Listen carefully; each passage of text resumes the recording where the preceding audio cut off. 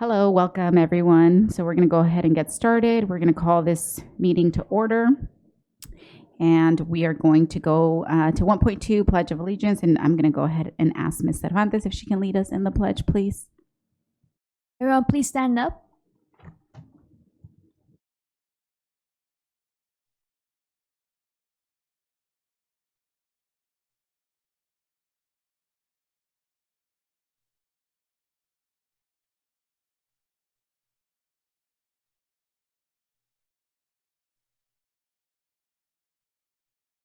Thank you. 1.3, approval of the agenda. So move. Second. Moved by Dr. White, second by Ms. Medina. Vote, please. Ms. Cervantes? Aye. Mr. Hurtado? Aye. Thank you.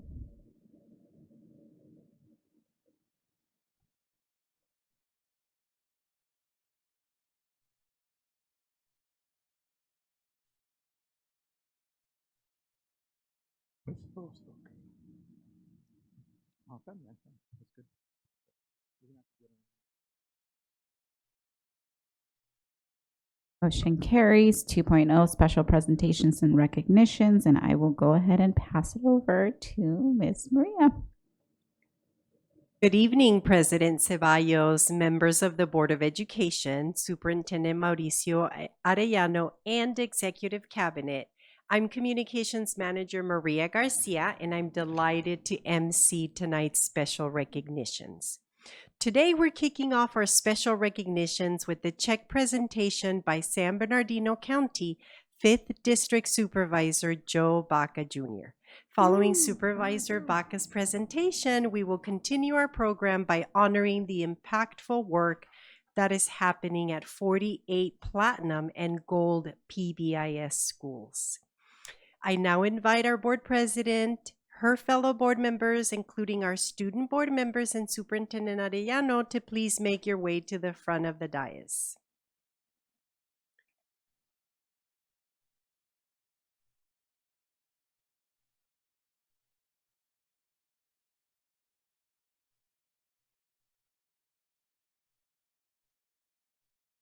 Yes, you'll be in the front.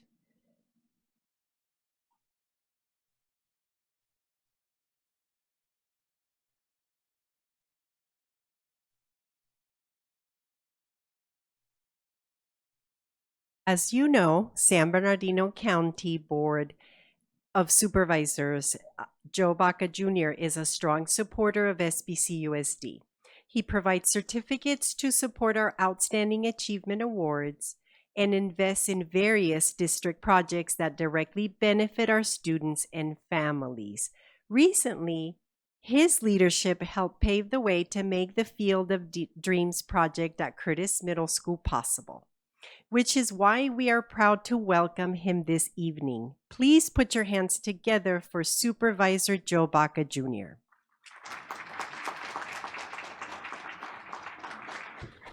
Thank you. It's a pleasure and honor to be here, distinguished guests, honorable board members and president and cabinet staff. And today is a really special day, and it's very, very personal for me. And just to give you a little bit of background, 20 years I was in the state legislature in the California State Assembly. At that time, this was prior to Curtis Middle School being built. So prior to Curtis Middle School being built, they didn't have the opportunity to build a park or what we would call a playground facility or athletics facility. So at that time, our office was approached by the San Bernardino City Unified School District and their lobbyist Esperanza Ross in Sacramento. We worked closely with them to try to make sure that they could have this land to build this park. This was owned by the redevelopment agency. So it was quick deeded over to the San Bernardino City Unified School District. As a result, Curtis Middle School was built along with the athletic fields, and this action took place 20 years ago. The bill was signed by Governor Schwarzenegger at the time. It was AB 1497. We're very, very proud of it. But in honor of that, this is a 20-year anniversary of that. I said this is an opportunity to continue to give back to the San Bernardino City Unified School District. So what we did is we had conversations with Superintendent Arellano. I know we had conversations with Terry Komnick and then Tom Pace, your facilities director, and said, how can we help this school? This is one of the things I want to do to give back. And we had conversations about a dream field. So we're looking at making an investment in this school because it's very, very personal to me. So what we did is a week ago with Principal Guerrero at Curtis Middle School, we did a check presentation with Terry Komnick, Associate Superintendent. We actually provided T-shirts for the entire school with the Curtis Middle School logo, and we had AB 1497 on the sleeve just to show our support and admiration for this school. But not only did we present a check, we also presented a check for $5,000 for the schools to use at their discretion, because I know how tough it is for school budgets sometimes to have activities and things for their kids. But today we're here to present a check to the San Bernardino Unified School District. And just up to date, this will total $10.2 million the San Bernardino County Board of Supervisors has given to the school district. And I'll just kind of name them: Arrowhead Elementary School, Muscoy Elementary School, Pacuma, Newmark Elementary, Indian Springs High School, and now today Curtis Middle School. And I'm looking forward to this project being done and complete. This is a $3 million plus $1 million at the San Bernardino Unified School District. So on behalf of the County Board of Supervisors, I want to congratulate you. Thank you for your support. Thank you for the support for our kids and students. And we're here to present a check for $3 million to the San Bernardino City Unified School District. Congratulations.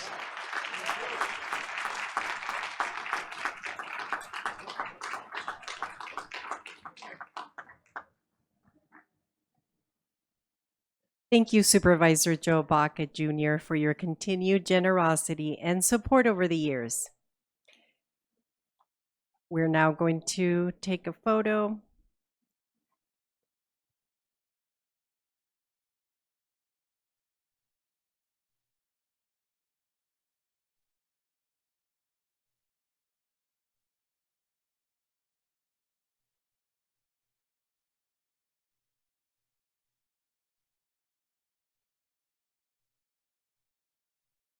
Great.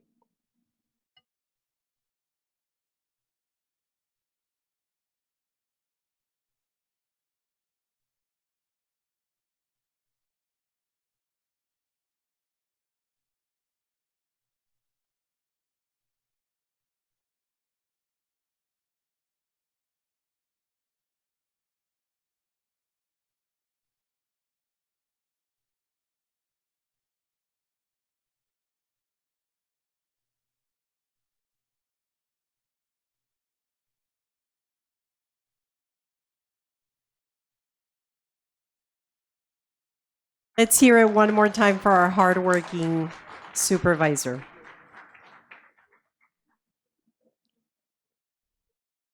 Board and Superintendent, please remain standing for our next recognition. Now we're going to move on to honoring 48 of our district schools that are at the top of their game for positive behavioral interventions and supports, or PBIS as we know it. Tonight's recognition is dedicated to the district staff who are creating a culture of not only academic excellence, but also welcoming schools where all students feel a sense of belonging. Many district staff are at the forefront of our work in PBIS, but few are as involved in this work day to day. So please put your hands together to help me welcome Director of Student Wellness and Support Services, Colleen Williams.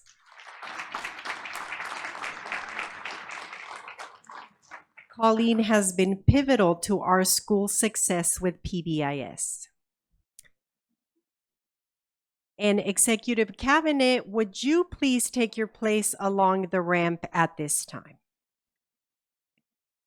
In total, SBCUSD has 68 schools recognized by the California PBIS Coalition for their efforts in developing systems to ensure safety with focused learning environments and inclusivity. Tonight, we are focused on recognizing the 8 Platinum and 40 Gold Award-winning schools. Our Gold schools have met and exceeded PBIS goals by building solid school-wide systems and addressing the needs of targeted groups of students through small group interventions. This is extremely targeted, data-driven work for the schools to accomplish with the goal of improving learning, increasing attendance, and reducing bullying. I'll be calling our PBIS Gold Award winners in 4 groups. Each group has 10 schools. When you hear the name of your school called, we ask that the school administrator please come forward along with their 1 additional designee to accept the award and then remain at the front for a group photo. Group 1 is going to start with Arrowhead Elementary School. Arrowview Middle School. Arroyo Valley High School. Barton Elementary School. Yes. You're going to remain here at the front for a group photo. Bing Wong Elementary School. Bob Holcomb Elementary School. Bonnie Ole Elementary School. Cajon High School. Chavez Middle School. And our amazing child development program. We're going to pause to take a group photo now.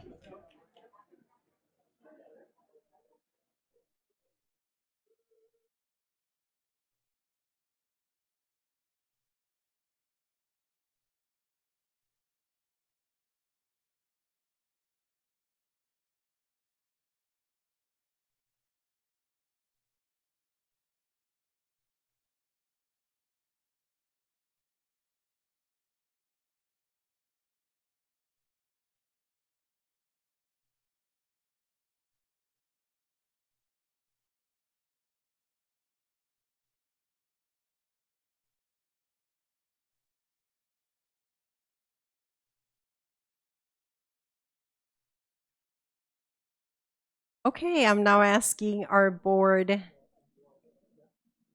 to take their seats.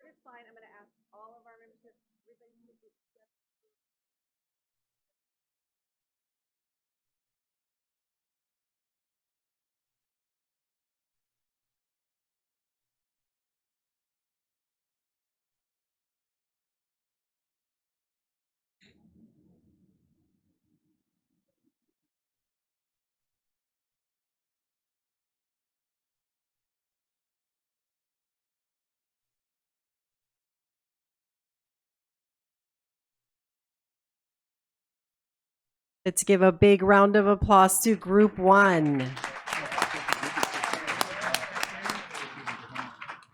The second group of Gold Award winners is another group of 10, beginning with Cole Elementary School, Cypress Elementary School,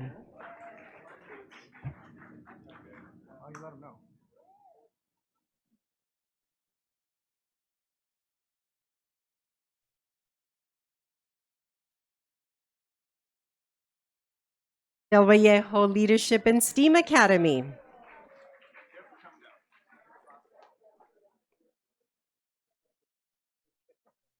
Dr. Martin Luther King Jr. Middle School, E. Neil Roberts Elementary, Emerton Elementary, George Brown Jr. Elementary, Golden Valley Middle School, Graciano Gomez Elementary School, and Highland Pacific Elementary School.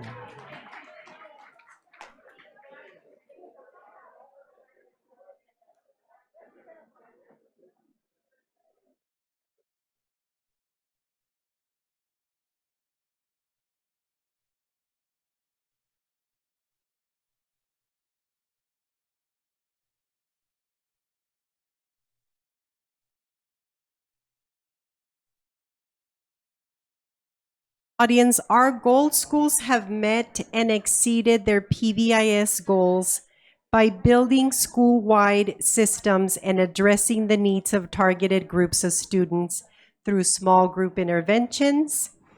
This is extremely targeted, data-driven work for schools.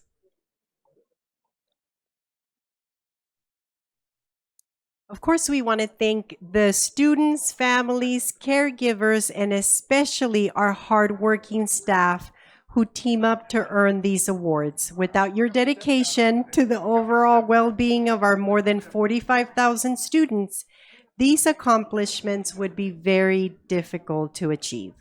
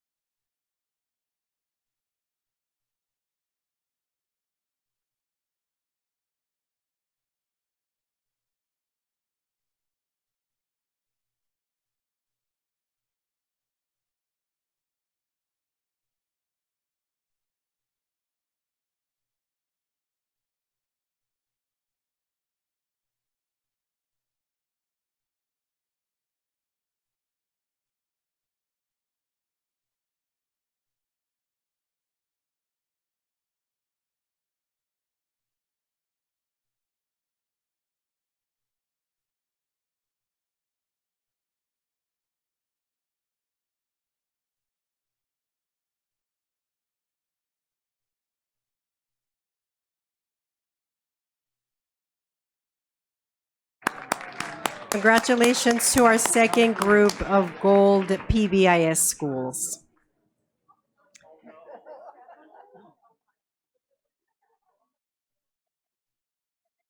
Congratulations. Our third group is going to I'm going to start by calling our third group with Indian Springs High School. Lancashire Elementary School. I had to get her at one time. Lincoln Elementary School. Salinas Elementary School. Marshall Elementary School. Middle College High School. Monterey Elementary School. Muscoy Elementary School. North Verdemont Elementary School. And our last school for this group is Pacuma K-8 School.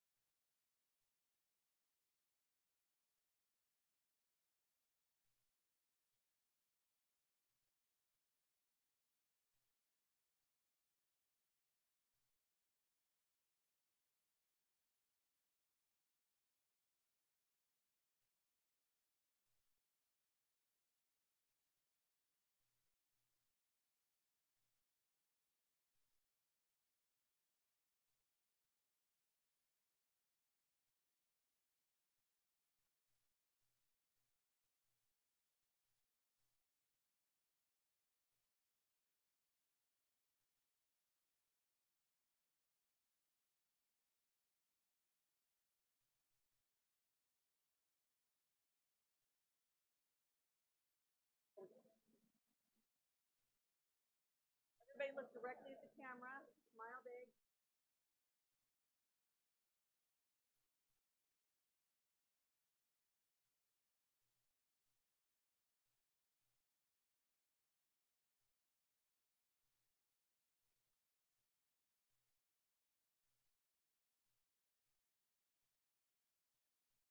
Congratulations to our third group.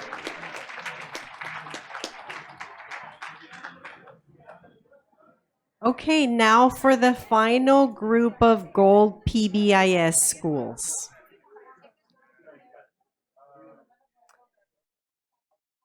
We'll start with Pacific High School. Parkside Elementary. Ramona Alessandra Elementary. Rodriguez Prep Academy. Roosevelt Elementary. Serrano Middle School.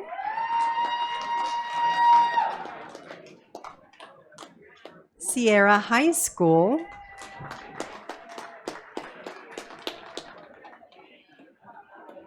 Thompson Elementary School.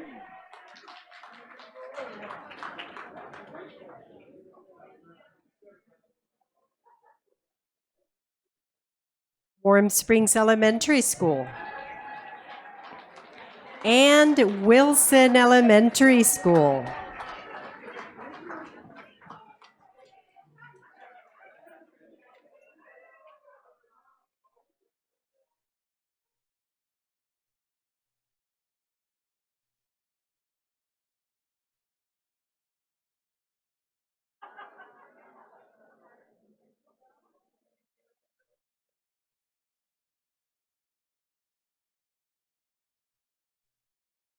Audience, the reason why we have to break up most of our schools into groups of 10 is because we just have that many gold award winning schools. We couldn't do one group all at once.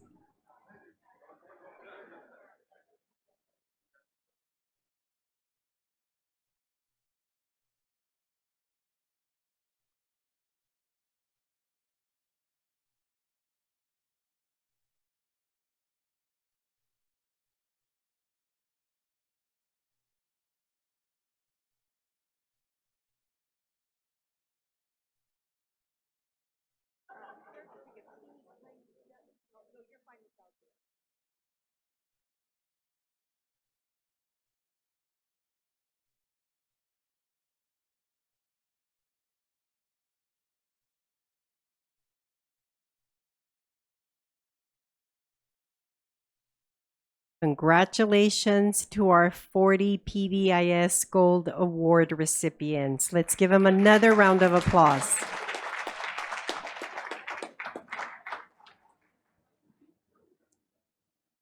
And now for our Platinum PBIS schools.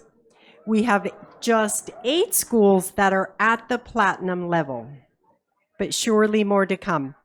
Platinum is the highest level recognized by the California PBIS Coalition. These schools have truly taken their systems to the next level. They have mastered school-wide implementation, strengthened targeted supports, and built individual student interventions that are fully data-driven and sustainable. These schools have also demonstrated strong, measurable results over time because, as you know, PBIS is a daily practice. Most importantly, the Platinum schools have created campuses where children feel safe, supported, and excited to learn every single day. When your school name is called, we invite the administrator and their designee to accept the award and join us for photos. Our Platinum schools will be called in one group, starting with Anton Elementary.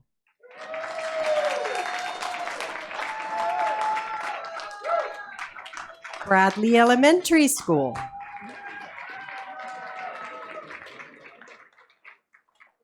Curtis Middle School.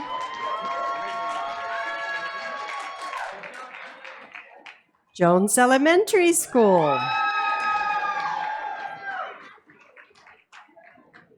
Kendall Harmon Elementary School. Kimbark Elementary.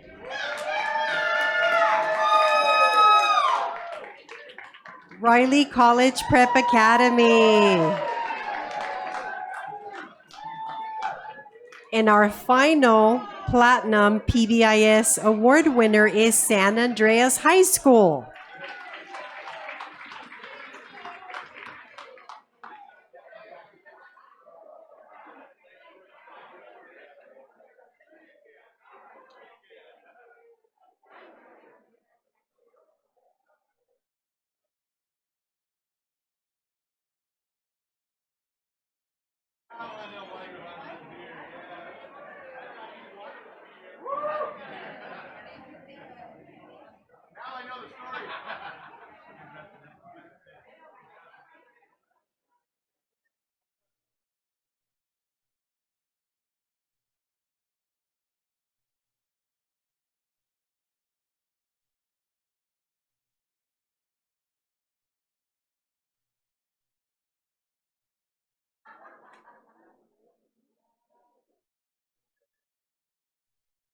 It appears we have some wheeling and dealing over height over here.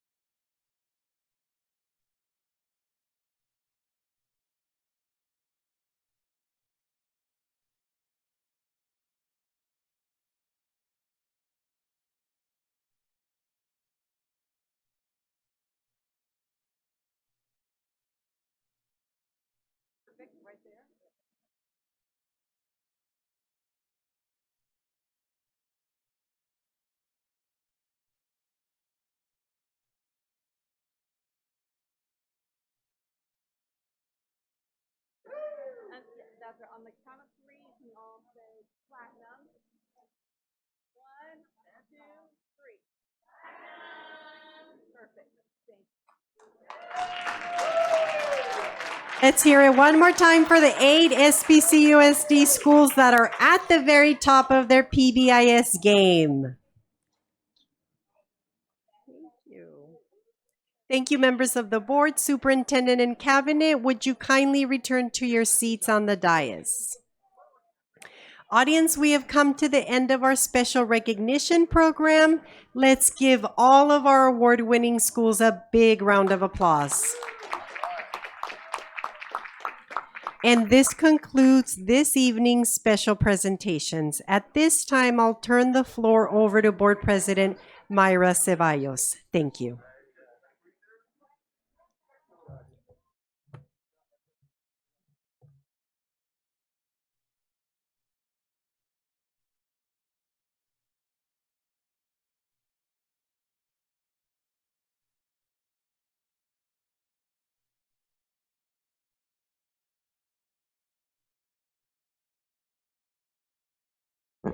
Awesome. Thank you so much, Ms. Garcia, for that. And congratulations to all of the recipients. And so happy to see so many folks have received the different levels of the PBIS award. All right. So moving on to 2.2. Resolution in recognition of American Education Week, including national education support. And I'm going to go ahead and, to my left, ask Dr. Wyatt if he would be so kind to read for us 2.3.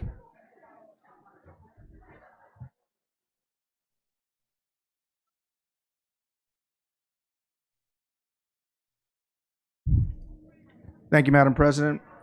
Whereas following World War I, when it was discovered that many of the military draftees were illiterate, representatives of the National Education Association and the American Legion met to seek ways to generate public support for education, resulting in the first observance of American Education Week in December 1921. And whereas now recognized annually, the week prior to Thanksgiving, American Education Week is a time to honor those educators who introduce students to the wonders of reading, how to reason with numbers, exploring the mysteries of science, how history impacts us today, and the importance of being healthy through nutrition and physical activity. And whereas education, just lost it.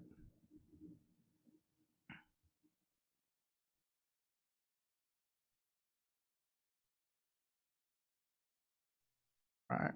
And whereas Education Support Professionals Day is celebrated the Wednesday of American Education Week and honors the contributions of school employee support employees who are essential partners in the educational process by keeping schools running smoothly, including paraeducators, school secretaries, clerks, health aides, office assistants, recreational aides, and many other who support educators. And whereas the Friday during American Education Week is also Substitute Educators Day, honoring substitute teachers, also known as guest educators, for their role in providing a critical service by acting as a bridge to provide continued quality education to students in the temporary absence of their regular classroom teacher. Therefore, be it resolved, the Board of Education, San Mateo Unified School District recognizes November 17th through November 21st, 2025 as American Education Week, November 19th, 2025 as Education Support Professionals Day, and November 21st, 2025 as Substitute Educators Day, and recognize the entire week as a time to acknowledge and give thanks to the teachers, guest teachers, and support professionals who ensure every child receives a quality education. So move. Second. Moved by Dr. Wyatt, second by Ms. Medina. Vote, please. Ms. Cervantes? Aye. Mr. Hurtado? Aye. Thank you.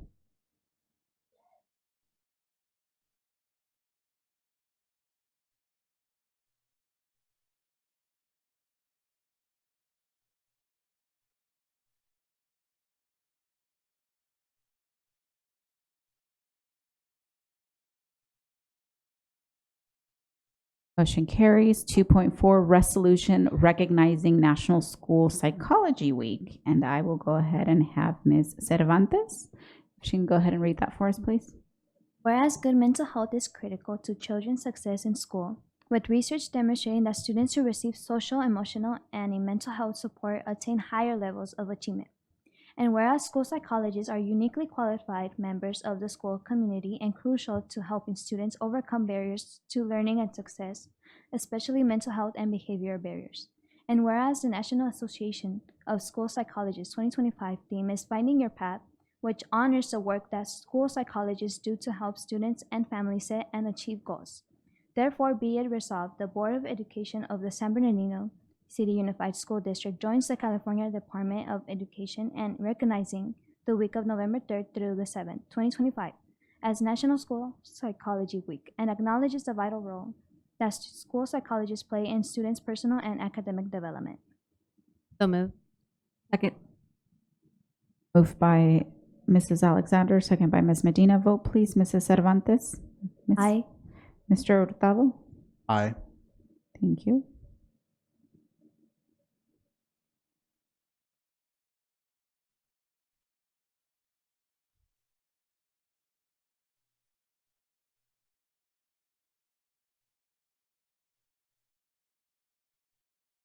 Motion carries. 2.5, resolution in recognition of Veterans Day. And I'm going to go ahead and ask Mr. Hurtado if you can read that for us, please. Whereas in 1918, on the 11th hour of the 11th day of the 11th month, an armistice, a temporary cessation of hostilities, was declared between the Allied nations and Germany in World War I. And in November 1919, President Woodrow Wilson proclaimed November 11th as the first commemoration of Armistice Day, and Congress declared it a legal holiday in 1938. And whereas in 1954, after having been through both World War II and the Korean War, Congress amended the Act of 1938 by striking out the word armistice and inserting the word veterans to declare November 11th a day to honor American veterans of all wars. And whereas on Veterans Day, all citizens should pause, reflect, and honor our veterans, past and present, whose service enables us to enjoy peace and freedom in the greatest nation of the world. Therefore, be it resolved, the Board of Education does hereby recognize November 11, 2025 as Veterans Day, and does call upon every person to honor those men and women who have answered the call of service to protect this great nation, and does also encourage all district schools to undertake educational activities that commemorate the history and contributions of our nation's veterans. So moved. Second. Moved by Mrs. Alexander, second by Ms. Medina. Ms. Medina, vote, please. Ms. Cervantes? Aye. Mr. Hurtado? Aye. Thank you.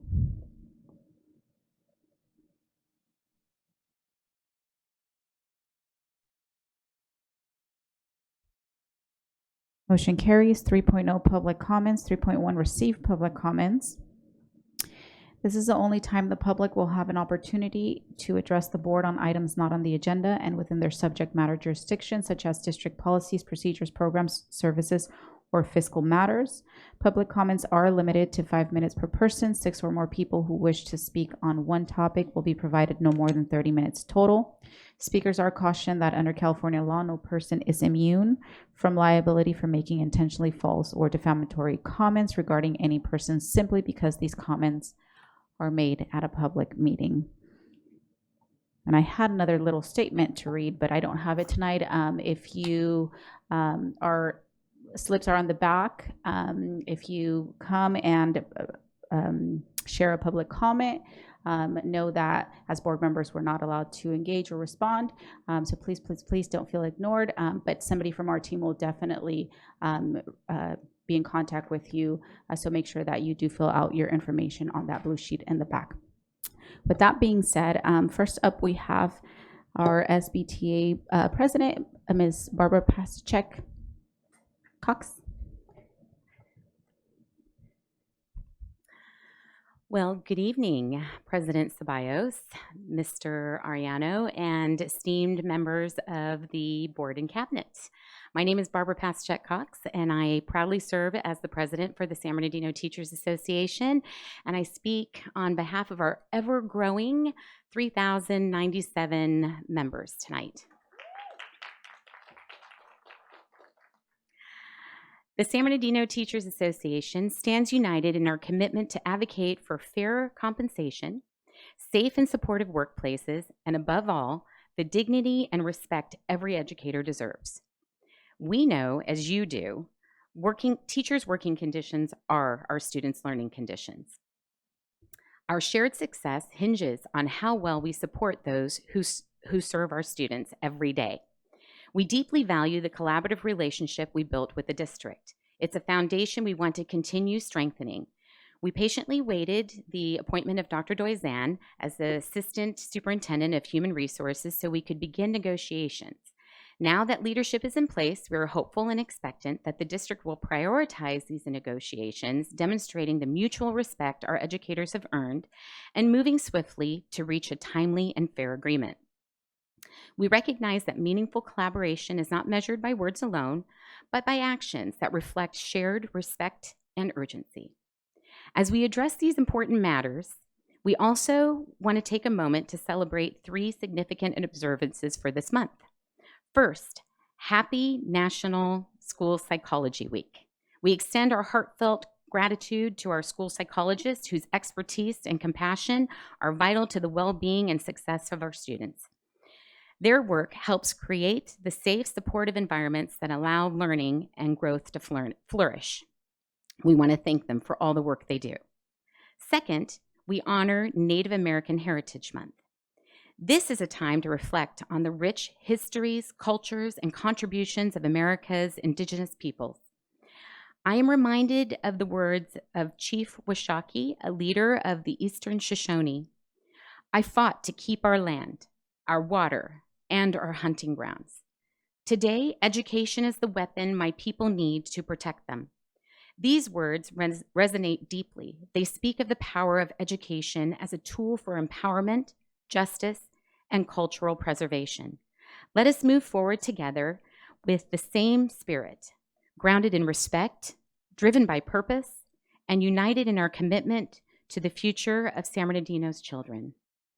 Third, we're handing out a flyer. Aaron, did you already hand it out? Okay. So we have a Thanksgiving food drive that we're working in collaboration with the San Bernardino City Unified School District Child Welfare Fund, and SBTA has committed to do matching funds of $3,000. So this flyer is going around to everyone. So there is a QR code on there. You can donate tonight. You can share this flyer with everyone. And we're hoping that they get at least $6,000 in Stater Brothers gift cards to be able to give to our families in need for the holidays. Thank you very much and have a good evening. Thank you so much. Up next, we have Ed DeSouza and Melanie Lenzen.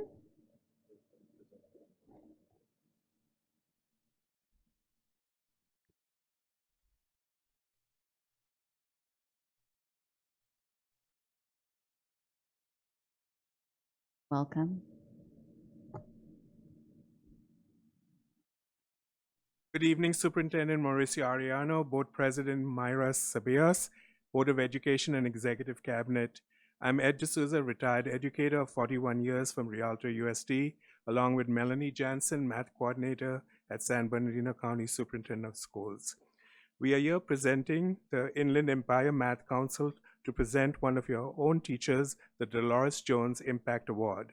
Unfortunately, the president of the Math Council, Mrs. Kelly Wasserman, was from San Bernardino, California University, San Bernardino, could not be here tonight due to family illness. First, a few words on the Dolores Jones Impact Award.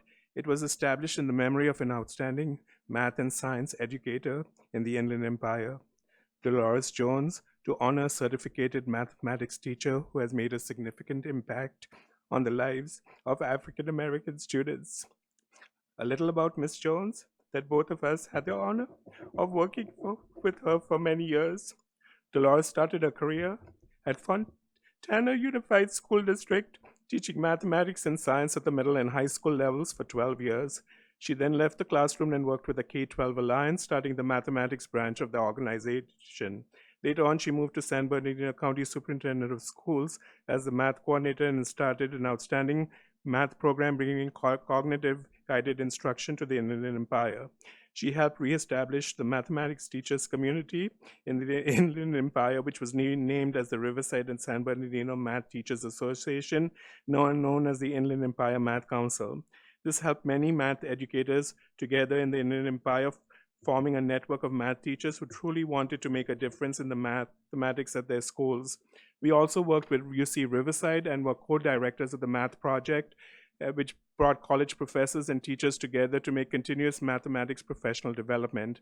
Dolores later served as the mathematics director for the A to Z Education Consulting, basically working with school districts in Arkansas, Arizona, California, Florida, Hawaii, Indiana, and Nevada.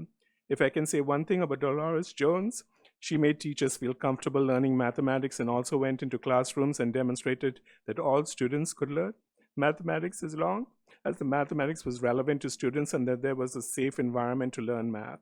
As we all know, to teach students, you have to reach them where they are and then create the necessary scaffolds for them to be successful. The person who was selected had to be nominated by their administrator, complete an application process, and a classroom visit was conducted to validate the application. Ms. Jansen will now let you know about the qualities of the teacher selected. This exceptional math teacher takes students where they are and grows them mathematically. Her state test scores are one of the highest in the district. And last year, she had 90% of her 8th grade students meet or exceed the standards on the mathematics portion of the CASP. Her instruction is student-focused. Students in her class are authentically engaged in the learning process by working with partners and groups, asking questions, and explaining to their group and the class how they solve problems. Furthermore, she creates positive rapport and relationships with all students and gets to know their needs and how they learn. She turns this knowledge into engaging math lessons that are interesting and relevant to their students. Her classroom isn't quiet. You will hear students discussing their problems and solutions and debating which strategy to use about math problems. She stays after school daily for tutoring with students. She holds students accountable and communicates with parents to have students stay after lunch or for tutoring when needed. She's also created a curriculum for a math support class that centers on error analysis and individual student corrections to ensure that each student's needs are met and learning gaps are filled. Her positive attitude for students shows when she takes the most reluctant students and works with them until they are confident and believe in themselves. A 7th grade African American math support student said, "Our teacher lets us work in groups and never makes us feel like we can't do it." Another African American student stated that she pushes us to do our best. And she lets us struggle, but never lets students have a hard time and helps them understand. This wonderful math teacher, selected by the Inland Empire Math Council for 2025, is Mrs. Kelsey Miller. We applaud and thank her for making a huge impact on all students at Richardson Prep High Middle School.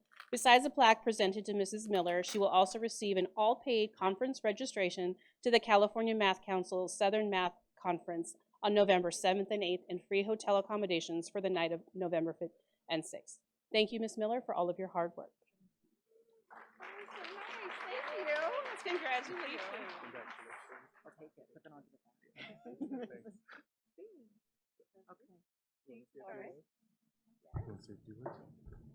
I just want to say thank you. I do great talking in front of students, but in front of adults kind of freaks me out.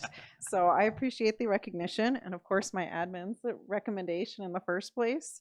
You know, we've got great students here in this district, and I love my kids. So thank you, guys. Congratulations, and thank you to the Inland Empire Math Council for presenting this amazing award. So thank you so much, Ms. Miller. We're really, really proud of you for all your hard work. Did you want to say a few words, Mr. Yeah, I just Hutton? wanted to say congratulations. Thank you for all your hard work and dedication to our students. We want to welcome your family, congratulate them as well. Thank you for being here today, and appreciate all you do. Thank you. Congratulations.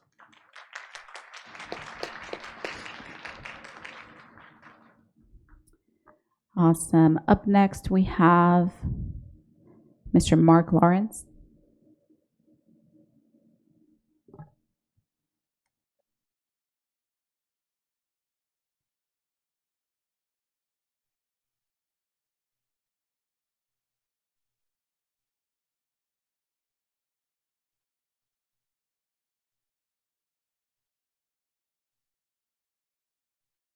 Oh, okay. Good evening, everybody. Well, I don't want to be a bummer, but I guess what I can do is I can kind of turn it around to where let's fix something that's broken to help the district get even better than it is. Maybe we can get 3/4 of our schools or even more to the golden platinum status. So it helps. Step one is the application process. I've been paying attention to the last 20 years, and there are some broken things. Some things are more recently broken. My first point is reading resumes and work experience. I actually caught an instance of somebody using AI, a very bad AI tool, reading a resume and work experience. Quite literally, I was applying for a job, which I was substituting for the last 3 years. Wrote that experience down, said I wasn't qualified for the position. Had to get the assistant director to talk to them about that, get that decision reversed. Second, very important point, testing. Several of the tests just for IT alone are extremely out of date. I don't know if any of you know what token ring internet is. There are still questions on the IT test about token ring internet. That went out in the 90s. Yeah, you guys weren't around. Anybody under the age of 30 really has no business even knowing what that is anymore. We really need to get those tests audited. The Personnel Commission has said it's a third-party company that provides those tests, but I've told them every year that I've taken tests. They're extremely out of date, need to be updated. And no action's been taken on that at all. They're questions almost as old as me.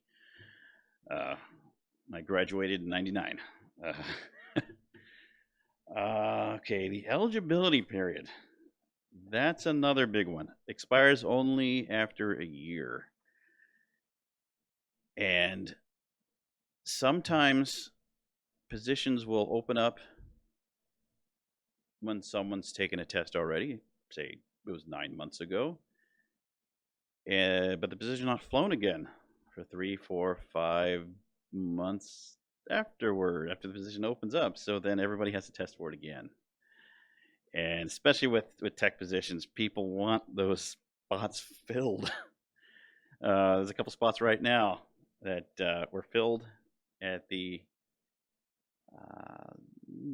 beginning of a school year, and they were just both spots, the same spots had just been vacated, and there were still months of eligibility left.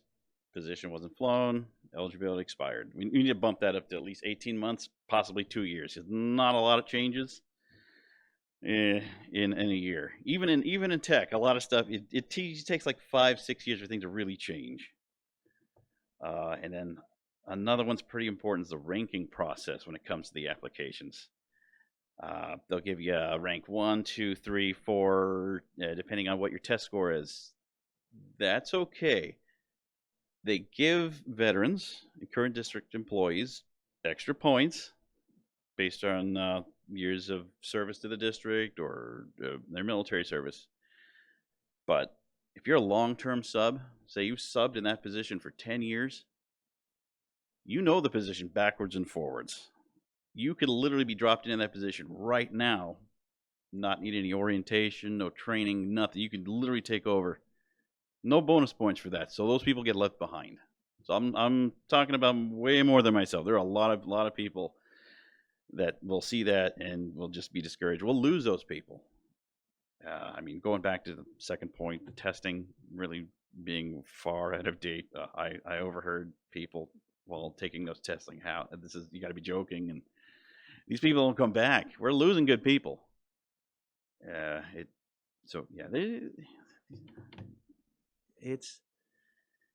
It's kind of that very, very first step. We want to get the best people we can, and we don't want to discourage them. We don't want them to make the district look like we are way out of date. We're not. We're one of the first districts to go totally digital when it came to COVID.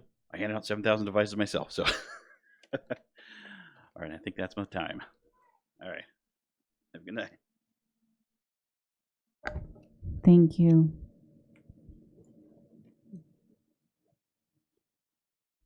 Up next, we have Antoinette Hatch.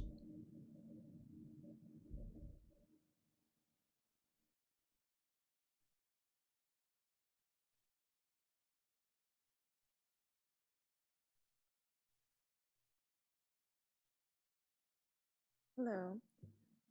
Sorry, these people were taller than me. Okay, good evening, members of the board. My name is Antoinette Hatch. I've been an involved parent at Newmark Elementary for the past 4 years. I am also a DAC School Site Council Alternative Representative.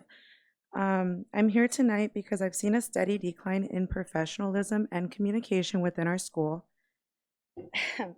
It is directly impacting students, parents, and even some staff.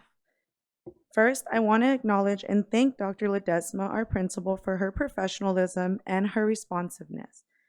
She consistently handles concerns in a timely and respectful manner, and I truly appreciate her commitment to keeping her communication open with us as parents. Unfortunately, that same level of professionalism is not being reflected by the new secretary in the front office.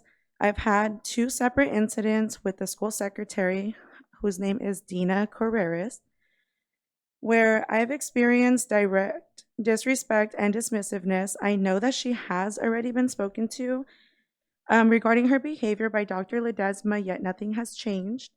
She does continue to answer the phone with an attitude. She sighs very loudly, and she speaks to parents in a tone that is extremely unprofessional and unwelcoming. Her behavior is very dishonest. She's very unproductive. And I think it is completely unacceptable. It's reached a point where it feels like she's attempting to provoke me.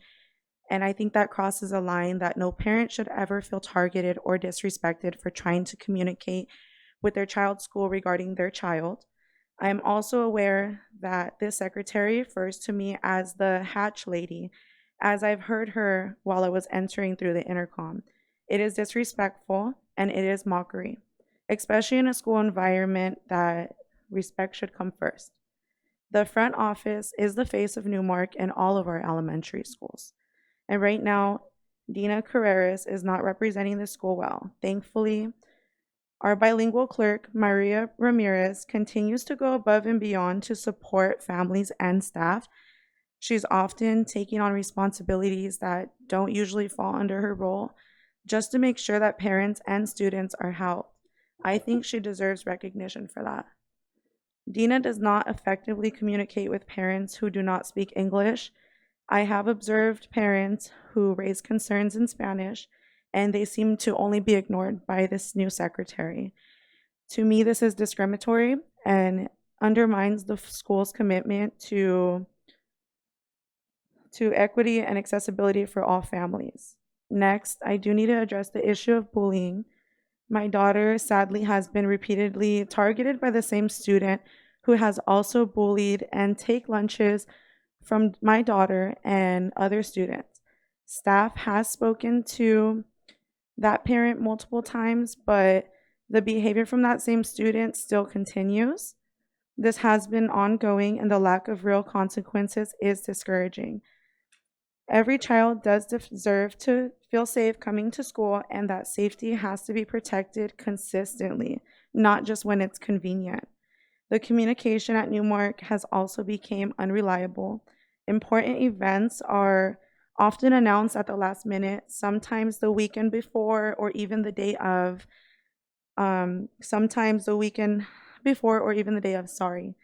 Staff has shared that they reach out to the front office through Parent Square in a group chat that has the office staff in it.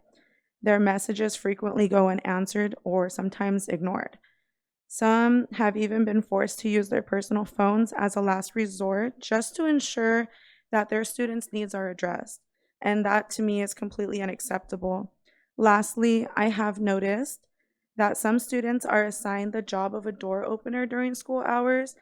And honestly, with the reality of school shootings today, I think that's a serious safety risk for our students. No child, regardless of age or grade, should be responsible for opening doors, especially when they're not even tall enough to see through the peephole. That responsibility, in my opinion, should always fall on an adult. Newmark has been my community for years, and I care deeply about this school, but it's hard to watch things decline because of poor accountability and communication. I'm asking this board to please review the front office conduct by the secretary chosen, Dina Carreras, address the culture of fear around reporting issues, whether staff or parents, and take student safety and communication concerns seriously. I do want to thank you for your time this evening and also thank Dr. Ledesma for her continued professionalism and her leadership. Thank you and have a great night. Thank you.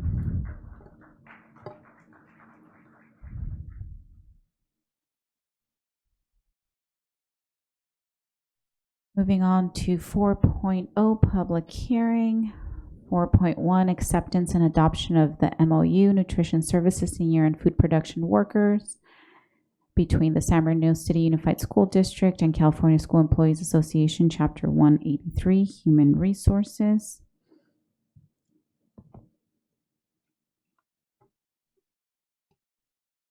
The public hearing is to consider the adoption of the MOU, Memorandum of Understanding, between the California School Employees Association, Chapter 183, and the San Bernardino City Unified School District. At this time, the public hearing is now open. Are there any public comments? There are none. Okay, having no comments, I will now close this public hearing. Be it resolved, the Board of Education accepts and adopts the Memorandum of Understanding, Nutrition Services Senior and Food Production Workers, between the San Bernardino City Unified School District and California School Employees Association, CSCA, Chapter 183. Can I get a motion? Moved by Dr. Wyatt, second by Ms. Medina. Vote please. Ms. Cervantes? Aye. Mr. Hurtado? Aye. Thank you.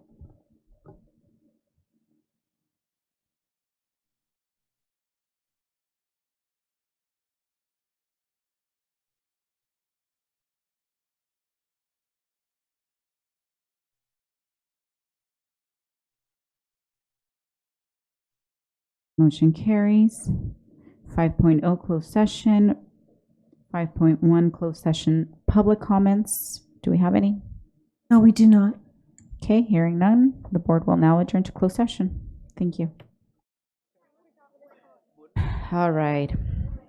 Welcome back. 6.0 action reported from closed session. 6.1 expulsion of students. Be it resolved, the Board of Education accepts and adopts the recommendation and findings of the hearing panel based on a review of the panel's findings of facts and recommendations, and orders the expulsion of the following students with the identification numbers as listed below in accordance with board rules and regulations and in compliance with Ed Code Section 48900. So move. Moved by Dr. Wyatt, second by Mr. Santos, vote please.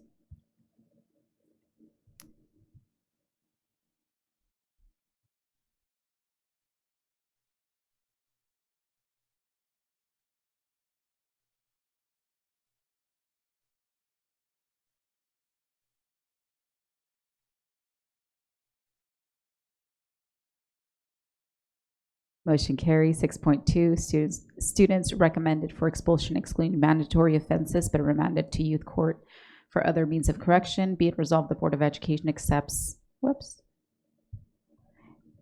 Be it resolved, the Board of Education accepts and adopts the recommendation and findings of facts of positive youth development and orders the suspension of suspension or expulsion of the following students with identification numbers as listed below, in accordance with board rules and regulations and in compliance with Ed Code Section 48900. So move.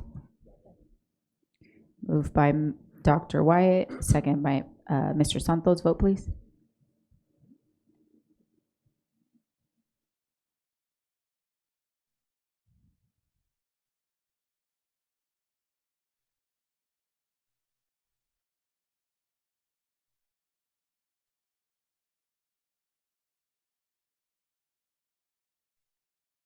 Motion carries. 6.3, lift readmit of expulsion of students. Be it resolved, the Board of Education authorizes the readmission of the following students with the ID number as indicated below to schools of the San Bernardino City Unified School District in accordance with board rules and regulations and in compliance with Ed Code Section 48900. So move. Second. Moved by Mrs. Alexander, second by Dr. Wyatt. Vote, please.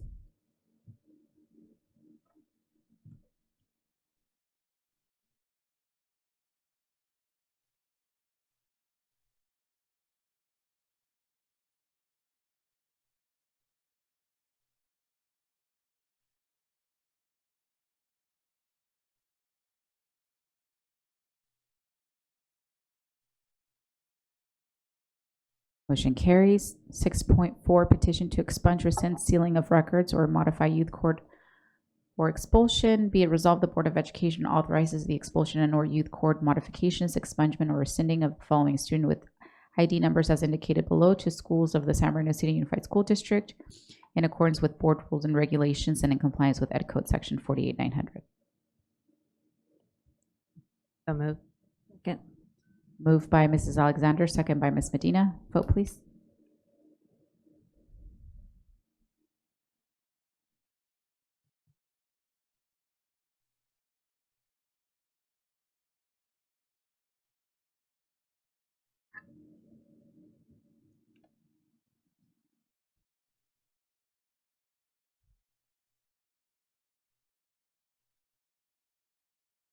Motion carries. 6.5.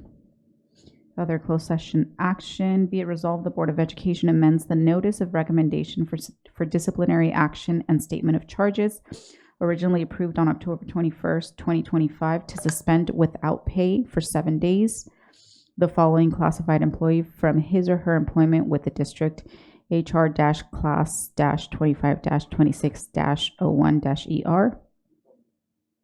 Second. Moved by Dr. Wyatt, second by Ms. Medina. Vote, please.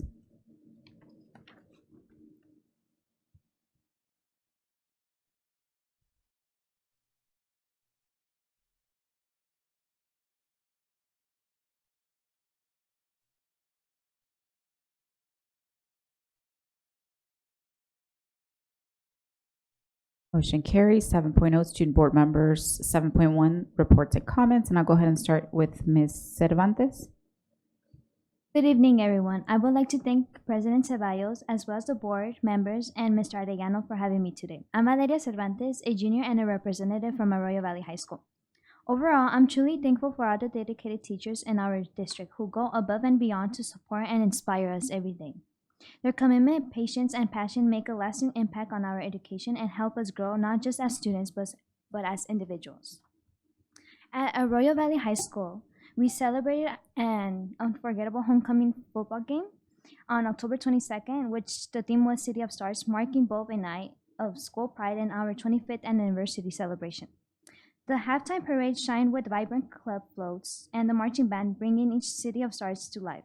Our girls' tennis team excelled at league finals on October 27th, advancing to CIFs. while the girls volleyball team battled their way to quarterfinals. The cross-country team showed outstanding effort at league finals on November 1st, and to top it off, the college applications and campaign and workshops help students to take their next big steps towards their future, their college applications. At Pacific High School, they made history as two students, Brayden Montenegro and Jael Ortega, became the first from their special education program to be crowned as homecoming king and queen, earning recognition from San Bernardino News. The campus also hosted a breast cancer awareness walk organized by the new Special Education Club, spreading support. Meanwhile, students in the PLTY program had 2 different field trips that allowed students to learn more about STEM and robotics. At Middle College, the seniors had their admitted day at Cal State University on Wednesday, taking their big step toward college. They also had a registration day on Thursday while they officially enrolled in their college classes and fun-filled a festival on Friday to end their week. At Indian Springs, they hosted their first annual trunk or treat event for the seniors, bringing students and families together for a night of Halloween fun.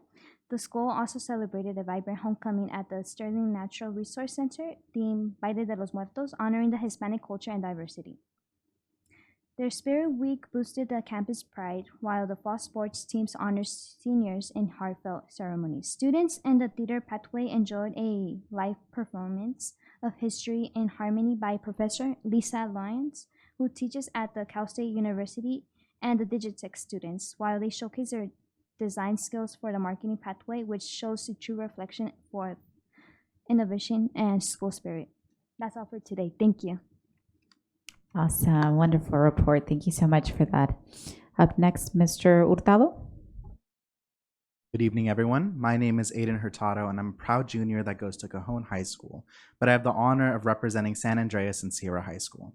Before I begin, I'd like to give a huge thank you to the incredible teams over at San Andreas and Sierra for their continued dedication and warmth in giving me every opportunity to visit, learn from, and experience these amazing campuses that I have an honor of representing. Every time I visit, I'm reminded about how much passion and pride that lives within SBC USD. So let's start with San Andreas, where opportunity and growth truly shine. This month, the staff hosted an inspiring college and career fair, giving peers the chance to meet professionals, explore different pathways, and plan for their futures. At this event, Sierra High School's Olive Branch had the opportunity to impact the lives of students and families, providing students with free professional clothing. Sierra continues to set an example of how students can bridge wellness and empathy while also creating leaders who care about others as much as they do about their own success. At Cajon High School, there's so much to celebrate. We're thrilled to share that Cajon has adopted the Sierra Olive Branch program, expanding its mission of resource accessibility and kindness across campuses. The campus came alive during the annual Fall Festival, where clubs and programs showcased creativity, culture, and community. During this event, the Olive Branch was able to impact the lives of over 100 attendees, distributing clothes and connecting community members to resources and services. Across the district, students are stepping outside of the classroom and into real-world experiences. San Gorgonio High School took a field trip to Cal State San Bernardino, giving students a first-hand look at higher education opportunities. Their Metra students participated in a cultural enrichment field trip that celebrated heritage and identity, while PSA testing gave juniors across the district a chance to prepare for their college journeys. Over at San Bernardino High School, they celebrated their homecoming season, bringing together students, alumni, and staff for a night full of spirit and pride. And as we enter the holiday months, their ROTC program has officially kicked off their annual toy drive, showcasing once again how students are leading with heart. Each of these moments, whether in the classroom or at a fair or on a field trip, reflects the light that our students bring to the community every single day. I want to thank you all for this time this evening. It's an honor to represent such dedicated schools and to share a glimpse into the amazing things that happen every day in SBC USD. Thank you so much for that awesome report as well. And let's see, 8.0 administrative reports presentations, 8.1 multilingual LPAC reclassification seal of biliteracy. And I will go ahead and pass it over to Mrs. Applegate for her to introduce. Thank you very much, President Ceballos, the rest of the board, Mr. Arellano, our cabinet, and our viewing audience. We're so excited and really thrilled to bring you an update of the Multilingual Programs Department work. I think you will be pleased when you see all the work that's happening around our English learners. But before we do that, I'd like to start on a very, very positive note. So if we can change the slide. So, as you know, we were under DOJ settlement for the last couple of years, and we actually had another year to fulfill that requirement in the 25-26 school year. But because of the efforts of our Multilingual Programs Department, who you'll meet a little bit later, we were able to exit early. So we had an early settlement exit with the Department of Justice. So thank you very much for that. But I would be remiss, board, if I also didn't thank our site leaders, our teachers. They were the ones completing all the requirements for the walkthroughs and all the different professional development, as well as our other divisions and departments who all pitched in to help, because as you know, we have English learners everywhere, which you'll hear a little bit more about later. So thank you to everyone for that. Before I actually get into the agenda, I would like to take a little liberty here. We have one of our English learner counselors, and she has a prior commitment that she has to go to. So if, with your permission, I'd like to go ahead and move her up in the presentation so she can come and talk a little bit about her work as an English learner counselor, specifically working around academics for our English learners. And I'm especially proud because this is Ms. Dolores Godoy, who was my secretary when I was the director in English Learner Programs Department, and used to tell me, I would really want to be a counselor. And it was like, you're going to be a counselor. So, and here she is now serving our English learners, and we can give her a round of applause. Here's my secretary. Thank you. Good evening, board members and cabinet. Thank you for the opportunity to speak about my amazing students at Arroyo Valley High School. My name is Mrs. Godoy, and I have the privilege of serving as the EL counselor for the past 6.5 years. This work has truly been a blessing and has shaped who I am today. Today, I'd like to share a little bit about what I do, but first, I'd like to share some things about my newcomer students. So here's their story. I often sit with my students to review grades. We talk about attendance and placement, to discuss future goals and graduation plans. But we also talk about non-academic related topics like their weekend plans, their birthday parties, celebrations, quinceañeras. We talk about their soccer games and whether they lost or won over the weekend. You name it. We do have a good time and share some good laughs. But behind their smiles and laughter are stories of resilience and pain, especially those of my newcomer students who have faced unimaginable challenges, leaving behind their families, their homes, friends, their neighbors, their community, and all those little things that sometimes we take for granted. And in doing so, they leave behind parts of themselves.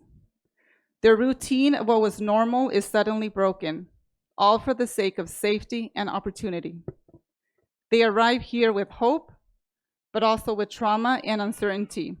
And yet, despite it all, they show up, they try, they dream. Having a dedicated EL counselor is vital for many reasons. These students face unique challenges that come with moving to a new country, like learning a new language, a new school system, feeling homesick, confused, and isolated. Many often carry the emotional weight of leaving their loved ones behind and face stereotypes and/or bullying. Still, they keep going and they keep believing. EL counselors are advocates who ensure every student feels seen, supported, and given equitable access to opportunity by reviewing their international transcripts and placing students appropriately through programs like our Newcomer Academy. Meeting with families and students to apply for AB 2121, tailoring graduation plans, and providing students with information on essential resources such as tutoring, mental health referrals, community resources like food pantries, clothing, medical, and dental resources. I inform students about A through G and the importance of higher education, discuss reclassification, college and career options, and I also run a support group to help students adjust academically, socially, and emotionally. In addition, each semester, we meet with our EL students for what we call data chats, where we review grades, LPAC scores, ELD placement. We also share information about how to reclassify. We give them information about tutoring, inform on credit recovery options like summer school and Edmentum, and alternative placement like Sierra High School, San Andreas, and charter schools. We collaborate with teachers to ensure progress monitoring takes place once a semester through the use of ELD portfolios. In addition, we monitor our reclassification students annually for 4 years to ensure students are meeting academic criteria. That is a grade C or better in English or a GPA of 2.0 or above. When a student does not meet criteria, we notify parents and schedule meetings to provide information on academic and social emotional support. Through this work, we are committed to helping every student succeed and to stand beside them as they grow personally and academically. Because every story, every struggle, and every dream deserves a chance. Thank you, everyone, and to the Multilingual Programs Department for allowing me this opportunity to share my experience as an EL counselor. Thank you. Thank you very much, Ms. Godoy, and we were extremely proud of you. And Board, you'll hear a little bit later how EL counselors were really a dream in the multilingual initiative that was really thought up 10 years ago. But you can see that having a dedicated counselor really specifically looking at EL needs has been a game changer. You're going to see a little bit of data around that as well. Okay, so if we can go to the agenda slide, please. So Board, today we're going to give you an overview, a little bit about what shapes the work for English learners. So the federal government, the state government have requirements that really shape the work for the Multilingual Programs Department to make sure that we meet the needs of our English learners and support them in the right ways.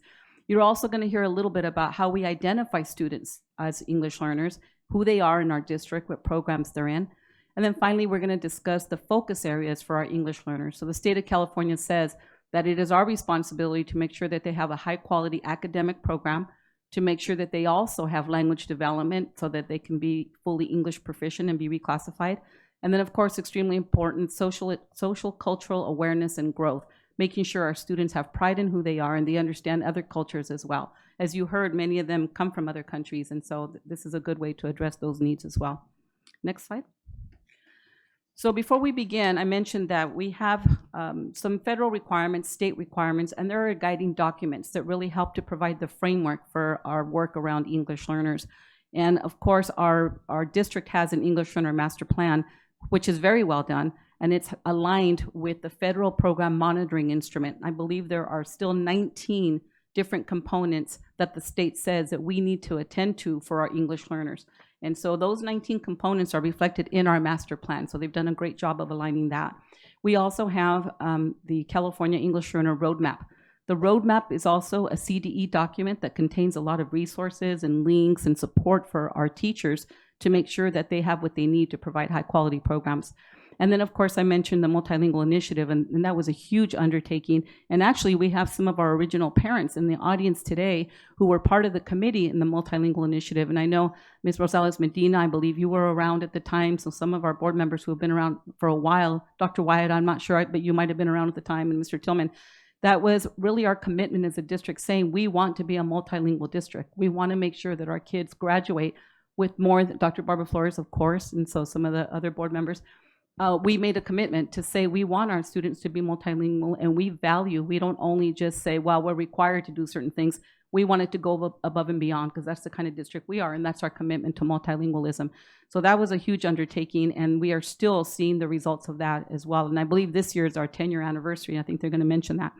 We also have the ELD standards. You'll hear quite a bit about that, because our English learners are held to the same academics as our students are in core instruction, our regular mainstream students.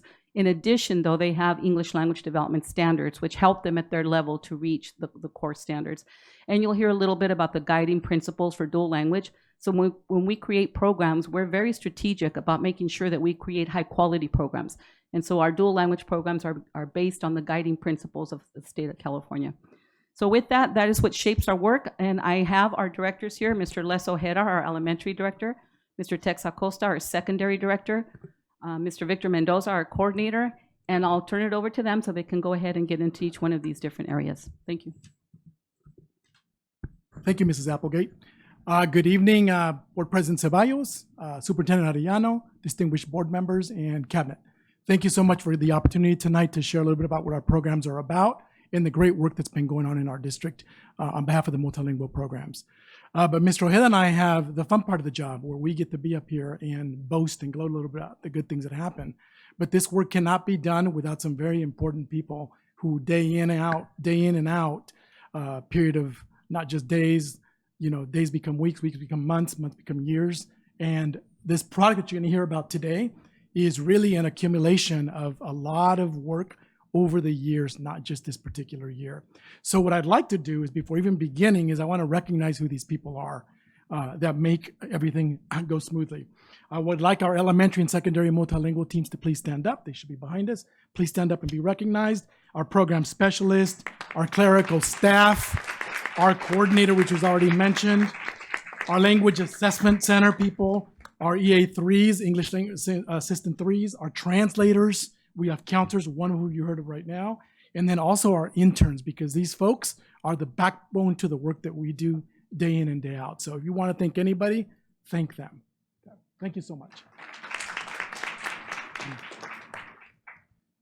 As Ms. Applegate mentioned, we do have some external instruments, as all departments do, that guide our work coming from the state and federal level that we must adhere to. And that's not an issue. We do that day in and day out. But if this is a court of law and we were lawyers, we wouldn't be reading the Constitution on a daily basis, I don't think. We wouldn't be reviewing all federal laws on a daily basis, I don't think. What we do review is our internal documents that we create that are aligned to some of those federal and state documents. That really guides our work a lot more.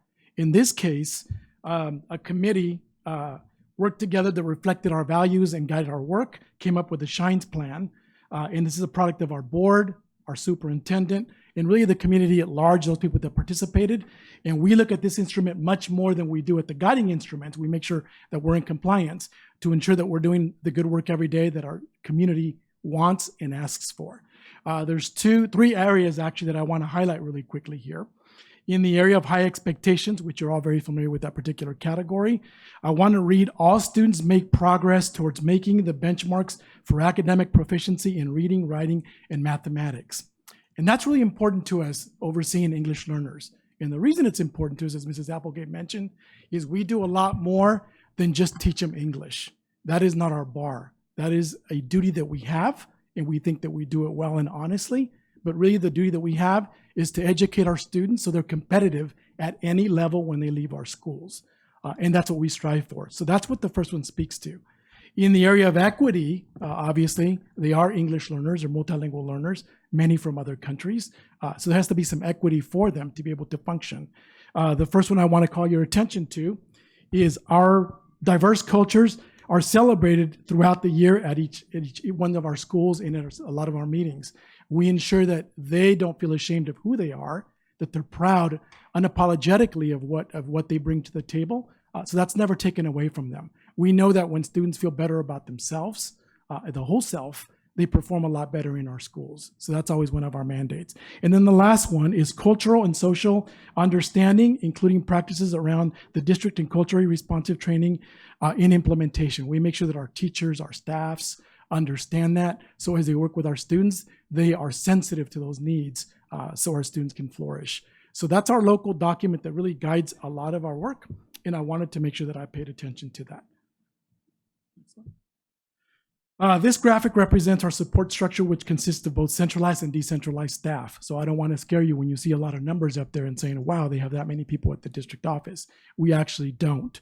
If you look at the program specialist, which is on the left, and then the language assessment center, which is on the right, those are really our only staffs that are centralized, that I could tell you have actually an office space or a cubicle space that work in our district.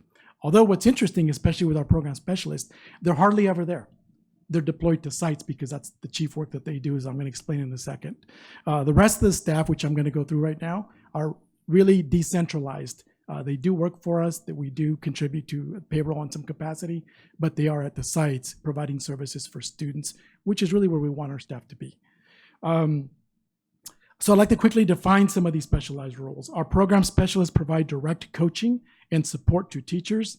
They develop, for example, curriculum, materials, implement high-quality programs, promote academics, help with testing, professional development, and they make sure that our students are multilingual and biliterate. So that's what our program specialists do. And again, they are housed at our respective offices, but again, on any good day, you'd be lucky to find 40% or 30% of them there because they are deployed. Next are Educational Assistant 3s, EA3s, and they're at the sites 100%. They work with our newcomer students. We understand that newcomer students who are learning the language have different challenges than students who have been here for a while, so they get extra help where somebody follows them to classes on a daily basis. So our EA3s are not only in different classes, it's not unusual for them to leave San Gregorio High School and drive over to Bonnie Hole and support another student there. They have schedules throughout the day so they know where they're supposed to be. And they support our students in really 4 languages, Spanish, Arabic, Vietnamese, and Khmer with their academic work and or tutoring or whatever the needs may be. A big group that we have, there are 104 of them, are English learners facilitators. We call them our ELFs. And like Christmas, they are sent at a really good time because they provide a valuable service to our students. These are certificated teachers. The majority of them are teaching in classrooms currently. So the ELF work is extra work on top of their day of what they do to help us in many different ways. They serve as a liaison between the schools, the families, and obviously our multilingual program. So whenever we have an idea or a plan afoot that we have to roll out, other than our program specialists who are at the ready for us, our biggest network is our ELFs because we can meet with them pretty quickly and have things implemented at the sites, as you can imagine, like a web, at a moment's notice, if you will. So that's what they do. Then we have our student interns. You may be familiar with this term because they work with other departments as well. They are not unique to us, although we're very thankful for them. They support academics and language acquisitions of our students. They are gold to us in many ways. One, they are young minds who are still defining their careers, but because of their closeness and proximity to age, especially at the high school level, students respond very, very well to our interns and take the advice and the guidance that they can give to our students, sometimes even much more than teachers in some cases, just because of the proximity and who they are. They're also a gold mine because it's a pipeline to find new teachers for us. So a lot of our interns, I've had the pleasure of having at least 3 or 4 during my tenure, have come back and all of a sudden I see them and they're a teacher in a classroom and they used to be working at schools or outside our office, depending on what the situation may be. So we really appreciate our interns and bring a lot of added value to what we do in our department. Our EL counselors, we only have 3 of them, one of whom you've already heard about. We had to move her up because she was too late in the batting order. So we appreciate your indulgence in that area. But we have 3 of them. It's obviously economics. We wish we could have one at every school, but that's not always possible. So we place them at the schools that have our highest concentration of English learners. And that would be Indian Springs, Arroyo Valley, and San Bernardino High School. These are high school counselors. And when we get to the numbers later on, you can see how they're major contributors to our metrics that have moved up substantially for our ELs at our high schools. They support our students, as Dolores mentioned, with academic support, receiving legally mandated language development services, and then ensure that our students graduate, but not more importantly, are A through G compliant. And then lastly, but just as important, is our Language Assessment Center. And they are actually housed in the brand new building behind us here. That's where their branch is. And they ensure accurate identification and placement of English learners and supports. And here to tell us a little bit more about the Language Assessment Center is going to be Mr. Ojeda to provide more about where the EL journey begins for the students in this district. Thank you, Mr. Acosta. Good evening, Board, Superintendent Arellano, Cabinet. It's a pleasure and an honor to be here with you tonight as an advocate and support of our English learners and dual programs. My 8th year in the district, and every year I learn a little bit more. And so I'm happy to be here tonight to share with you some information that hopefully you find valuable. As Mr. Acosta just shared with you, we have quite a bit of support in place as part of our system in this district. I worked at a couple of other districts, and I can tell you that they don't come close to the supports that we have. So it's a blessing to be able to work in an environment where we value our English learners and our dual language program. So I'd like to thank the board for that. I want to talk a little bit about who we're servicing. Obviously, it's our English learners, and it's really quite simple on how they're identified as English learners. First of all, upon initial enrollment, all parents complete what's called the home language survey. Basically, it's 4 simple questions that ask about what languages are spoken in the home. And based on the home language survey answers, some students will be triggered, or not the students, but it'll be a trigger to be able to assess the students to make sure that they understand English well enough to be successful in schools. So sometimes there's a misnomer or misconception that just by taking that home language survey, you automatically qualify as an English learner, and that's not the case. You will be assessed, initial assessment will be given in order to determine whether or not you meet the standards of being an English learner or an English-only student. And so I want to make that clear because sometimes there's a little bit of misconception about that. So it's important that our students, that our parents answer correctly on the survey. Sometimes we'll get calls where, you know, the parents are complaining that they filled it out inappropriately and that's why their child was placed as an English learner. That's not the case, because remember, that only triggers the assessment. If the student didn't perform to meet a standard, then they will be classified as an English learner. And then by state law, we're required to provide supports for that student until they are reclassified. Okay? So we have various type of English learners in our school district. This slide illustrates that. Sometimes we'll have students that arrive that are new to the country. If they're 3 years or less in our country, we classify them as what we call newcomers. Mr. Acosta will talk a little bit more later down the road in our presentation about newcomer academies and systems that we implemented to help support these students. If they're English learners for 4 to 5 years, we say that those students are at risk of being long-term English learners. And it's important to recognize that they're at risk because what we're trying to do is intervene before they become long-term English learners. And that's the case for students that are English learners for 6 or more years. So in a perfect world, we'd obviously like students to reclassify immediately, right? If they fill out that home language survey and the parent identified another language is spoken in the home, they take the initial LPAC and they do very well on it, they meet the standard, and those students will not need extra services provided for them in the English language. So they're automatically reclassified. So ideally, if a student enrolls in schools in kindergarten, by the end of 5th year, we would like them to reclassify. That's the goal. Some do it before, some don't. And therefore, you end up with what's called long-term English learners or at-risk English learners. So as you can see on the last column there, it gives you a sense of how many students we have. If you look at that 3rd column below, we have approximately 8,637 EL students currently. It fluctuates day to day based on students coming and going. We have about 1,184 students that are newcomers. We have about 1,500 students that are at risk and about 5,000 students that are considered long-term English learners. Currently, we have about 4,000 students that have already reclassified this year. So that's what we want. That's where we want the number to be high. You should also know that we have multilingual learners and English learners and various programs that we also support. For example, our gifted and talented programs. We have Spanish learners in the dual immersion programs. We have dually identified students that are both in special education and also classified as English learners. You can see the list there. I'm not going to read it all to you, but you can see that they are in various programs spread out throughout the district.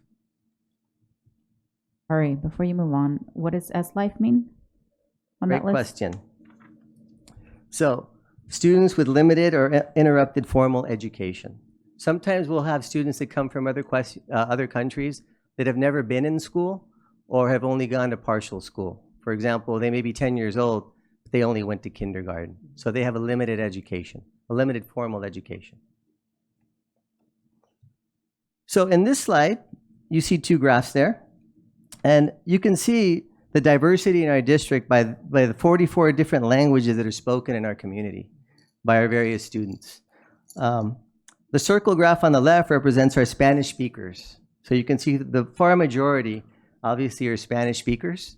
We created another graph, circle graph to the right, because if we would have only done one circle, you wouldn't have seen all the various colors represented because the Spanish speakers take up so much color, right? So it illustrates a little bit more the diversity of our district. We have approximately 153 Vietnamese students, 63 Arabic, and 81 Cambodian. So, for example, most of you know we have a trilingual program at Belvedere, and the reason that Vietnamese was selected, many people ask the question, why Vietnamese? Why not, Chinese or Mandarin? Well, it's because that's the highest number of students that language spoken. And so there was a survey conducted many years ago, long before I got here, and that was the language that the community wanted at the time, and we're still moving forward with that, and we'll have a great program. Down the road in our presentation, you'll be able to hear from some of our very special guests that are here tonight to speak to you about the program.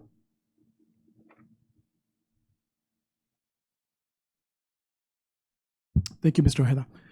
Now we're going to move on over to the multilingual focus areas, multilingual programs focus areas. And again, as we mentioned before, and Mrs. Applegate introduced, these are the 3 areas that pretty much couch everything that we do in our district. We do a lot of work, so it would have been very easy for us to come up here. And might have been confusing for you if we just started spitting things out. But it's important to categorize them so you know where they belong in the scheme of things. A lot of you have been very involved in some of these things by virtue of your participation and your support, which we continue to appreciate. But really, everything that you see us do when you go to our events, Latino B, et cetera, the reclassification ceremonies, seals, things that we're going to talk about a little bit, really fall into these 3 categories. So it's important that you understand the way they funnel into what we do. And I'm going to tell you a little bit about them before we get into them. So academics, we strive for high quality progress at all levels of our students' educational journey with a strong emphasis on graduation and A through G achievement, which is the end point for our students here in our district. So the academics, as I mentioned before, have to be on par or better than students in other districts, with all due respect to them. Then there's language development. When you hear the word multilingual or English learner, that obviously conjures up images really quickly of students who don't speak the language. So while we have a duty to educate our students academically, we also have due diligence in a duty to ensure that they learn the language of English. And that's a very special way of doing that, which we're going to get into. We do that we'll highlight our integrated ELD and designated ELD programs. And then we're also going to share some of the success we're having with our reclassifications and our seal of biliteracy. And the last category is the social, cultural awareness and development. In our whole child approach, we work to foster pride in who they are so they can be comfortable, as I mentioned before, in the rich cultures and what it brings to their humanity and their personhood, which is very important that they feel comfortable with themselves. While not exclusive, much of this work, as the image there suggests, had its origins in the Multilingual Initiative and Governor Newsom's Global 2030 vision. So that's the genesis of where a lot of these ideas came from, although not exclusively. There were other people who also brought it up. So the first area we're going to hit will be academics. So the academics serve as our North Star for our English learner students. If we had one North Star and you were to ask me as a director or Mr. Ojeda of the multilingual, we would say it's academics. That's our first wish for them. Yeah, not learning the language. That's important too and needed, but we want them to be successful in academics because after all, that's what the colleges look at. Okay. Our chief goal for our students is not simply attaining proficiency in English, but for them to be able to compete on a global academic level. We want them to be globally competitive for opportunities in the future. And as such, both high school graduation and A through G completion is an expectation in our department. In order to meet these expectations, EL students must be part of the academic fabric in all academic settings offered to our students in the district. And I want to take a quick look at what that looks like. So this next slide that you're looking at here pretty much shows you different academic programs and settings that our students can participate in.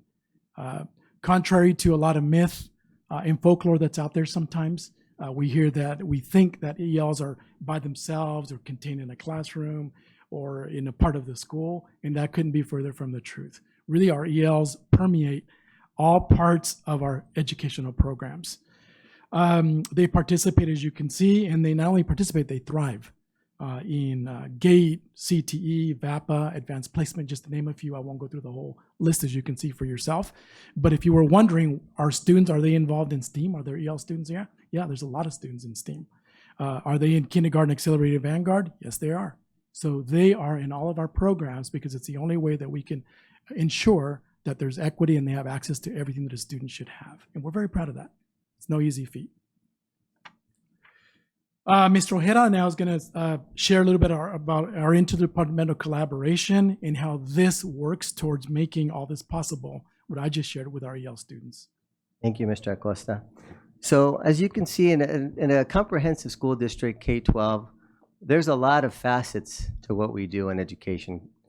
As you can see in this chart, there's a lot of different departments, right? Compartmentalized departments. We have secondary ed, elementary ed, AET, SPED, literacy coaches, STEAM.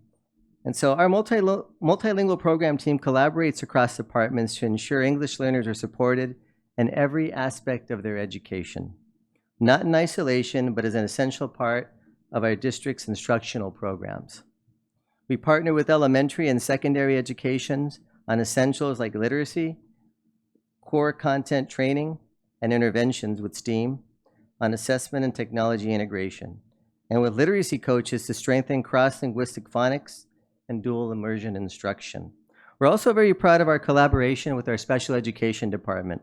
Together, our elementary multilingual program and special ed teams develop full-day trainings for RSP, mild and moderate to severe SPED teachers focus on effectively supporting English learners with disabilities in their specific setting. These sessions were provided to all SPED teachers last year and will continue this year to ensure ongoing support and alignment. So we want to make sure that we are working together, not in isolation with our departments, because when it comes down to professional development in a district our size, if we're working in silos, it creates some confusion and a lot more organization when it comes to working with our school sites and principals. So we're trying to embed what we're doing into the curriculum. We want to, for example, if we're doing a math training with elementary education, we want to make sure that we're there to support our English learners and instruct our teachers on what resources are there within that curriculum to be able to help support our English learners. And not only do we share that, but we model it, we coach it, we do trainings with our principals based on their site needs. It's not just a one-size-fits-all type of approach. So I wanted to share that with you. As far as curriculum goes, in elementary, all core textbooks are available in both English and Spanish. In fact, it's district practice only to consider curriculum adoptions that include a Spanish counterpart. Our teachers also use several supplementary resources to support the variety of learners in their classroom. The illustration there on the right, for example, you may have heard of Kagan strategies, that are collaborative structures that we look for when we do walkthroughs in classrooms to ensure that students are actively participating in a lesson and not just passive learners. So that's an example of support that we offer trainings to all teachers. In fact, all teachers receive Kagan training at the beginning of the school year, or had the opportunity, and a huge training that we did at Cal State San Bernardino this summer. In the secondary area, and just be warned, board and cabinet, we will be ping-ponging a little bit when it comes to elementary and secondary. You'll understand, so you can see the differences side by side when we get to these particular slides. But in the secondary area, it's very much the same as Mr. Ojeda just described. We do expect our students to have access to the core curriculum, and they do. That is the chief reason that they are in our schools. It's a way of helping students understand the concepts, and integrated support is embedded into most of these particular textbooks. A lot of them are in Spanish, which is good for us to know. And some of them that are not do have integrated ELD in them to support our students. And in cases where we don't have them in Spanish, we have supplemental materials for them, or we find other avenues of supporting our students so they could be successful and have access to this. This integrated approach has led to academic growth on the part of our secondary schools, and we're very proud of this. And I'd like to show you some of the data, how some of the data reflects what I've been talking about, because I know you'd be very interested in this. So this particular slide is really a testament to the hard work that the folks behind me and the ones that are not in the room by virtue of being at schools, administrators and teachers, paraprofessionals, etc., are doing on behalf of our EL students. We hope that this slide makes you, puts kind of a pep in your step for the day, because we think it's very good news. When you look at the graduation side there on the left, Our EL graduation rate has been steadily rising for 3 years. We're flirting with 90% this year, and we hope that when the data comes in that we're going to hit 90% with our students. You'll notice its counterpart there on the far left. Those are our district graduation rates for all of our other students, and you notice that's going up too. We can't help but think that our students going up so much in ELs is feeding and helping increase some of the general rate for all of our students, which is always a good thing to do. And then if you look on the right, and I'm going to boast a little bit about this on behalf of our entire staff because they work very hard and they don't get the opportunity to say so. But A through G, which as you know is one of our key performance indicators and one of our goals and something that's measured by the state, our A through G in 2 years, the rate has doubled for our English learners. And if you know anything about high schools, that is very, very hard to do. It's easier said than done. Growth is always good, but to double in a period of 2 years is not an easy feat or for the faint of heart at that. So it takes a lot of work. They started at 13.9% 2 years ago. In our last measured calculation had them at 28.5. So we mentioned there's a lot of reasons why they're contributing factors. One of them being our counselor, which just spoke, but it's a myriad of reasons. I wish I could sit here and deconstruct it, but we would need a lot of time because a lot of people feed into this. So kudos to them. Can I just add something real quick? Yeah, sorry, I was going to pause you. I am so sorry, and I have questions for later, but I just wanted to recognize that the huge amount of work with the A through G, because many years, I mean, even before I was a board member, the EL students were at single digits of it meeting the A through Gs. And so just to see where we're at now, I do praise the department as well as our parents, because we had many parents, especially our DLAC parents, who pushed for it, who were pushing for the A through Gs and understanding. So I just want to say thank you to everyone that was part of that. And thank you, because you were part of that A through G committee that we were running years ago before you were a board member. I can attest to it. So we thank you for your input at that time. It's made a difference over the years. Next, we actually had Mrs. Godoy, but you've already heard from her, and you could see why we inserted her here originally. She just couldn't stay, so you've already heard from her. But it's a natural spot for us, actually, before we go to our next category, to stop here and to see if you have any questions thus far on the presentation or anything that we've discussed. Do you have any questions? Since you've provided a pause, I do. So I don't see any lights, so I'll just jump into mine really quickly. Let me see. So you actually kind of answered most of them. One of my questions was, is this your entire team? And you had a slide for that, so I won't ask that question. The other one was, does every high school have an EL counselor, which you've also answered that. Do we have a plan to expand that currently, or? We have a vision to expand that. Okay. By a plan, it would be that we would have granular information as to how we could do it. We could do it really quickly. We'd have to review our budget and see what the year's looking like coming into it, because we have to pay these individuals. But if the money's there, yeah, we can go to all the high schools. I'd be, if you can, we'd love that. We would love it. Yeah. I would like to, maybe explore the possibility of seeing what it would take to do that. I think we have how many high schools do we have? 6 comprehensives. 6 comprehensive. I mean, we're already halfway there. So if we can do that. And then I wanted to ask the question of, is this assessment new? So going back to the slide that I believe Mr. Ojeda was talking about, the questionnaire, the identification of English learners. So if I understood that correctly, there's 4 questions on there. If a parent answers any other language besides English to any of those questions, it would trigger something? That is correct, generally speaking. There's one question where we dig a little bit deeper. It's the last question. It's on there. If you have it there handy, I've already moved my slide over. But name the language most often spoken in the home? Correct. So what we do, we dig a little deeper. Sometimes we call the home and kind of talk to them about, tell me a little bit more about that. Before we go ahead and do the assessment. Okay. And so we want to make sure that we're doing an assessment where it's needed, and not for, sometimes parents do make mistakes filling out applications, Is that a newer, the assessment, is that a newer thing, or has the it home been? language survey has been around for a long time. Okay. Yes. Okay. I can't tell you how long. Maybe Ms. Applegate might know that, but it's been a long time. Yeah. Okay. And it really hasn't changed a whole lot since it's come out. It's pretty much those questions. Okay. But as a district, we did take it internally. The question number 4 was confusing because parents would put that they did have this language in the home, but maybe it was a grandmother who spoke Spanish, and nobody else in the home predominantly spoke Spanish. And so we didn't want to then trigger the assessment, because once they get assessed, then the process starts. So that's why they dig a little deeper for question 4, because it could be just a relative that's maybe there temporarily, because our families come back and forth. So we did a little bit more diligent job to make sure that we had the right identification. And I only asked that because my son just turned 18, and initially when he had registered, I was trying to remember, did he have an assessment? And I couldn't, so that's why I asked. I couldn't remember. And then just finally, like Ms. Medina said, just thank you so much for that. That is very impressive. The A through G, just the doubling of that.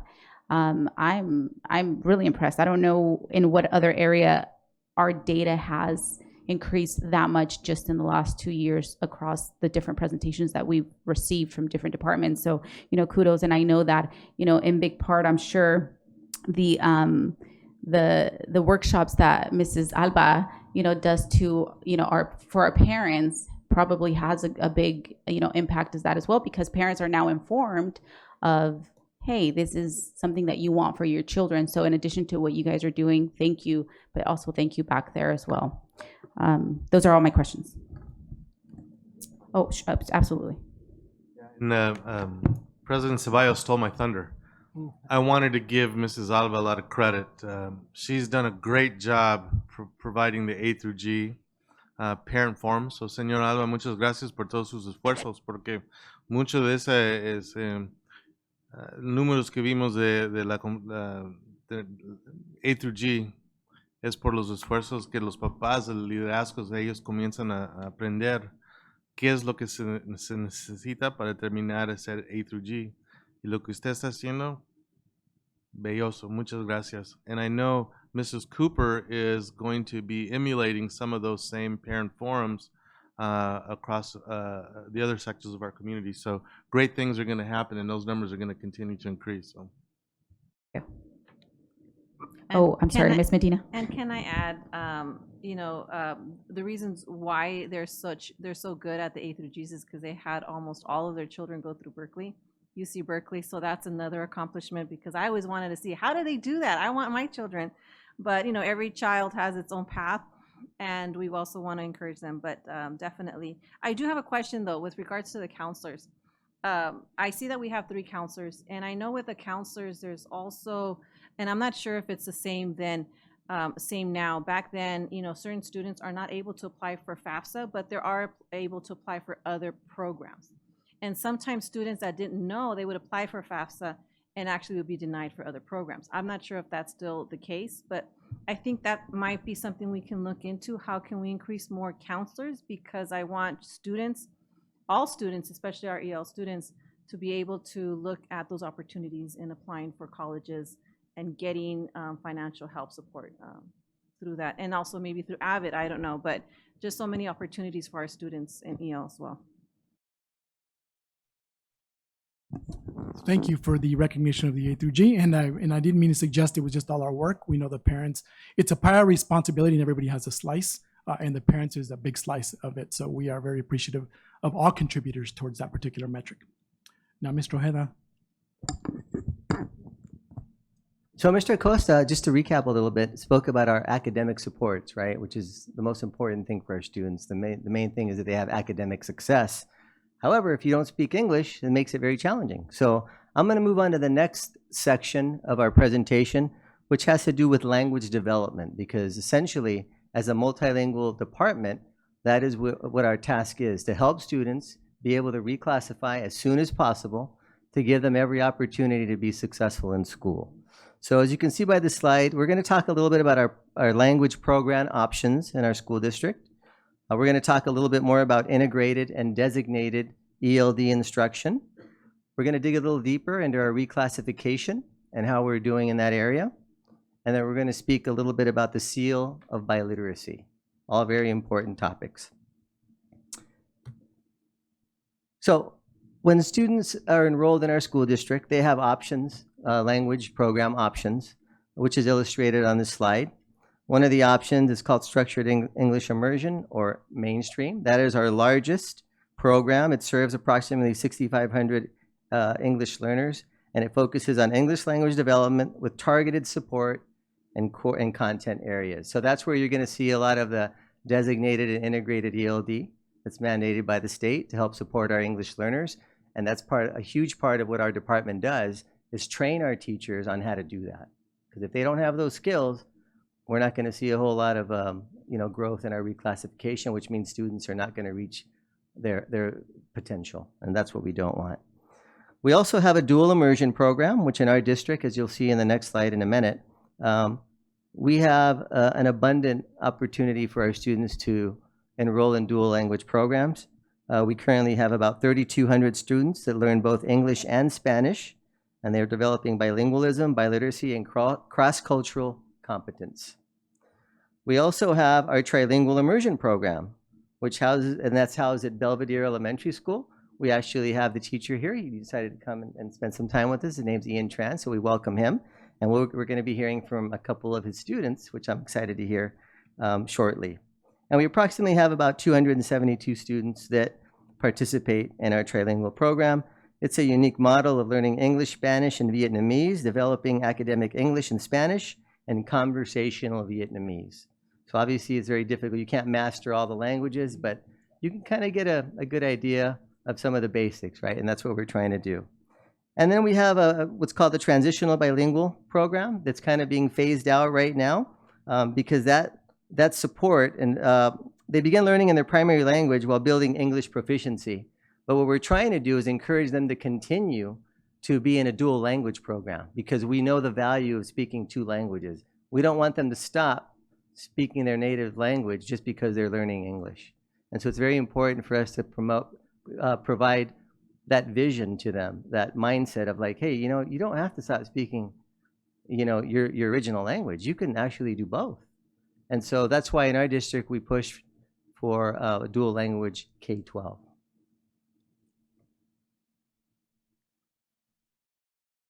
So in this slide, it kind of gives you an idea in a sense of how many programs we offer and at what school sites.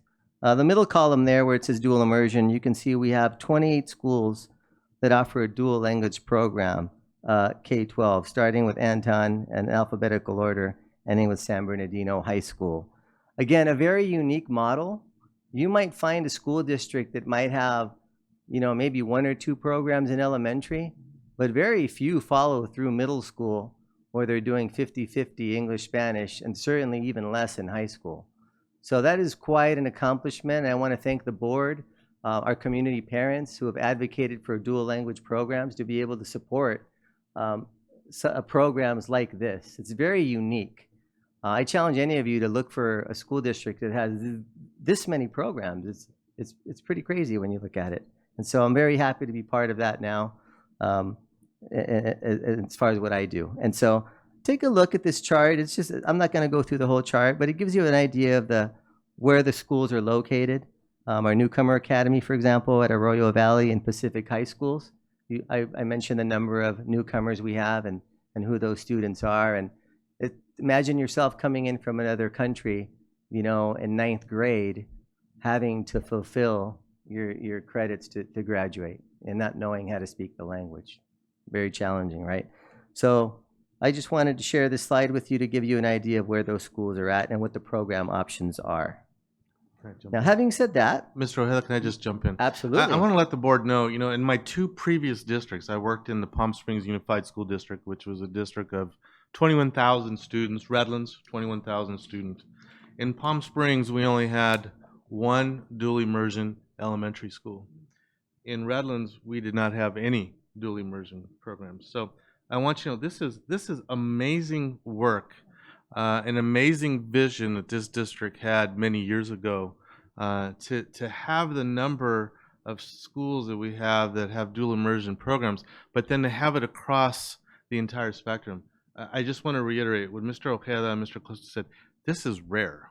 This is magnificent. This is amazing work that our parents, our staff, board, that was started many years ago. I don't want to underscore it. This is amazing work that the district has. So I commend everybody who started this vision many years ago.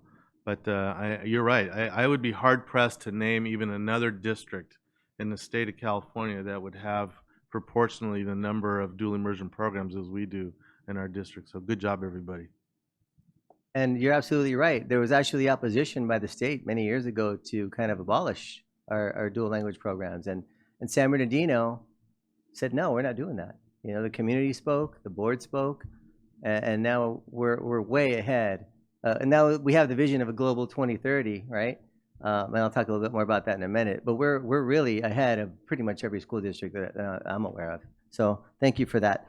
So to be able to have successful programs, we need successful leaders. We need to have principals and site administrators that are visionaries, that are advocates for all students, including English learners.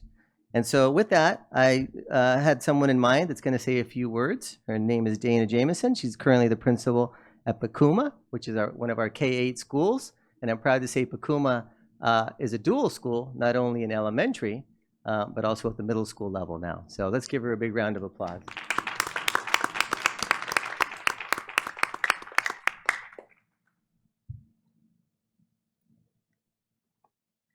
Thank you so much. So good evening, Board President Ceballos and Mr. Superintendent Arellano and board members and cabinet.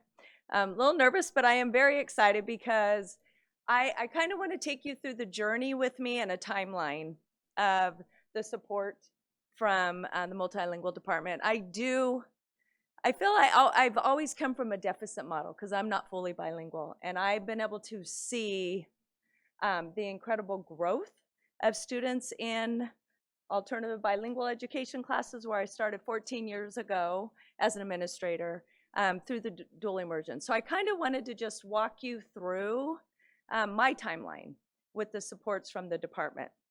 So I was going to talk and I thought, I went timeline. I'm like, there are so many things. I had to make a bullet point because I didn't want to forget anything because they've been amazing. But first of all, the people who have really supported me throughout starting at Muscoy, which I was very excited to see. It was like my last year there, they bring in the accelerated dual program there. I was so excited to finally get it there.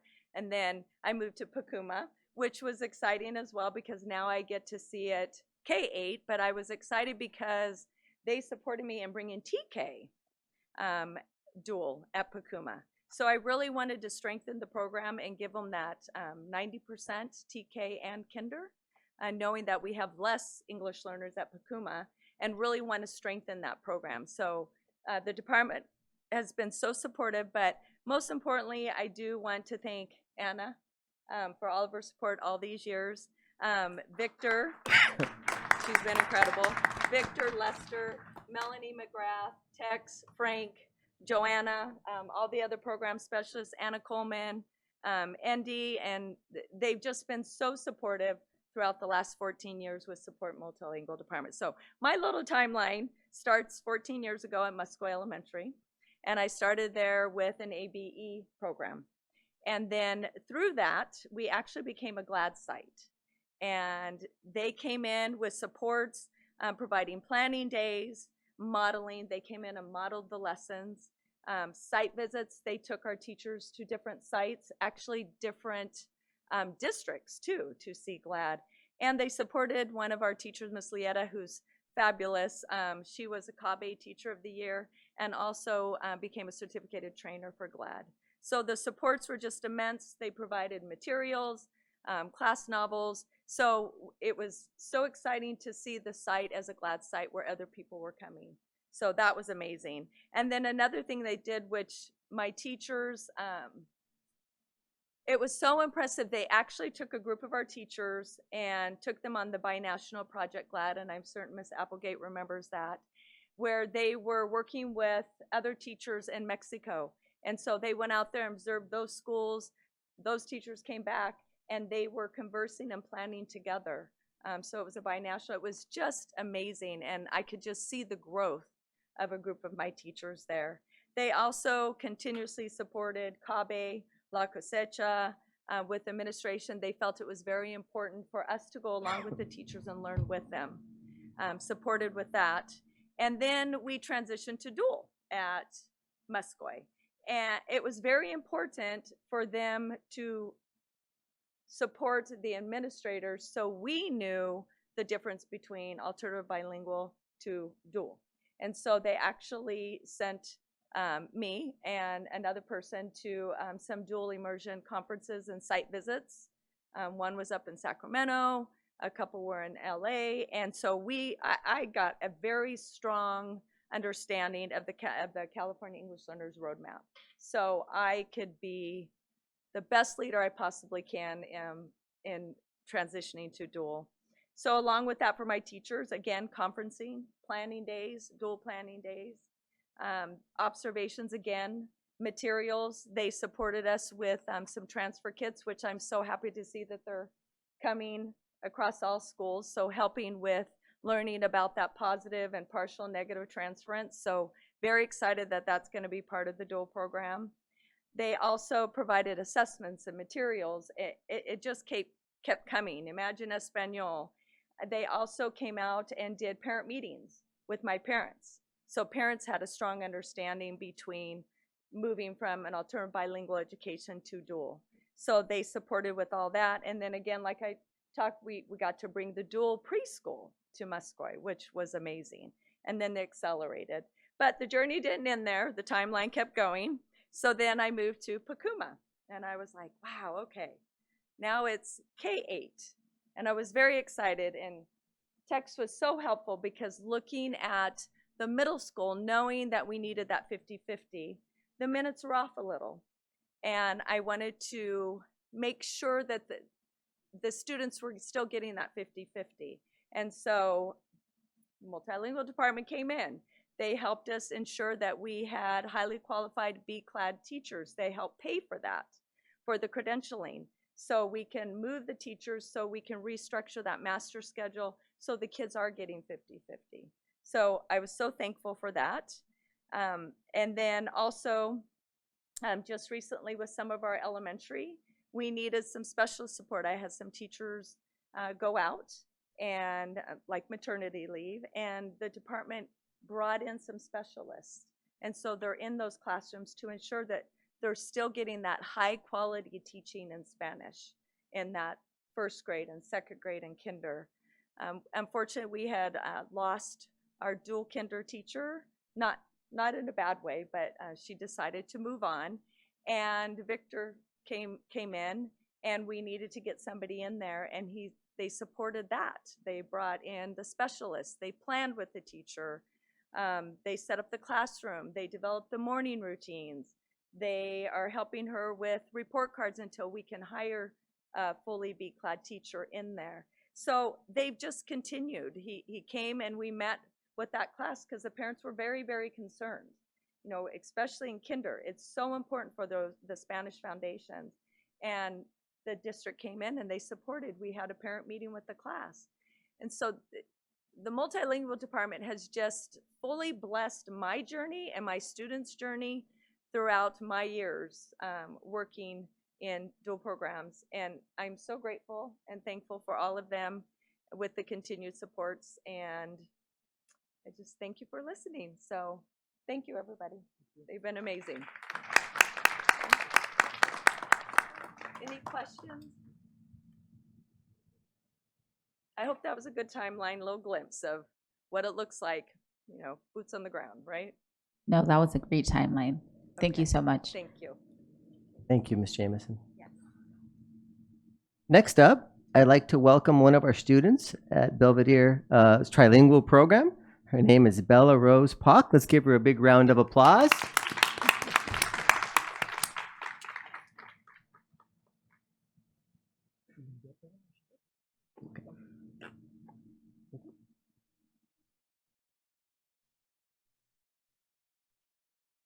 Oh, perfect. So it's going to be a tag team approach on this one. Joining her, Bella, will be Emanuela Medina Labastida, third grader in the Trilingual Program Immersion Program at Belvedere Elementary. Hello, everyone. Hola todos. Xin chao muy noi. My name is Bella. Me llamo Emanuel. Soy de la Bella. Soy de la Emanuel. I am 10 years old. Yo tengo 8 años. Tôi moi tôi tam tôi, chúng tôi học ở Belvedere. Hello everyone. Today we will be talking about why learning more than one language is so special. When we learn another language, we can talk to more people around the world. It helps us make new friends and understand different cultures. Speaking more than one language can help us when we travel or even in our future jobs. It even help us when it even make us proud because it makes I'm so lucky to be in school where I can learn 3 languages because it makes my brain stronger and I can make more friends around the world. Hoy quiero hablar sobre por qué aprender más de un idioma es tan especial. Cuando aprendemos otro idioma, podemos hablar con más personas de todo el mundo. Nos ayudar nuestros nuevos amigos y a comprender diferentes culturas. A veces ver otro idioma nos puede ayudar cuando viajamos o en nuestros futuros trabajos. Saber más de un idioma nos hace sentir orgullosos de quiénes somos y de dónde venimos. Tengo mucha suerte de estar en una escuela donde puedo aprender 3 lenguajes porque hace mi cerebro más fuerte y puedo hacer más amigos por todo el mundo. Thank you for listening. Come on.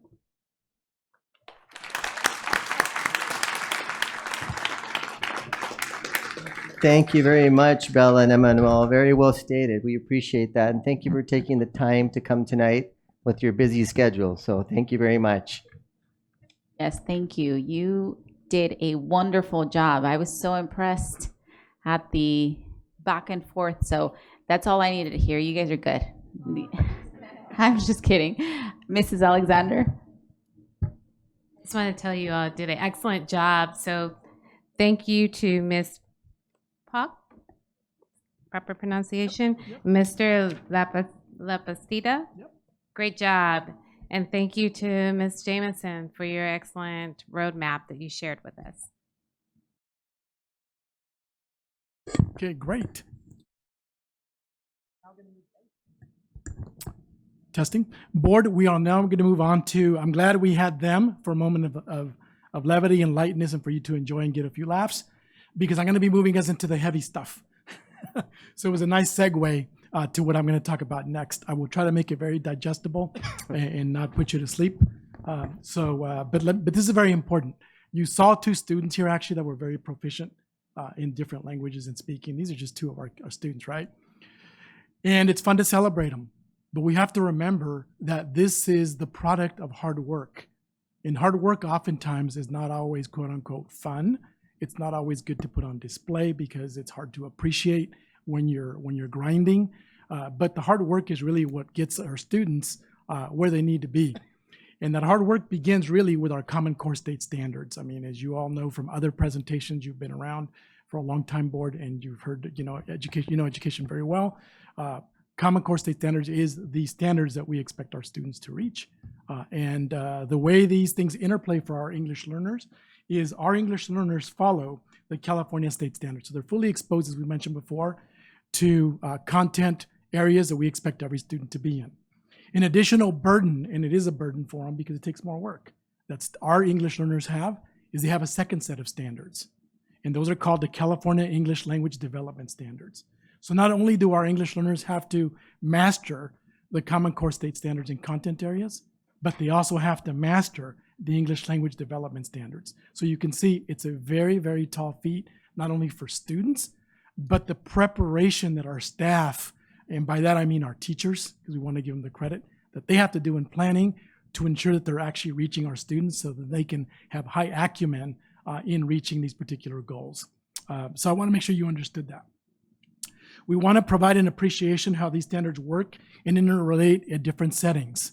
I'm sure you've heard integrated standards before, it's nothing new, but they work differently in different settings. So I'm going to start off and I'm going to make it as simple as I can with the 2 components of integrated ELD, of ELD standards. There are 2 components. We have integrated and designated. I'll start off with integrated, which is the pictorial that you have in front of you there. In this particular graphic, and let me just turn my head a little bit so I can see. Well, I'll use this one.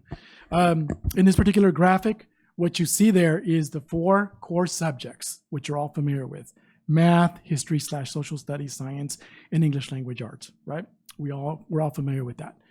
So the way integrated works is that our teachers use integrated strategies, integrated goals to give them access so they can learn the content area.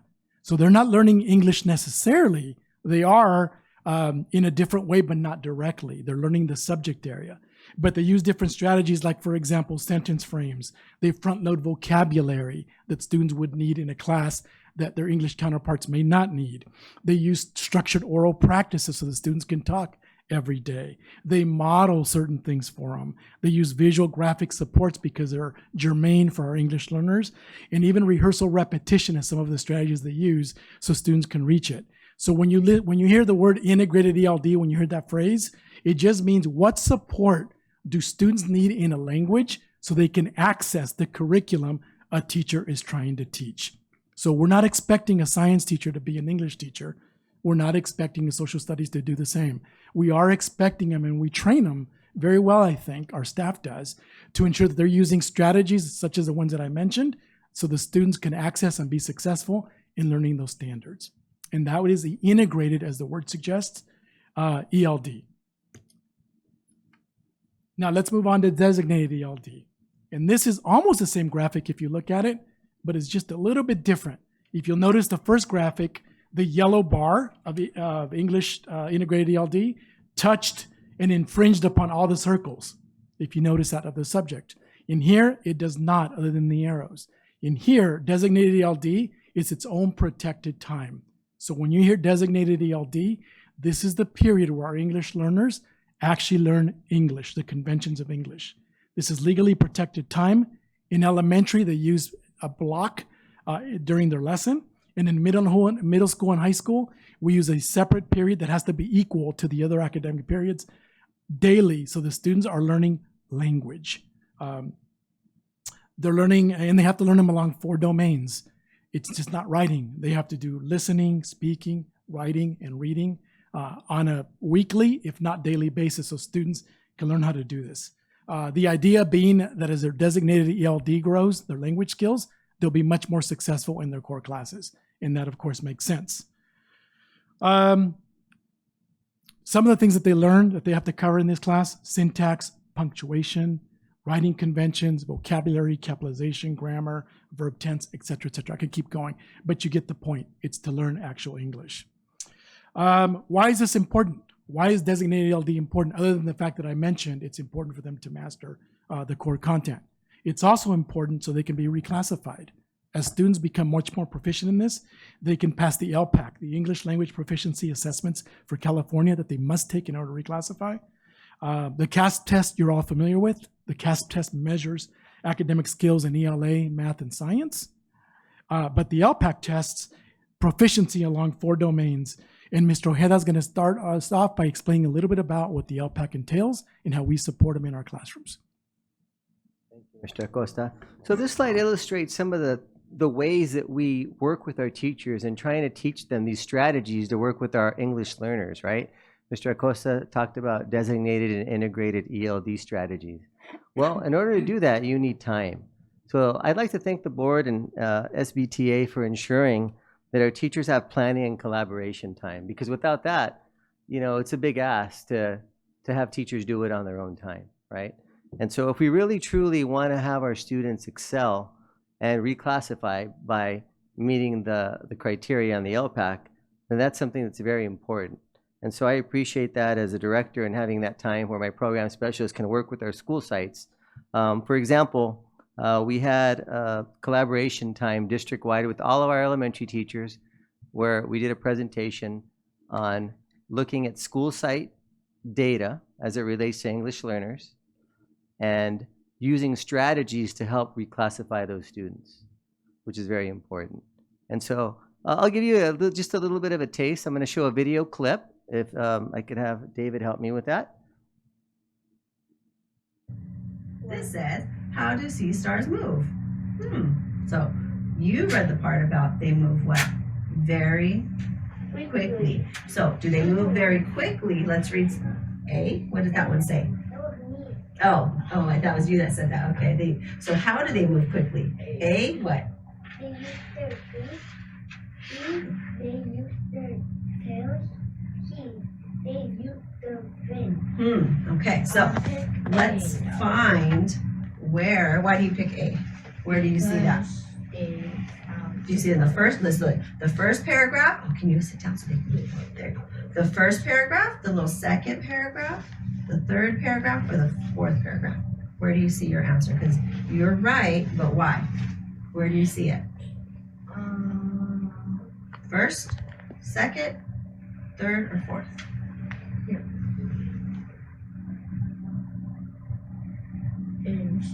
In the second one, right here, the very first sentence says, sea stars have many feet. So how do they move? They move along the bottom of the ocean. So one of the things that was illustrated in this short clip is the teachers reviewing the type of questions that are going to be asked of them on the LPAC.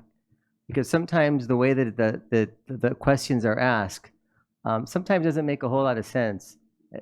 But if you have the opportunity to practice it the way it's going to be asked, the likelihood of you doing better on it is higher.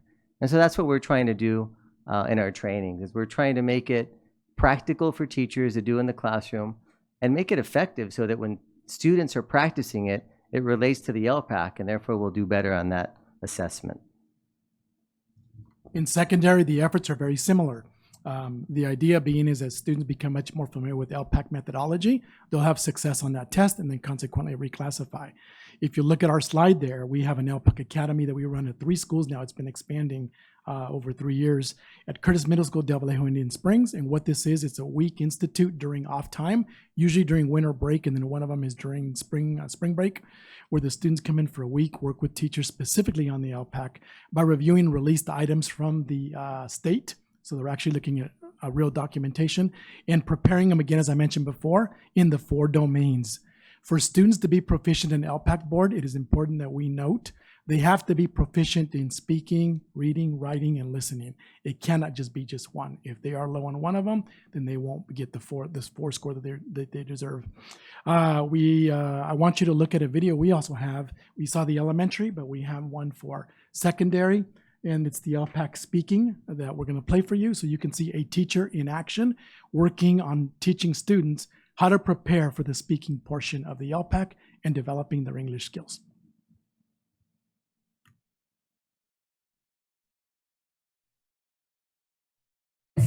There's one picture, just like we did last time. So the first thing you're going to do, and I saw you, and who asked for the ruler? Allison knew what we were going to do. Soraya knew exactly what we were going to do. As soon as you hear the words, we're going to summarize an academic presentation. You're going to listen to an academic presentation. The first thing you do is you divide your notes up into 3. So proud of you. Okay, show me the notes when you're done. That looks beautiful. Nice job. So proud of you guys. Okay, so we're going to listen and take notes. We're going to focus all of our attention on listening. You're going to write fast. You're going to write down the key words. Are you going to try to write complete sentences? No, just some key words, right? How many times are you allowed to listen on LPAC? 1. That's so sad. Muy triste. Let's start, okay? You ready? And 3, 2, 1. Look at step 1. It shows 2 glass containers connected by a glass tube. There is some liquid in one of the containers on a hot plate. Look at step 2. When the hot plate is turned on, the liquid in the first container becomes very hot. The liquid evaporates and turns into a steam or a gas. Station is when gas changes back into a liquid. After a short period of time, all of the steam, that is, the gas, becomes liquid again. When the hot plate is turned off, the gas in the containers slowly cools down. As it cools, condensation begins. Condensation is the opposite of evaporation. Condensation. I see some people are still writing, finishing up their notes. Well done. Nice job, Grayson. Nice job, Kirdan. Like, maybe I remember something. All right, well done, well done. You got some notes down. Soraya, wow, nice. You got some things down. Okay, so we're gonna do the time pair share, right? So each person is going to share for 2 minutes. You're gonna share with your partner. So you guys are a group of 3, each one will share for 2 minutes or for as long as it takes for you to get the summary. So here's what you're going to do. You're gonna summarize the information, right? You're gonna explain what evaporation is, what is condensation, right? We were talking about it in the beginning, we're like, oh, do we know what it means? Maybe. Include all 3 steps and use some details, yeah? Speak clearly. I believe in you, you got this, voice level 2. Okay, so here's what you're gonna do. You're gonna explain, you're gonna summarize the information, you're gonna explain evaporation and condensation, include all 3 steps, include those details. You got this. We're gonna be voice volume 0, super respectful, while we're listening to Zoe.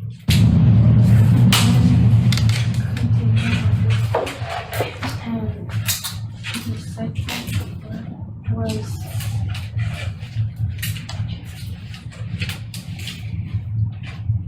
it got hot and it got hot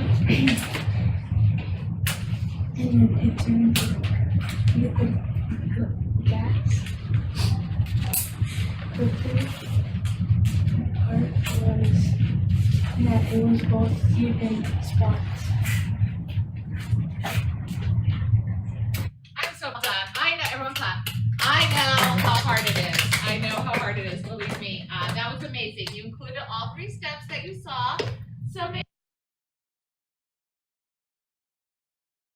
The board, hopefully that gave you an appreciation. It was important that you see it, that we bring the classroom to you so you can see the level of acumen and direct instruction and how methodical a teacher has to be to prepare these students to be successful. You heard words such as condensation, evaporation, which for us are commonplace, but for our students, not so much, especially our younger students. So it's important that we teach them these skills and prep them through these LPAC developmental supplemental supports so they can have success in their classes. And this is what goes on in our schools. Now, as we go into these designated ELD classes, which is what you saw in evidence of right now, where they actually teach them specifically English, I want to make sure that the board is aware, and I think most of you are, but we want to make sure that we cover every corner, that the support in the English language is giving at 3 different levels. They're not all put in the same class just because they're English learners. You have ELD 1, designated ELD 1, designated ELD 2, and designated ELD 3. And depending on the student level and their proficiency with English and their mastery at a particular point in time, they are in a different class. It would be unfair to pair a student who just arrived from another country and doesn't know a lick of English with a student who's been here for 3 years. In 3 years, you can make a lot of progress, believe it or not, where they would lose the patience. So students are placed in these classes accordingly in all our middle and high schools. Of course, in the elementaries, they also put them accordingly. They just don't have periods like we do in middle high school where they switch teachers, but it's the same formula. You put like students at the level that they belong in. What this slide shows here is it reflects the curriculum that we use in middle and high schools.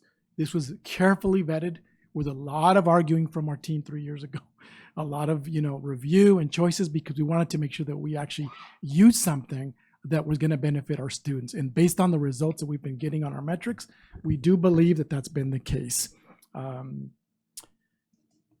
Mr. Ojeda mentioned something a little earlier. So I just showed you the way the classes work and the curriculum. But this curriculum really doesn't work in a vacuum. You have to prepare your teachers to use it. In fact, we were busy preparing teachers today that we pulled out of our classes at our high schools to prep them for ELD, and we have it going on again tomorrow. Because if you don't prep them, they won't be successful. So to that note, we invest very heavily in professional development. You have to give them the tool, but you have to develop them professionally so they can use it at a very, very high level with a lot of skill. So PD is very necessary to build the capacity for our teachers to be successful in supporting our EL students. And we're going to talk a little bit now about what professional development looks like in both elementary and secondary. So Mr. Ojeda, if you'd like to start. So I already spoke a little bit about our collaboration day that we had, the training that we did with all of our teachers that related to data and the LPAC. On this slide, you can see a list of the focus that we have for our professional development. I'm not going to read through all that, but you can take a look at it. The other aspect that you need to know is we work with our community members and our parents a lot through the ELACs at each of our sites, our DLACs. We offer training so that they are aware of what their responsibilities are that they need to fulfill in order for us to be compliant, because that's what the state requires. And so we do a lot of, as you can see, a lot of professional development. But it's very important that you know that not only do we do the training, but we follow up on it. Both Mr. Acosta and I, through Mrs. Applegate's vision, have told our program specialists the majority of their time should be at the school site supporting teachers.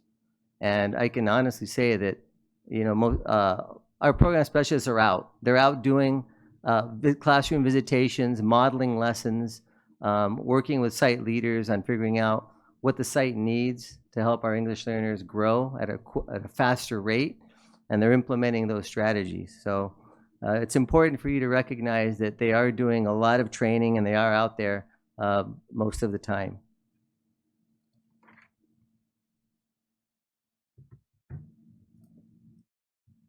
In secondary, it's pretty much the same thing. I'm not going to read everything that's on here for you because you can see it for yourself. What I want you to appreciate just really quickly on this slide is how we break it up into different sections. We have it by integrated and designated, and then we also have support for our parents, for our students, our teachers, our staff. So the support and professional development that you bestow upon us and allow us to do is really done in that particular way. We want to segue now to our reclassification, which is a big chief duty of why our department exists, and how designated LD directly targets reclassification. Mr. Ojeda is going to start us off with that as well. Ultimately, all the training that has to do with language development with the goal of students reclassifying. In order to do that, there's certain criteria the state requires us students to accomplish. The first one is the LPAC, as we've mentioned the LPAC several times during this presentation. Students are required to score a 4 if they're taking the regular LPAC, or if they're special education students, they take what's called the alternate LPAC, and they're required to score a 3. This is a non-negotiable. There used to be some flex. The state allowed a little bit of flexibility through the IEP process. That really no longer exists. So the state's pretty rigid on that. The other criteria has to do with teacher evaluation. In elementary, students need to be at a grade level standard. In high school, they need to be getting a C or higher, or a 2-point GPA. There's also the parent consultation. We want to keep our parents up to speed on where their child is and the progression timeline of reclassification. And so once the student meets the criteria, our ELFs work with our teachers to notify the parents that, hey, congratulations, your child has met the criteria to be able to reclassify. And so that happens at the school site. And the last one is comparison of student academic achievement. In our district, we've selected the STAR. Students need to get score 25% or higher on the STAR, or we utilize the CAS data. If they met or exceeded the standard, then they're able to meet that criteria. So that's basically, in a nutshell, the reclassification criteria. Our district-wide goal, as you can see that little star in the upper right-hand corner of the slide, is 10%. And so that we feel that's a very attainable goal, and we work with our school sites to do our best to monitor. I know Mr. Acosta and I monitor monthly. We have a calendar every month that tells us how many reclassified students come out from every school site every month. And when we don't see any numbers, we ask questions, right? And so that's how we try to ensure that we meet this goal, not only for the sake of the goal, but also to do right by our students and have them progress so that the English language is no longer a challenge for them, and they can defend themselves without all the scaffolding and interventions that we have for them. This next slide represents the students that scored a 4 on the LPAC. You can see a comparison from the years 23-24, 24-25. Kind of take a look at that. It shows that we are growing, particularly in secondary. We've maintained in elementary. I'm sorry. I'm gonna pause you really quickly. Sure. For our student board members, feel free to, whenever you guys want to excuse yourselves. You won't be rude. We understand that you have to go to sleep and get up early tomorrow. So feel free as you want to, whenever you want to step away. Oh, and we have a student speaker. Can we? So I know you want to cover your slide, so we want to honor her time as well. So I don't know if at what point we can bring her up.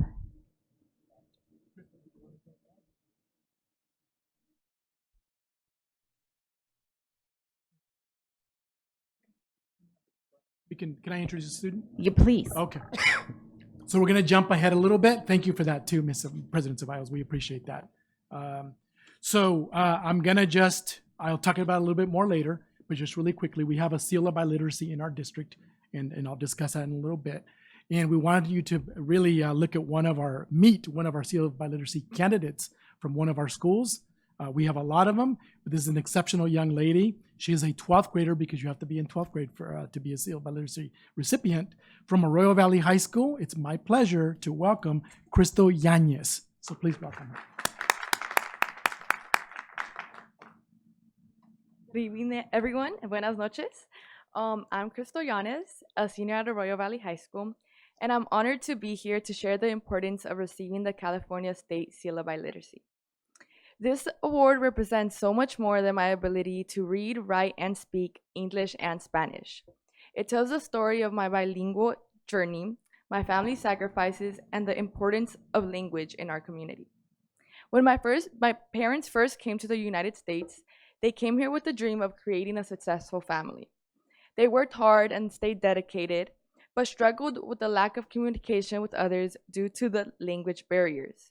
My parents often shared stories of how hard it was not understanding others, especially during important moments like hospital stays when my siblings were born. They always felt bad as they couldn't help us with the homework that we had as they wished they could. Because of their struggles, they always encouraged me and my older siblings to learn English, but also reminded us to keep learning Spanish and never forget it, or never forget where we came from. Spanish was the first language I learned. I remember starting school so nervous and shy because I didn't know the language all the kids around me knew. There were moments where I felt left out because I couldn't communicate with classmates or teachers as I wish I could. Instead of giving up, I worked hard to learn the language and had my siblings and programs that supported me. I can proudly say I am a product of Musco Elementary's dual immersion program. The school's bilingual program made a huge difference in my life. I still remember times I would get pulled out for speech help and would come back to class all happy with a lollipop because I mastered a word I had trouble with. Once I started to speak the language well, there was no stopping me from there. I became a talkative girl that loved to talk in both Spanish and English. The bilingual program didn't just teach me the language, it gave me a voice. Now, being bilingual has become a core part of my identity and a legacy in my family. My eldest sister is now a first sergeant in the U.S. Army, and part of what helped her advance is the fact she speaks Spanish, where she can communicate with twice the amount of people.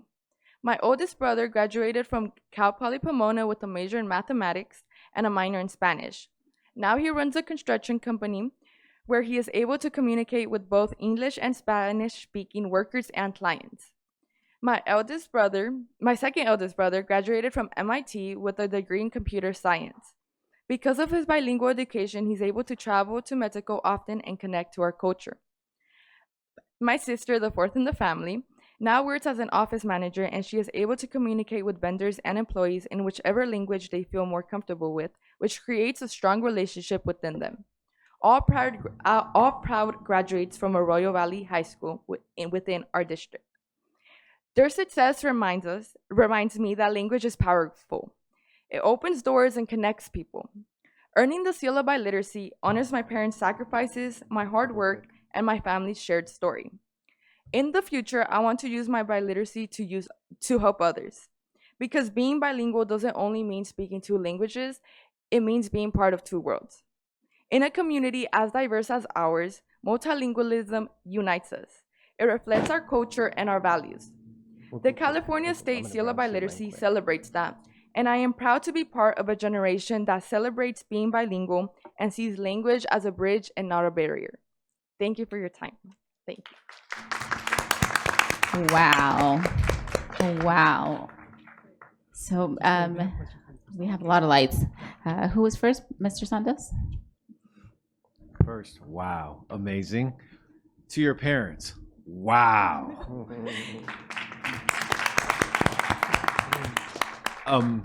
Just want to know, where's your dream school? I actually don't have a dream school. I'm indecisive.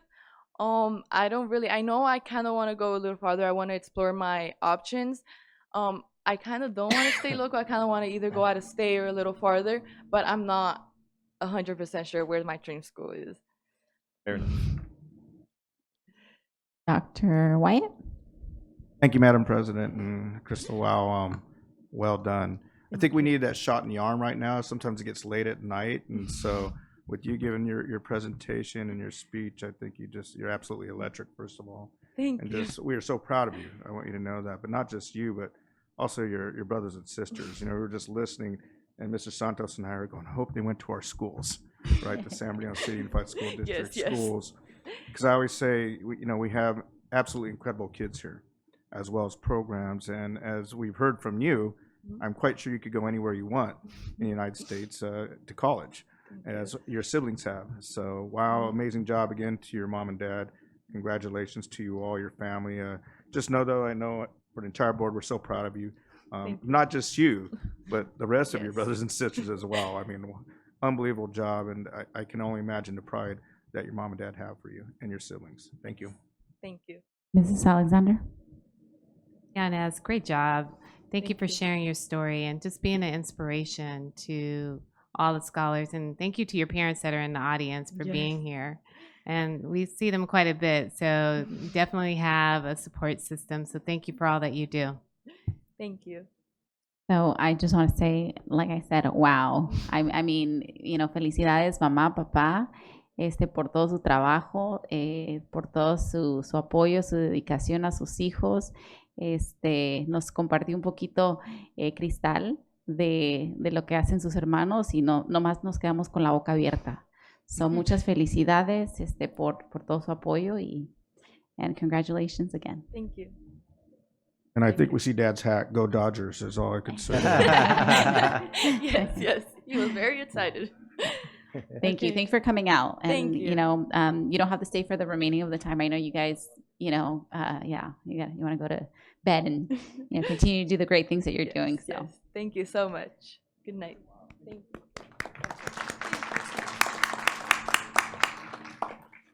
Okay, well, that is a tough act to follow, but I'll do my best. So the next slide, if we can go back, let's see, there it is. Thank you. This slide illustrates our reclassifications for the 24-25 school year. As you can see, we had 1,273 students. They're reclassified, a total of 13% district-wide, which remember 10% is our district goal. So I want to talk a little bit about the pathway to biliteracy. We all know about the SEAL, but I'm not sure how familiar we are with the pathway to biliteracy. As I understand it, as the story goes, and we're lucky enough to have Miss Applegate here, still in this district, 30-something years into her career. So she's like a history book in a lot of ways. But she was sharing with me the history of how this started. And back in the day, I guess it would be more or less maybe 2012, 13, because the first block there says 13, 14, so I'm guessing. There was conversation about how to increase students in our dual language programs. So they came up with a system where they would monitor students in certain grades. So the goal was to sustain biliteracy engagement across K-12, right? We didn't want them to just stop in third grade. So we wanted to increase the seal of biliteracy recipients. Also to foster student pride in language and identity, right? The cultural piece.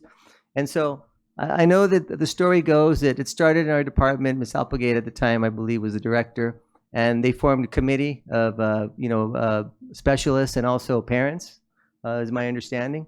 And so it evolved to what we have today as the pathway to biliteracy. Well, I'm going to talk a little bit more about that down the road, but I just wanted to share kind of the evolution of how that started. And a byproduct, as you're going to hear Mr. Acosta state in a minute, is that we've improved in our SEAL, and I think some of the credit needs to go to this program that was developed years ago. Well stated, Mr. Ojeda.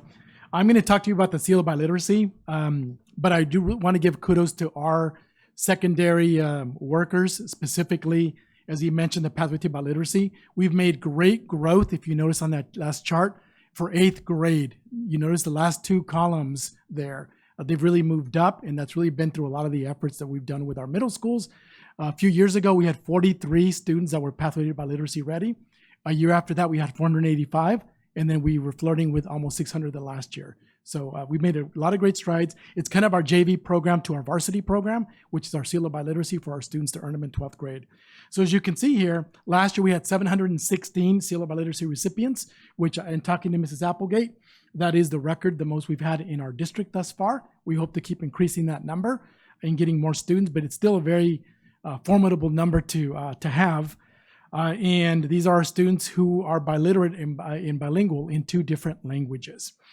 The languages that represented last year, just so you know, are there: Spanish, French, Tagalog, and Hindi for those students. Although if you look at the Pathway to Biliteracy, we had more than 11 languages represented. And then something we're very, very proud of, and I'm sure you will too, because it is your district, we had 14 students, and you saw 2 little ones earlier today, who earned the trilingual Seal of Biliteracy from the state of California. Remember, the Seal of Biliteracy is given by the state of California. It is not a local accolade. It is something that there's criteria, and our students need to meet it. So we're hoping that this year the trilingual keeps growing for our students and to make us more proud. You've already heard from Crystal, so I'm going to skip that part. She was our example, one of our exemplars of many, by the way, who made that achievement. And then Mr. Ojeda is going to talk to you a little bit about our Pathway to Biliteracy. With that being said, I'm happy to inform the board that the California School Board Association has awarded our school district with the Golden Bell Award for our Pathway to Biliteracy program for the 25-26 school year. So that is very exciting. We look forward to hopefully joining some of the board as we receive the award in Sacramento sometime in December. We want to thank the board for your support in advocating for multiple languages. As Mr. Arellano mentioned earlier, that's not the case everywhere, but you do stand behind as a staunch supporters, and it makes a big difference for our students. So thank you, board, for that. So this brings us to kind of the end of our presentation. We have a couple of slides that touch a little bit on the social cultural awareness and social development. We talked a little bit about the multilingual initiative, right, and how important that was to our district. I'm going to jump here to this slide here. You can see that as a result of this multilingual initiative in our district, we had, leaders in the district led probably by our multilingual department at the time. Our board obviously supported it. We had parents involved in the community, some of which are here in this room tonight. And as a result, it's brought about growth in several areas, and some of them are included here. Just really quick, our Newcomer Academy, our world languages in 8th grade for high school credit, increased dual language participation in our trilingual program. All part of this document, this vision that some folks had at the time. And it's great to see the results and the fruits of their labor. So I just wanted to share that. And then, of course, I mentioned Global 2030, and that's an initiative started in California that basically states that the goal in 2030 is to have all students know multiple languages, more than one.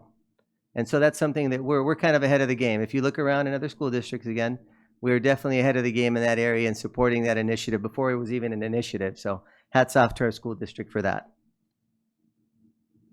In this area, board, we have a lot of enrichment programs in our district for our students, many of whom you've been a part of.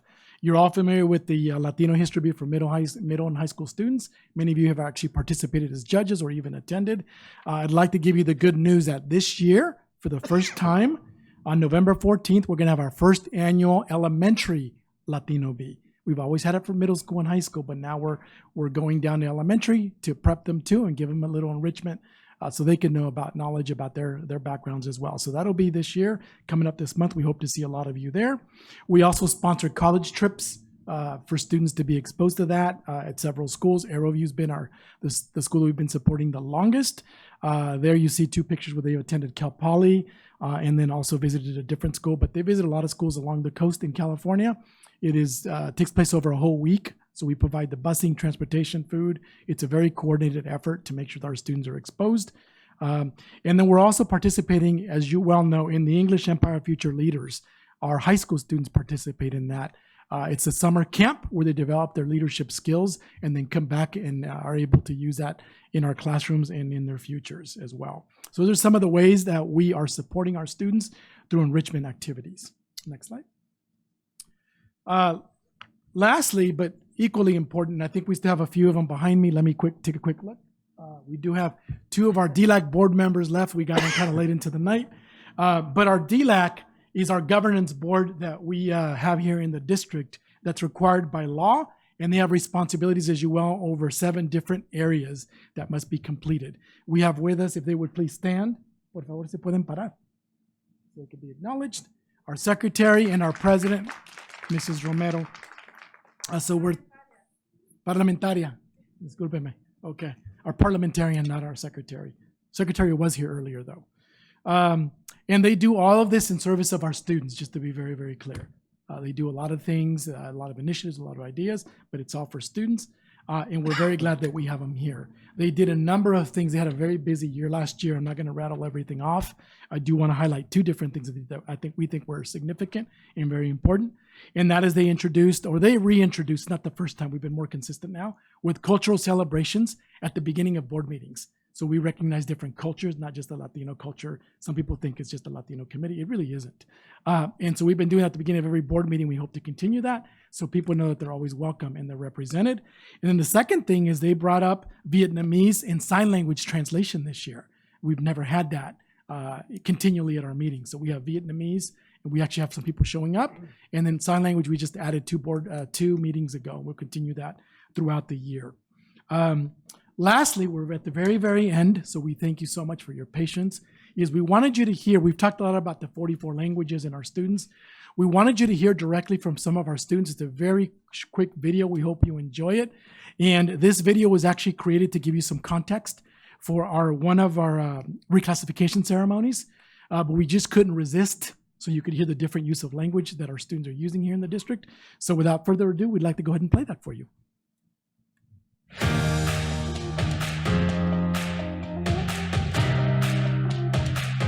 Bonjour, bienvenue à la cérémonie de reclassement SBCUSD. Merci de vous joindre à nous pour célébrer cette grande réussite. Nous espérons que vous appréciez l'événement d'aujourd'hui qui célèbre le mongolisme. Félicitations. Kamusta? Maligayang pagdating sa SBCUSD Reclassification Ceremony. Maraming salamat sa pagsama sa amin sa pagdiriwang ng napakalaking tagumpay na ito. Naway, mag-enjoy kayo sa pagtitipon ngayong araw na nagbibigay-pugay sa pagiging multilingual. Binabati namin kayo. Moroi mauya ku SABC USD Reclassification Ceremony. Tinotenda nekuti joina kupembera kubudirira kwekuru uku. Tinowimba motikwadza nechiitiko chanhasi chinopemberwa kugona maitiro akawanda makorokoto.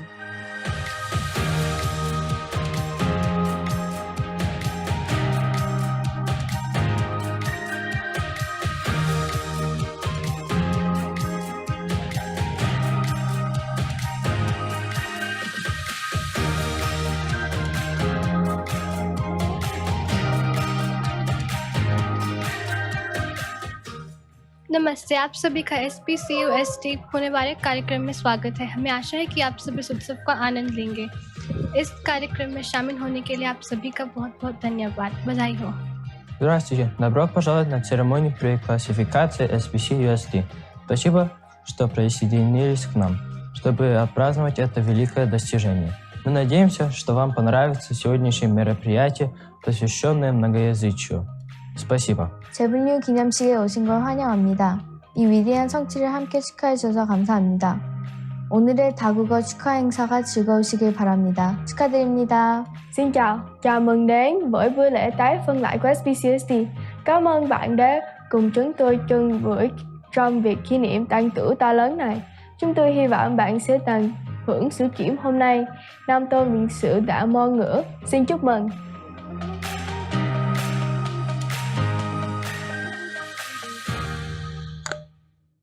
Board, those are your students here in the San Francisco Unified School District. In closing, I want to give you a sincere thank you, and I really mean that. I know you do this bi-weekly, and you do it quite a bit where you're here listening to different presentations. We don't get the same opportunity. We come and see you once a year, if as you well know, if we're lucky, and we were lucky this year. So I sincerely thank you for your time and attention that you've given us, for your continued support. I wanted to thank Superintendent Arellano as well, and obviously our extremely diligent boss who gives us a space, Mrs. Applegate, to do what we need to do when we bring our ideas and doesn't shut them down, but is actually very open-minded and says, go for it, run with it, and see what comes of it. Our staff, our parents, our partners in other departments who we work with, we forgot to mention them enough in the presentation, but we work with other directors. Our work couldn't be done if they didn't open the doors for us. And so they do it, and we appreciate them. And really our entire San Bernardino State Unified School District family. It's an honor for us to do the work that we do, and that you allow us to do it on a daily basis. So thank you so much, and we hope that you enjoyed it. Thank you so much. Yes, let's give him a round.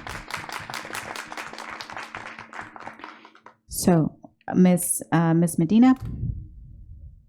First of all, I want to say thank you for your presentation. This is definitely important, not just for us, but for those that are actually watching from home and seeing all the great work that we're doing. And we are setting the standard, and we're one of the first and continue to be one of the first that will work with our families and making sure that we have what's needed for our families and our students and so forth. So I'm really proud of the department. I'm proud of our district.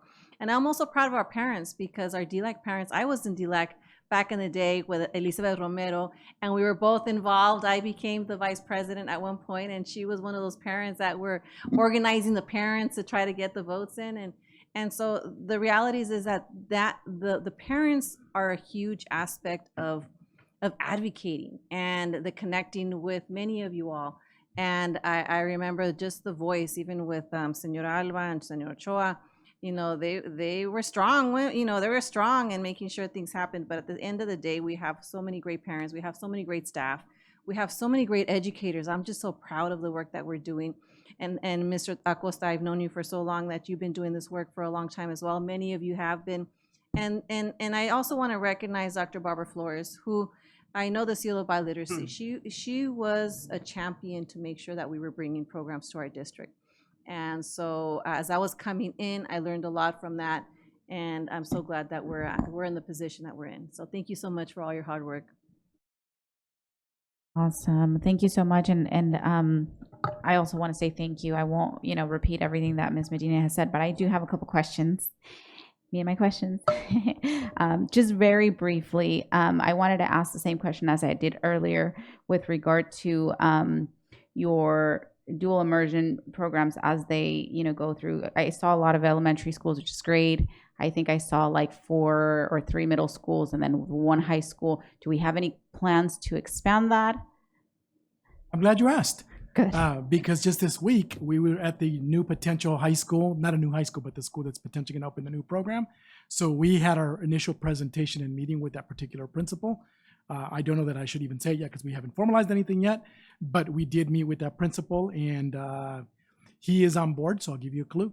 He is on board with it and wants to do it, so we're going to begin the planning, that everything that's required. We want to start it the right way and not just open up another program for the sake of having a program. Hopefully, if we're lucky, we can launch it next year.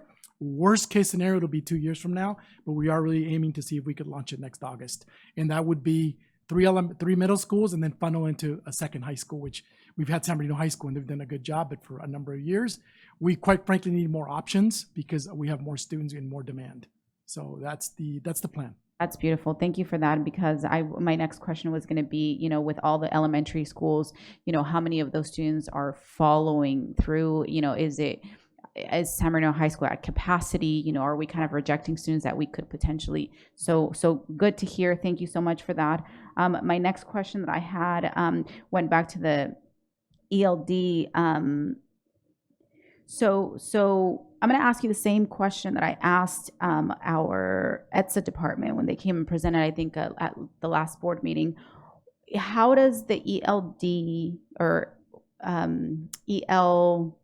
ELD designated, the EL designated support at the elementary level, how does that fit in, or how does that fall within the MTSS framework? Because that, again, as you go through it, I'm trying to picture and envision, I can see it at the secondary level because they have periods, but at the elementary level, how does that fall or sit within the MTSS framework at the elementary schools? I'm not sure I'm understanding your question. Would you mind elaborating a little bit on what you mean? Yeah, so for elementary schools, when they have their MTSS, program, they pull out students and they, provide additional supports. Like how does the designated portion of the, Okay. like how does it work Got it. within Thank their, you. the Thank you bigger? for clarifying. So there isn't a lot of time. In our school district, we require a minimum of 30 minutes of designated ELD instruction within the classroom, where students will be pulled into small groups, depending on their level. They're grouped by their English language levels. And that way the teacher can work on, vocabulary, and specifically on language, as Mr. Acosta alluded when he explained designated ELD. So that's happening across the board at all of our elementary schools. Part of what we like to see when we go into classrooms is exactly that. They have their daily agenda, and one of the first things I look for is to see where that's going to fall during the course of their school day, because that is mandated by the state. So teachers don't have an option to opt out. There is no opt-out option. So that's kind of how it works within the classroom setting in elementary school. If I can elaborate a little bit, so you were specific to the MTSS process, right? So ELD designated and integrated is that tier 1. So that's their core instruction. They get integrated and designated as tier 1. Now, if students continue to have issues with ELD in their primary tier 1 instruction, they can then be pulled in tier 2 for additional support with English language development. But it is their core instruction, so within that framework, it fits in tier 1. Question, thank you. And then the other question that I have, well, actually, it was on slide 31. We kind of, that was where I interrupted you, so I'm sorry. I might have missed it, but I wanted to kind of go back to that slide, and I see here for year 23-24 and 24-25, I see the percentages there. I see some improvement in the red, which is secondary, and then I see kind of like a little bit of stagnation for elementary. Can we expand on that a little bit? So typically when our students reclassify, our goal is to reclassify them by 5th grade. We don't tend to reclassify kids in 1st, 2nd, 3rd grade because that's a little bit early. So you're going to see a little bit higher numbers at the secondary just because of the sheer fact that those kids are a little bit older and they've been with us a little bit longer. But it's not to say that they weren't, specific efforts. But elementary, K1, 2, possibly maybe 3 is almost like taken out of the mix because it's too early. And so you really, for elementary, it really means 4th, 5th, and 6th. You have 3 grade levels. It's a possibility. But of course, we can have more efforts to increase the reclassification there as well. Maybe in future presentations or even in a Friday update, if we can see actual numbers instead of percentages, because what I'm hearing is not very reflective of maybe what's happening. Many kids. You're right. Yeah, Yeah. You're exactly right about that. So Okay, maybe we can if put that in a Friday update. That would be appreciated. Thank you so much. And then one more question. I think I had one more question. For slide 32. So for that slide, I only saw data points for the 1 year, 24-25. So was there a particular reason for that? Are we comparing that to anything? We were just trying to illustrate what we did last year. In comparison, in 22-23, we were at 11%. In 23-24, we were at 15%. And 24-25, we were at 13%. So just to give you an idea. We can give you a 3-year comparison. We'll put that in a Friday no update. problem. Yep. Sorry, my mic keep going off. I just wasn't sure what we were comparing that data to, but that works. Thank you so much. And then who was first? Mrs. Alexander. Thank you for your excellent presentation and congratulations on your success. Thank you. I just had a question, and it was just more of an understanding. I might have missed it. The newcomer academies, I see only on page 20 that it was 2 high schools. The newcomer academy isn't at the elementary or middle school level? It is not currently. It is only at 2 high schools. Where we have and 2 of our high schools that have a lot of our students, newcomers that are coming in. We expanded to Arroyo Valley a year ago, and they're our newest high school. And Pacific High School was the genesis of where that program started. So we have it at 2 high schools now currently. Is there a plan to expand that, or you want to focus just on high school? No, we can always look at that as the need arises, but absolutely we can look into that. As I mentioned earlier with the question about counselors, we're always looking, it's a matter of, to be quite honest with you, budgeting and financing. If we had our nethers, we would definitely expand it everywhere that we could. Okay. And part of the reason, if I can elaborate a little bit, in elementary, the gaps aren't quite as large because they're younger. So we have real issues when we have 14-year-olds coming with huge gaps. And so they're in a self-contained setting all day with a multi-subject credential teacher. So those high school teachers are multi-subject, and they teach 4 core subjects in that newcomer academy in a self-contained situation to accelerate them. So when they're young, when they're 7, 8, they still have a little bit of time with their classroom teacher with newcomer supports to help catch them up. But it's such an egregious situation once they're that old that we try to really accelerate with an intensive approach for the newcomers in high school. For that, can you just kind of just brief, what is it? I mean, that's what I was trying to understand a little bit more about it. Absolutely. The Newcomer Academy is really a safe place to support, to provide extra support for our newcomer students at these 2 particular high schools. These are students who've only been here 1 or 2 years. By definition, those are newcomers. And as opposed to going to 7 different classrooms like all of our other students do, they are housed with 2 general ed teachers for 4 different periods of the day. So you would have 1 teacher potentially actually teaching math and science with the same students, a multi-subject credential teacher, which is a little different for high schools. It's usually not the model. And then you have the other teacher teaching social studies and English. And so you create a pod, a support system, much like a cohort when you go to college to support each other and to work. So they have a safe haven for 4 periods of the day with teachers that they know, the same students. And then for the other periods like PE, for example, elective, they do branch out to other classes, but they always have that homeroom to go to for 2 years to make the transition in this country a little bit easier for them. That's the structure behind them. Awesome. Thank you. You're welcome. Mr. Santos? Thank you for your presentation. I'm going to sound like a broken record. A through G. Love it. Love that you doubled your numbers. Just kind of following up on Miss Rosales Medina as I look at your name because I forget things. This question and I know it doesn't fall under under your department, but do you support your students? I know whether it's financial aid or CADA for some of our students who don't qualify for financial aid, is it something you guys do, or is it just your department does, or do you just depend on our college and career? No, our department, actually, it's a good question, Mr. Santos. We support and work in concert with our schools very closely. In fact, we had a day for college applications, which includes some of the FAFSA, recently at Arroyo Valley High School, and 2 of our program specialists that are here behind me were there working with those counselors in concert to support our English learners, but other students as well. So we do involve ourselves in the fabric of these particular efforts. So the answer is yes, we definitely do that. And as we look for more needs and we slow down a little bit, we'll find other more creative ways to do it more directly as well.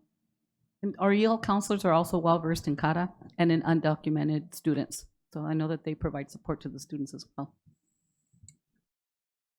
Awesome. Well, I think those are all our questions. Again, thank you so much. And thank you for hanging in there and for all the work that you do. And we hope to see you soon again.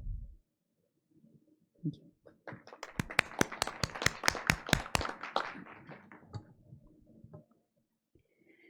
Okay. We're now at 9.0 board discussion, 9.1 6th annual San Bernardino Dr. Martin Luther King Jr. Parade and Extravaganza. So I open it to the board for discussion for sponsorship. The forms are attached.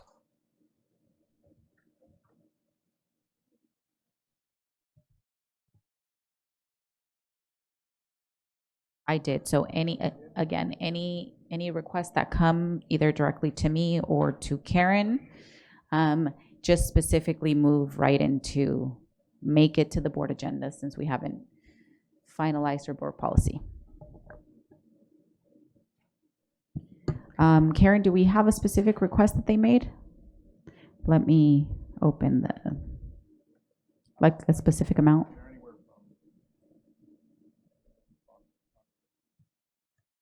Ms. Medina? I am looking at their request, and I don't see the dollar amount, but, oh, you do see in the third page? Or the third attachment, I do see the third attachment, but you said third page?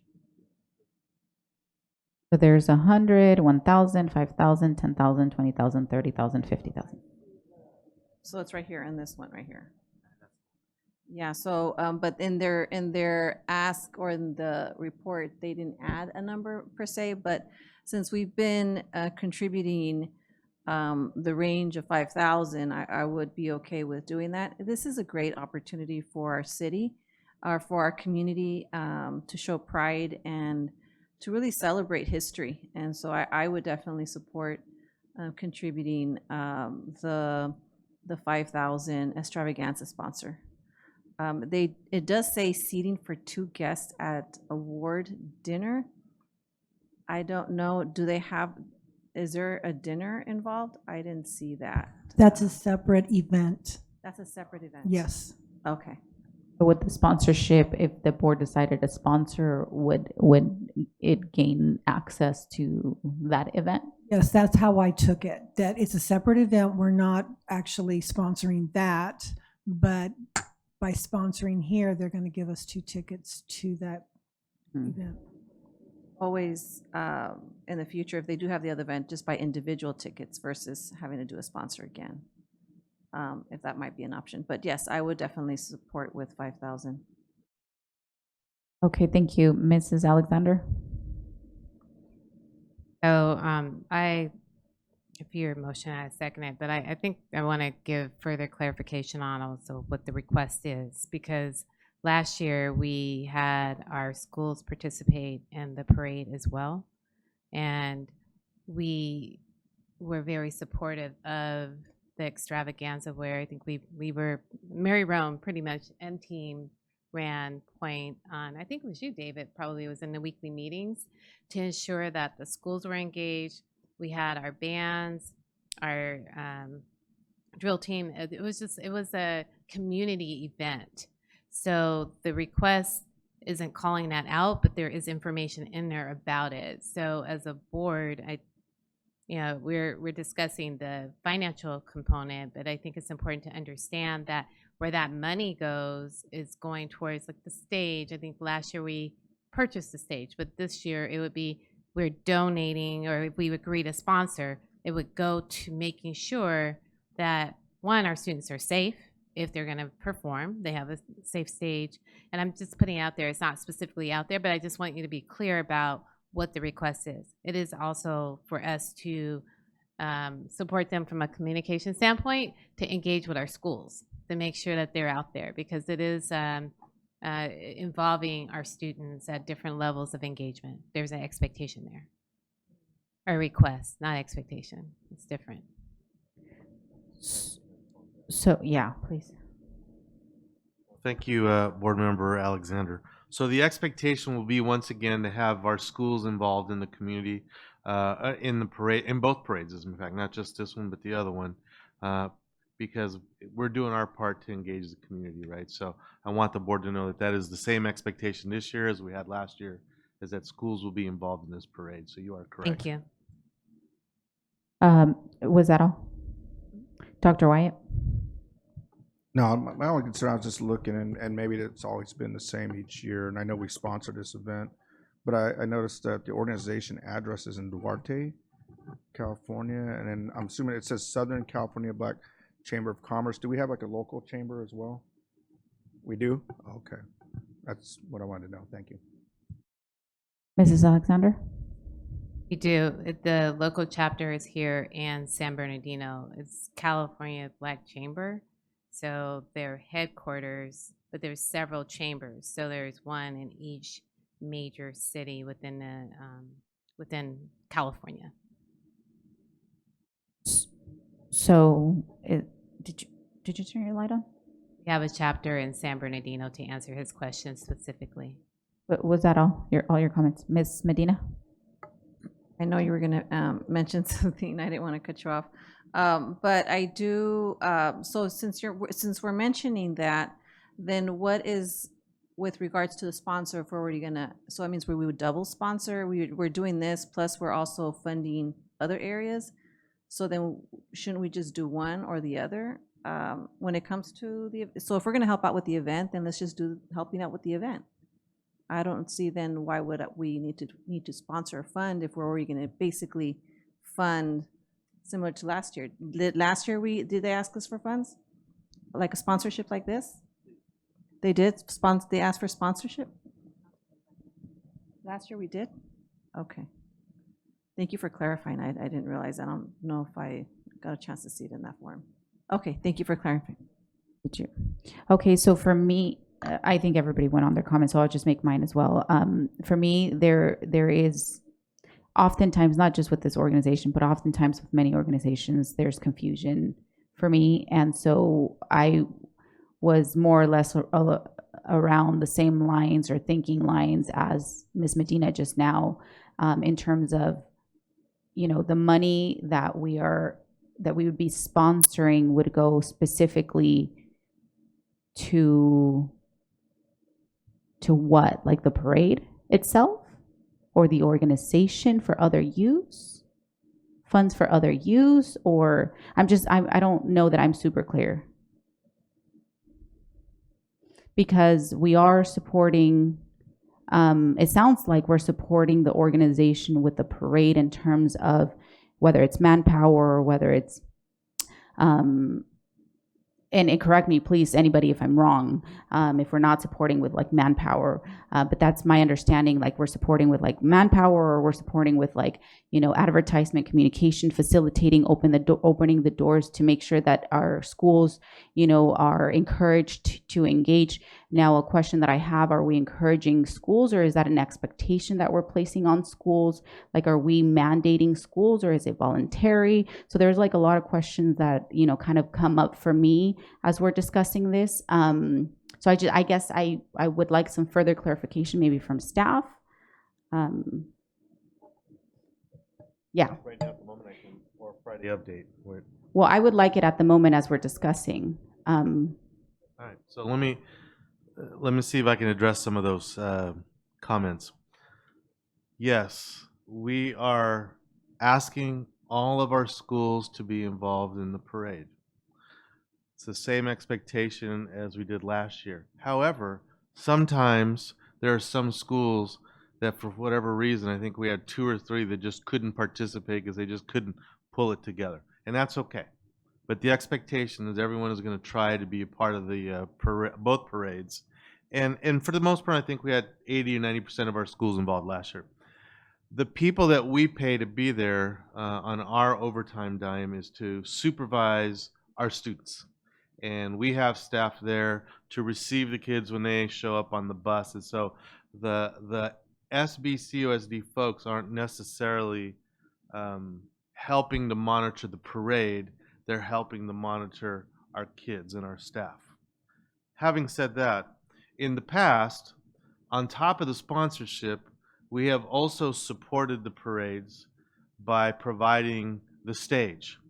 And we've had to rent the stage from Props AV, to Mrs. Alexander points, is we didn't want to just put together a cockamamie stage. We needed it to be safe. We needed it to be sturdy. We needed to have a certain speaker system so that as the people come through, they can clearly hear the announcements. So in the past, we've sponsored it and we've provided the stage. I'm not sure of that ask. I can't be sure. So Dave, I'm going to turn to you. Is the ask the same this year? I can answer to that. So I met with the organizers of this parade, and as of right now, they have not requested a stage like they did last year. And then my cautionary question is, can we make sure that whatever stage is provided, because obviously our students, our folks are going to make sure it's something that's safe and sturdy, and not just something, rented at Party Plus that maybe not be as safe. So just something we can work on. Yes, definitely. So thank you for that respond. So I guess the question that kind of still remains, and I don't know if you have an answer for it. Maybe Ms. Alexander, you might have some additional information. The actual sponsorship, if the board were to approve a monetary sponsorship, do you know where that would go to specifically? Like, is it going to the actual event, to the parade itself, or is it going to like the organization for other purposes, to support whatever work they do at the organization level? That would be my next question. And I will turn my light over to you, Mrs. Alexander. So I can't really answer that question specifically because that request didn't come to me. All I can say is that we have participated in a parade as a board for 3 years. So there is a cost associated with having the parade. You have to pay to close streets, security to make sure that the route is safe. Those are expenses that if you're organizing an event, you will incur. Would we want to say that's what our money is going to? No, but we are supporting operating expenses. So I think we've all been there, right? You've been in a parade. I'm sure we've been there. So we know that that route will cost money. To answer your question specifically, does it go to the organization? Their name is on there. They're paying for the event. When it comes for the Martin Luther King parade, I'm not sure I understand your question. Is it for their gain or is it for their expenses? Well, that's what I'm trying to understand, and I don't know, and it's a genuine question, right? I'm not sure if they're asking for sponsorship for the actual parade event, or because other organizations that we've sponsored say they don't it's not a parade, right? It's more of a gala, and we'll sponsor the organization, and they'll, whatever funds that they receive, some of it will go for the actual event of the gala. But I'm assuming that there's a remainder left over that they, absorb for that. They're doing the gala with the purposes of fundraising, right? So I guess the question for this particular event and this particular organization is, are they requesting, monetary sponsorship to help cover some of the costs of the parade, or is it like additional, because it sounds like we're already providing support, in that form. So that's my question. I'm not sure if I'm being clear, but then my follow-up question to that, because it sounds like it's a community event, do they have other partners as well that are chiming in, like the city? And, because if it is a community event, I would hope that there are community organizations and other governmental agencies, partners that are also coming and supporting in a similar fashion. Valid question, but we would have to ask that question for every organization we support, if the city or anybody else is supporting them, right? Well, the only reason why I'm asking that is because you're talking about closing streets, right? So if we're closing streets for a particular parade, then I'm assuming it's more of a larger community event. And I would like to find out if there's other community partners also coming together to support something like that. Fortunately, I can't answer your question because it's not my organization. And I appreciate it. Yeah.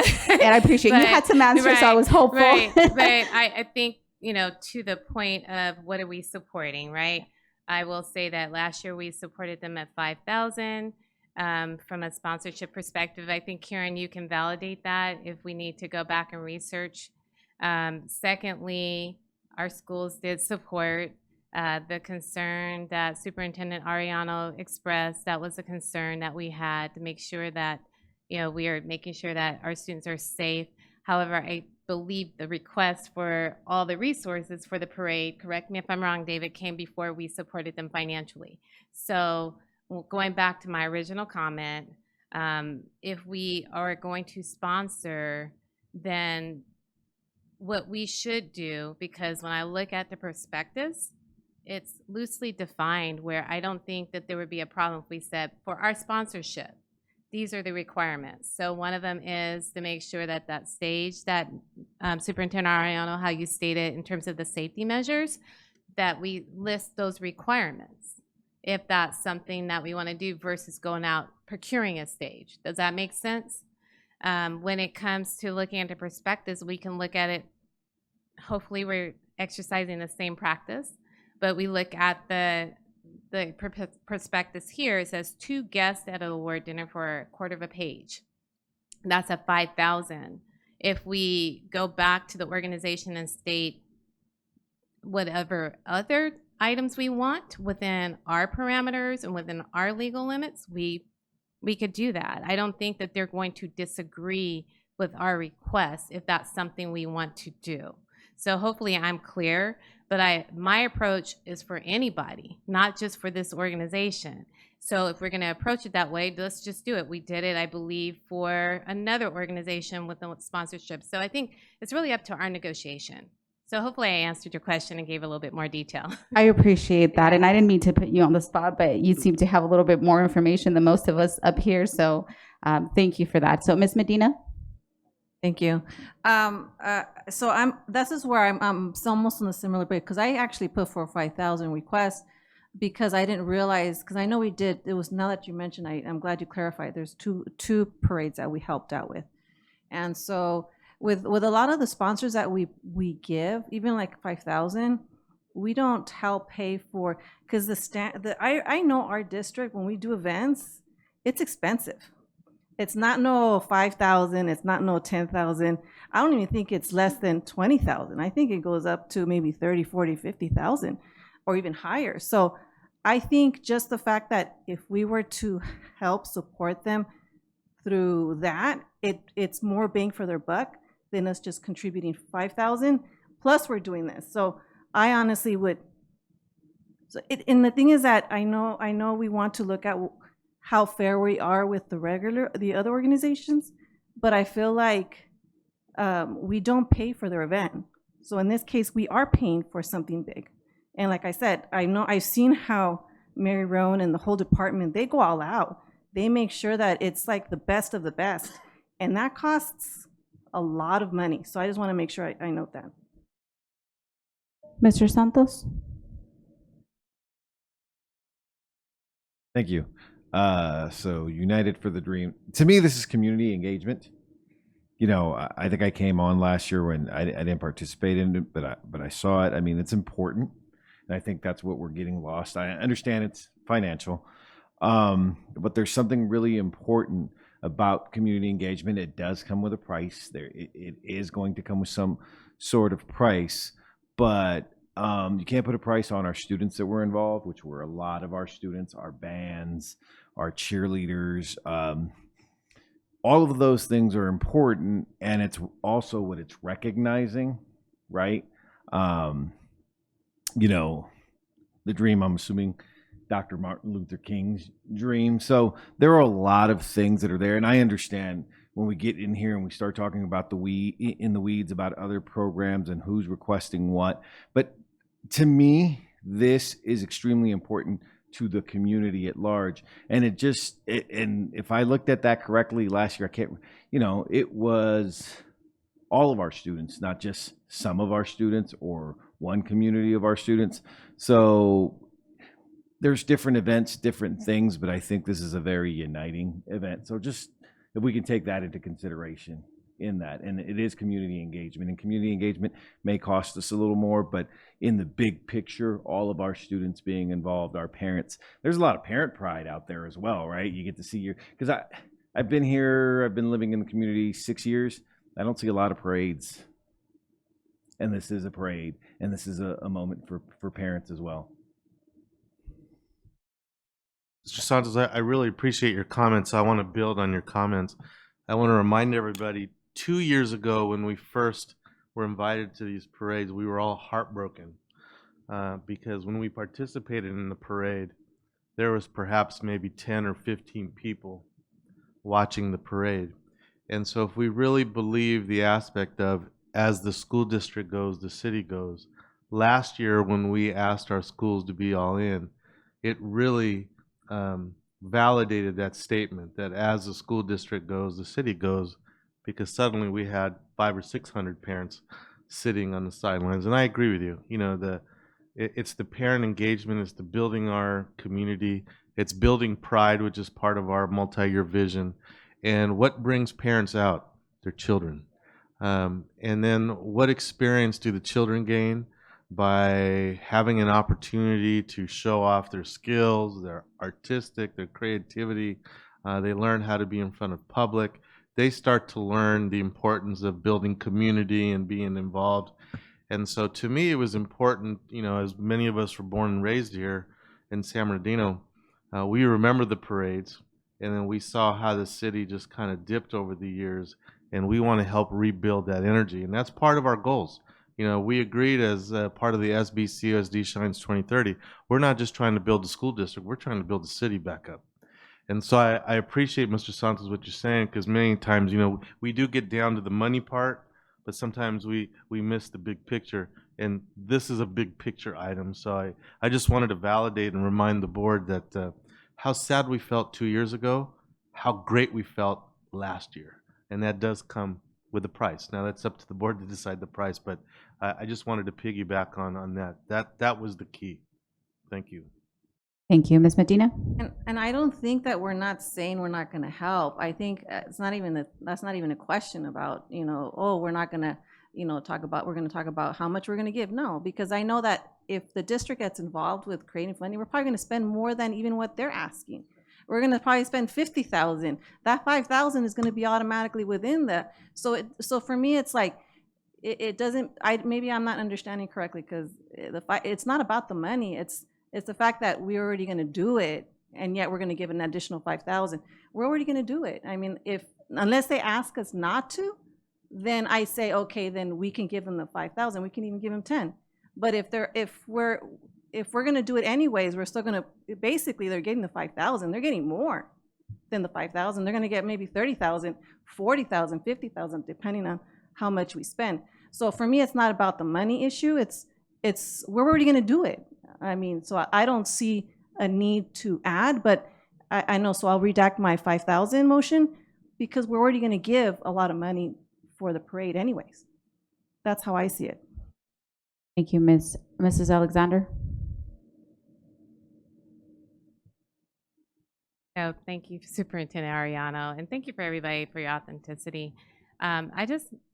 Clarification, when there's a motion, do you retract it?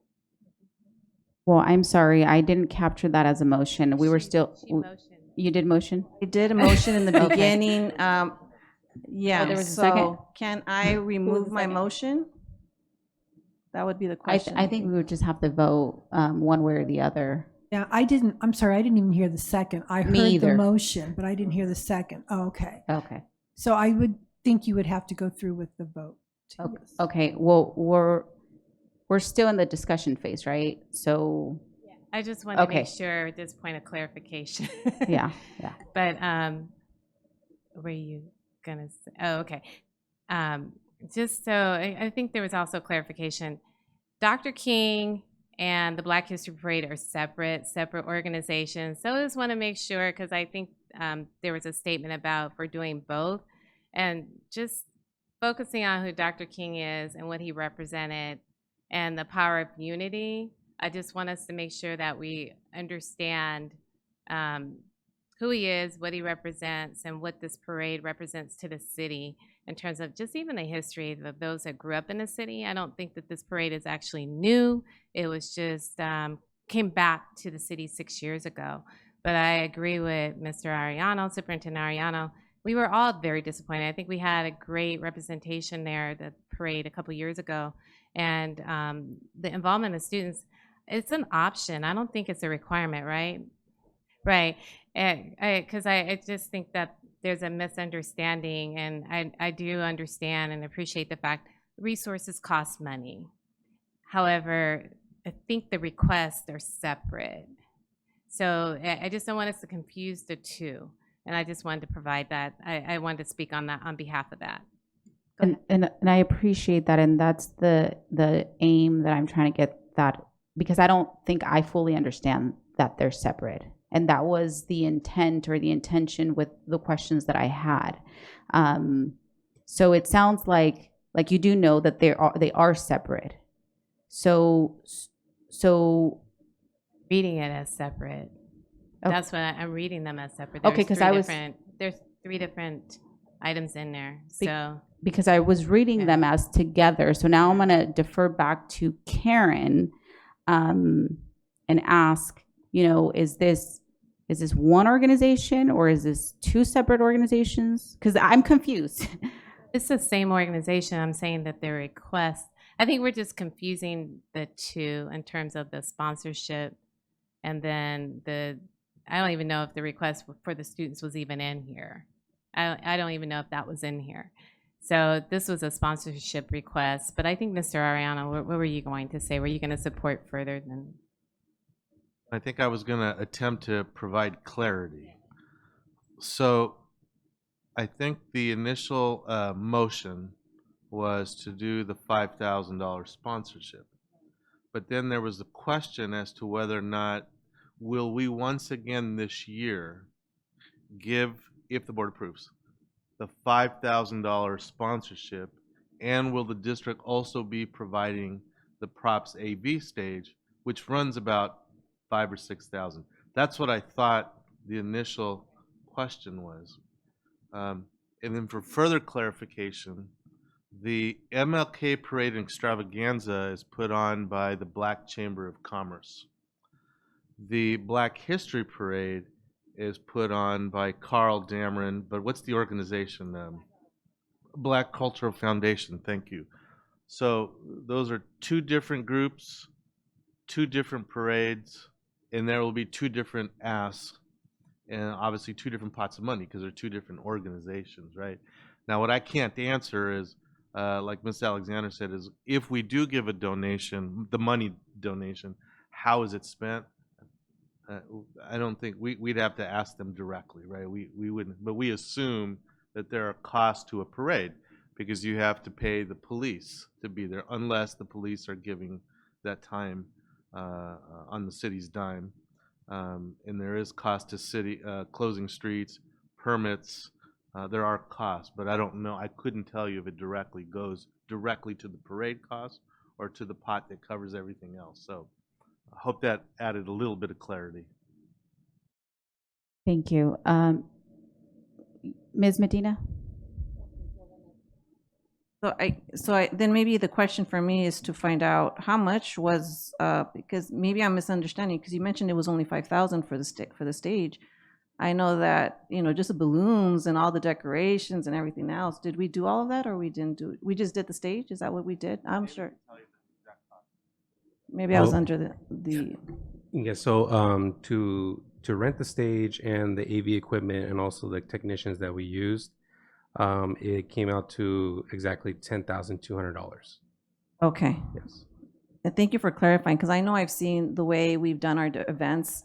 So I'm assuming, because unfortunately, I wasn't able to attend, so I didn't see how it looked. So then that's basically what the cost was. Okay, good. Thank you for clarifying that. But they haven't asked for it. But I know that, I'm sure they will ask us, similar to last year. It'll just be closer to the time. And I'm okay with that, even with providing extra support if it's needed. And I feel like for some reason, it feels like because I'm pushing back a little bit, like I'm anti Martin Luther King parade and like I'm not community, or I'm not trying to feel like I don't want, at the end of the day, I definitely want to make sure that we're sponsoring community events like these.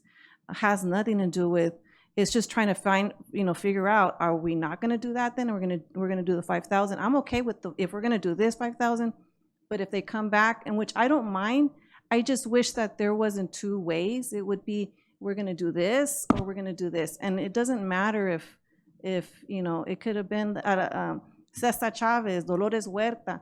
I would still push back to try to see, are we going to do 2 fundings or 1 funding? It's just, we also want to make sure that we're being fair to the organizations, because all the other organizations, we only give them the money. We don't provide extra support for their events. So just that's where my mindset was at. Thank you, Dr. Wyatt. Just a couple points of order. When a motion is made and seconded, it can be withdrawn, but it has to be with the consent of the board. So if Ms. Rosales Medina wanted to withdraw her motion, she can ask to withdraw it. If nobody opposes it, then it's withdrawn. If somebody does oppose it, then it would stay and go to a vote. Okay, so that's where we're at on that, number one. Number two, you know, I agree. I imagine there's a lot of ancillary costs that come along with the parade. I don't think that's the question here. I mean, if our school police are involved, that's thousands of dollars just in cost alone and staffing. We do that. I think it benefits our community. I think the event has grown tremendously, which I think is outstanding. I see this as just a separate contribution to the organization, whoever is hosting this. We're gonna have a lot of costs. That's a given. I don't care which parade it is for whatever event. We've done this for a number of events. So I think we have to look at it as this is a contribution to the organization to be able to hold the parade, hold this event, and that, yes, the district is supporting it with a lot of cost. And I would expect that for any event that we have, that we support, that this is a separate contribution to all of that. But I just want to put clarification on all this. Thank you. And I do believe we should probably either withdraw the motion if Ms. Rosales Medina wants to do that, or put it to a vote, and let's get moving on. I'm okay with putting it to the vote, because my intention was, I thought 5,000, that's great, we can do that and support it. I just was kind of confused. I'm glad in my mind, I was already envisioning it was gonna be, like I said, I've seen how Mary Rowan does her events, our district does our events. And so I know they're beautiful, but I know how expensive they are as well. So in my mind, I was picturing that since I wasn't able to attend last year, or this year, so I do apologize because I didn't picture. I'm glad you clarified, David. So I'm okay with moving forward if you wish. I just, you know, it's just kind of, I feel better that it was only 10,000, you know.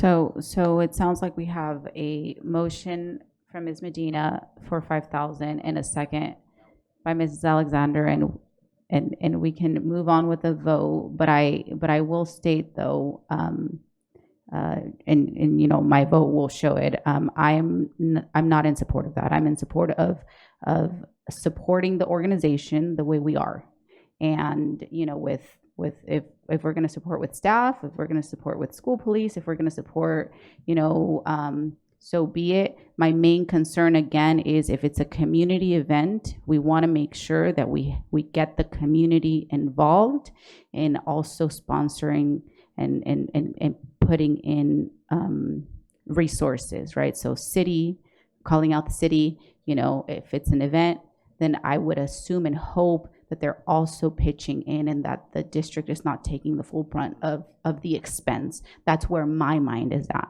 So let's move forward with the vote.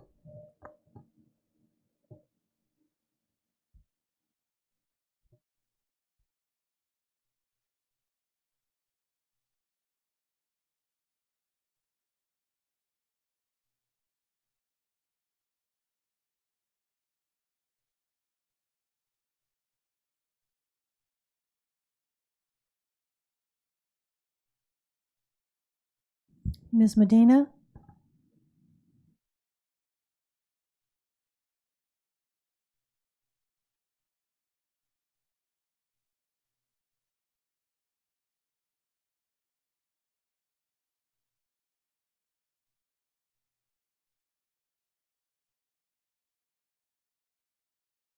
Motion carries. 9.2, Elks Lodge Atlas Christmas event. And again, I open this up for discussion. Oh, Dr. Wyatt. Well, in the interest of time, let's just get down and dirty with this one, all right? So I already looked it over. Great organization, first of all. I was actually at their fundraising event this weekend. Really cool event. And, you know, we had a lot of folks from our Atlas program. So, you know, thank you to our Atlas staff that were there on a Sunday. Let me repeat that. It was on a Sunday, not a Saturday. But what they don't do is they really don't give us a dollar form. They do say it's in the form of cash, gift cards, shoes, blankets, hygiene supplies, gifts for students K-12, or volunteering at our event would be much appreciated. So they kind of gave us a laundry list there, which I think they need to be much more specific in regards to the requests. I'm all for supporting them, but if we're going to stick to criteria as we are in regards to requests for contributions and supporting and sponsoring events, I think they need to be a little bit more specific. So, because if not, then I'd say give them all the above, but how do we calculate that, right? How do we determine what that is? Thank you. Thank you. Any more discussion for this item from anyone? Okay, so for me, this is the event, or not event, but the organization that came and presented for us last school board meeting. They did an extensive list of things that they do directly and specifically for students. Direct services, direct support. I think that this event that they're having is a Christmas event for the homeless population or homeless students that we have here. So for me, again, going based off of what we're doing for every organization, is I would motion for 5,000 for the organization. So do I have a second? I'll second that. Okay. It's been motioned and second. Vote, please.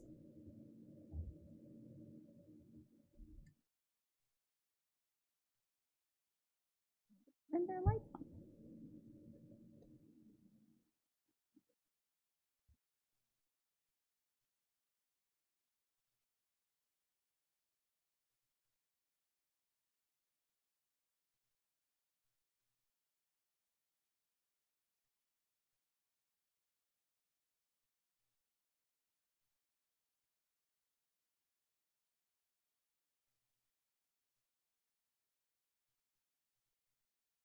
Ms. Medina?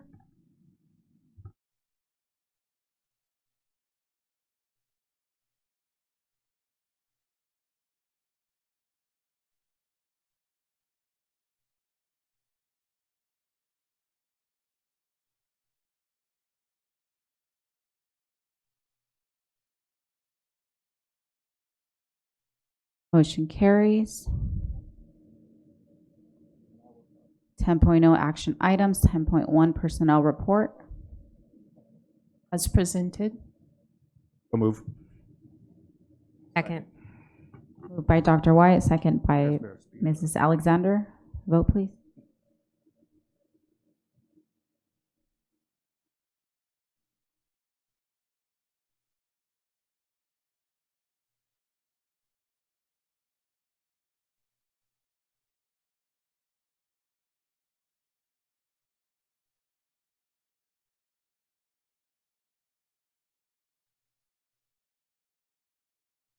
Motion carries. 10.2 ratification of the agreement between San Bernardino County and San Bernardino City Unified School District related to board discretionary fund, $3 million. So move. Second. Been moved by Dr. Wyatt, second by Mrs. Alexander. Vote, please.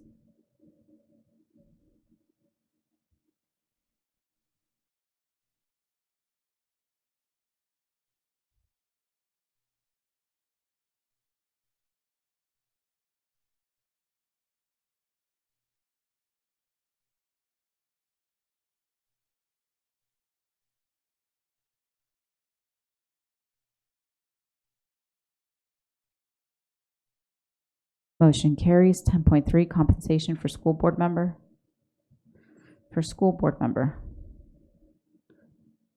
Just one. Get resolved.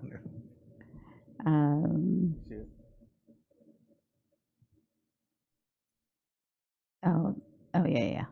Be it resolved, the Board of Education approves compensation for board member Mary Ellen Abeles Grande for the October 21st, 2025 board meeting due to illness. So move. Second. Moved by Dr. Wyatt, second by Ms. Medina. Vote, please.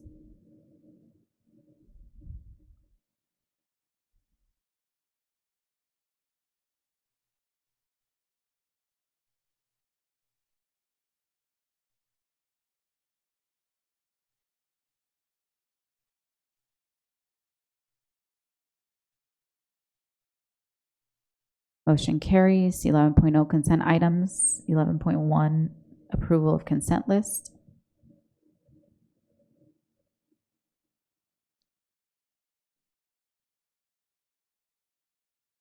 Motion to accept the consent list as is.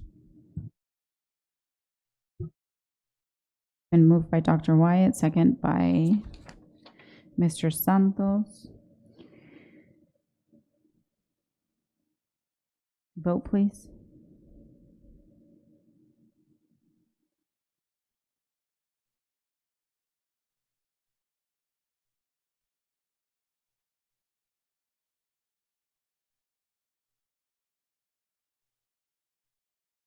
Motion carries. 12.0 reports, comments by union organizations. 12.1 San Bernardino Teachers Association.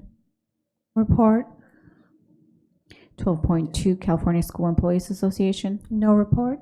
12.3 Communication Workers of America. No report. 12.4 San Bernardino School Police Officers Association. No report. 13.0 Board Policies, Bylaws, Discussion, First Reading. 13.1 Approval of Board Policy 7310, Naming of Facility.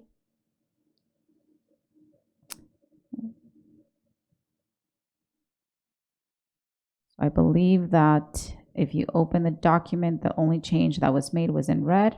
So hopefully everybody had a chance to look at that. Can I get a motion?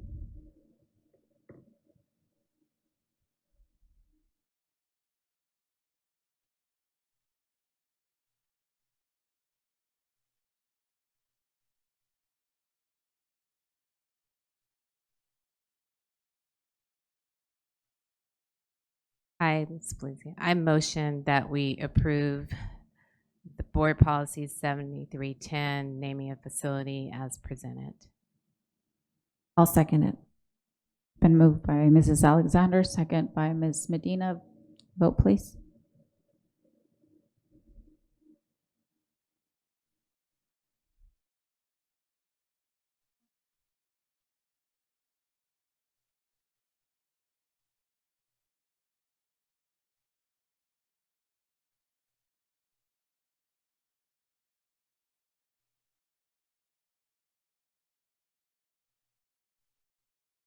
Motion carries. 13.2, approval of board bylaw 9330.01, expenditure of public funds to third-party organizations. And I believe, excuse me, this is the policy that I had come before that the board did not approve. It was sent back to subcommittee. Some revisions were made, and what's in red are the revisions. Motion to approve. I'll second it. Moved by Dr. Wyatt, second by Ms. Medina. Vote, please.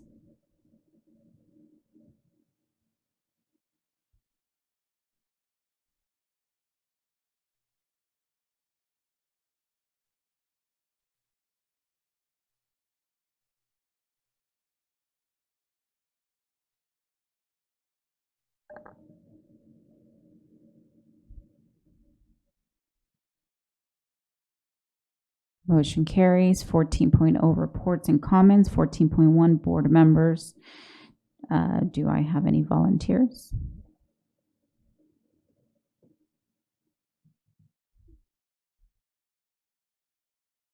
Ms. Medina? I'll go. I just want to say that I was really for the grand openings this past week. Was amazing. Of course, the Welcoming Center, the Pakum Pakum, and we had our 5 individuals that helped with that. But I do want to say that back in the day when it was started, it started off as a conversation brought by parents. I think it was the initial part of the LCAP where you needed to get community input.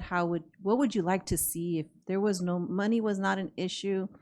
That was a vision that came from many of the parents in that room. I would say like 100 individuals in that room, writing ideas, far-fetched ideas. A far-fetched idea was a one-stop center, and where a parent can go into a site, get vaccinations, go get help for this area. And I mean, it was one of the dream of all ideas, and just to see the fact that it came to fruition is amazing. So I'm really proud of also being part of that process, because I remember being in that beginning stages of it too as well. I am so proud of the facility that we have, our Child Development Center that is with Francis Grice. And when I seen Joseph Williams is a college board member, college district board member, and he's the one that introduced me to Francis Grice. And I remember having coffee and having breakfast with her, and just her telling her stories, and even here in the city, in the city halls, when she would advocate and fight for desegregation, fight for all sorts of things, just basic human rights and equity and equality. I mean, all of that. And she would say that the Ku Klux Klan was outside, so it was a dangerous time. This was a dangerous time when people don't realize that, they put their lives at risk as well. And so it was just to see an icon in person and having a mentor in that. So I was really excited. And just to see the beautiful nature of the facility at San Bernardino High School has. And Ms. Ceballos and we stayed afterwards passing out candies to the students it was the limelight of the day. Passing out the candies, and the students were just so excited. The children were so excited, and the strollers. Miss Felicia, you also got a chance to see some of the classrooms that we were in, and just beautiful experience. So I just wanted to share that. Thank you. Do we have a second volunteer? I'll go. Thank you. I would just like to further just say that the two events that we had last week, amongst many, but the major events with the opening of the ribbon cutting of the Pocum Pocum Center, and then the Francis Grice Children's Learning Center was amazing. But what stands out the most is going back to how, at our graduations, and really the speech that Mr. Arellano gives, you're, of course, we're from San Bernardino. Be proud of that. But I drive around, and I think all of us do. I haven't seen a center like that in any other metropolitan city. So what an amazing accomplishment. And so much pride that's filled with not only for being part of the school district, but being part of the city. And then all the other names that weren't mentioned, thank you for the time and the effort and the ideas that were placed into the Welcome Center, recognizing that those that were recognized, obviously they've been part of that journey, but I am aware of the fact that there were several other people that were involved. So thank you for the work. And if anything, it was a game changer. It's been a game changer. Like even walking down with the SAC health administrators, the pride that they have. For them to dedicate their services to our district is monumental because they have their own health center. And that's a great partnership, and one that we should, we have recognized and continue to recognize, because that's a great, great accomplishment on our district's part. And then the Francis Grice Learning Center, what stands out the most is that Mrs. Grice stood up for everybody.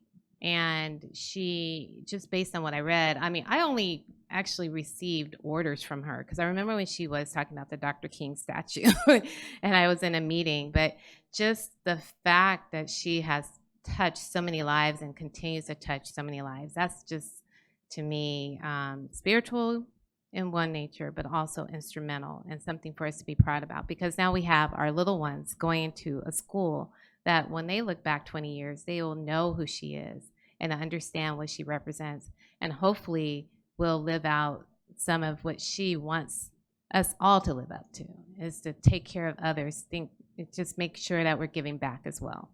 So furthermore, I wanted to also acknowledge San Andreas High School. I believe one of the student board members mentioned it. That same day that we had that opening, San Andreas High School had a career fair. And what was great about that is San Andreas had not only a career fair, but Michael and I both were there. What was interesting, that they had centers of excellence focusing on subjects. So math, so attaching the success of mathematics to different careers. And the teachers were out there inspiring the students to think about that. And they did it with science and English, but then we also had different other representatives from the community. The fire department was there. There was a partnership with the different colleges, Crafton College, Valley College, and many others. But I was very impressed. It's my second year in a row going there, and I just wanted to compliment Principal Stratton and her staff, Roberta Figueroa and team, for the great work, because it was an awesome event. And then Sierra High School, it was a partnership too, so they had the olive branch out there as well. I had an opportunity to go to the 100 Black Men's 9th annual gala, and what was great about it, I had no clue that we were going to be receiving an award for our mentorship program, or the mentorship program that 100 Black Men has on both of our campuses. And that mentorship program is for all students. So they have one at Serrano Elementary School as well as at Cajon High School. So it was a lot of pride. I think we were the only ones with the number of schools there, and there were about 3 other districts. But I was super excited and proud of our principal that was there from Serrano High School, and our vice Serrano Middle School, as well as our vice principal. And then Cajon High School, it was, I believe, I might be wrong, but I believe they were teachers in the district, and maybe you know, Mr. Ariano, exactly what they do. One was a program specialist, but it was just the fact that they were there and they were present and dedicated to making sure that our students are receiving additional support services from a mentorship perspective. And the very fact that we received that recognition, I was just proud of just being there and being present. And then I wanted to acknowledge the students that came here from Macoma, our last board meeting, just to tell them, you know, we heard them. They were talking about their mental wellness and the tour that they went on, and just really the services that are at Acoma are actually one of our school sites. But I just wanted to tell them, you know, we hear you. I believe that they didn't feel as if they were being heard. And they also felt that if what was shared with them maybe didn't really highlight who they are. So, you know, because as Maya Angelou said, people will forget what you say, but they'll never forget how we made them feel. So we can't do anything about that. But I will say that I apologize if we made you feel as if we didn't hear you, because we did. We respect what you're doing. We're here to support you, and just wanted to apologize for if there was any hurt feelings. And I think that's it. Thank you. Thank you, Dr. Wyatt. Thank you, Madam President, and I'll go fast because there's quite a bit. Just want to thank our Pacific Islander Advisory Leadership Committee team for their planning meeting and just really planning ahead for the year and getting ready for CapelCon 26. As our students were selected to present at the upcoming conference in March, I believe it is. So congratulations to them. Then attended, a number of us, most of us attended the IE chapter of CALSA event, and where President Ms. Ceballos was recognized. So congratulations to her again, as well as some other amazing Latino leaders in our area. I think Mr. Cerna, Mars Cerna from Fontana was also acknowledged, and Mr. Fuentes from Colton Unified. So a lot of our colleagues that we know quite well. So congratulations to them all. I wanted to give a huge shout out to Dr. Gilbert Contreras for the President Luncheon. I know Mr. Ariano was there, Superintendent Ariano. And in the short amount of time, the work that he's done over there, I just want to say is absolutely amazing. I mean, he has tremendous pride for that school. He's brought on just this unbelievable aura of just ownership to that school, and really elevating our local community college, and developing that partnership as well with Cal State San Bernardino and San Diego City Unified. So I was very, very impressed with just the amount of folks that were there supporting him in such a short period of time. So he even reestablished a football program. I didn't know it crumbled and fell apart. First time I ever heard of that. But he is a very proud individual of his school, his staff, and our students. So great job, Dr. Contreras. Went and supported our local PD at the San Diego SWAT Golf Tournament. And I just want to really compliment Chief Goodman, again, his staff. They're really reducing crime in our city, and I don't think we could say thank you enough for that, to create a safe place for our kids and families. Cajon football game, I got a new fan out there, Mr. Santos, next to me. He's been joining me out in the end zone, so he and his wife, I think we've been having a good time out there. And I want to say best wishes to our high school football teams that are going into the playoffs this weekend, so go get them. Hopefully you guys win. And then we've had some incredible, I think we had a championship by our ladies Cajon football team as well, so congratulations to them and others that won titles. And let's see, I talked a little bit about the Elks Lodge. They're Sip and Paint fundraiser. I don't know if they were sipping, but I was drinking sodas myself.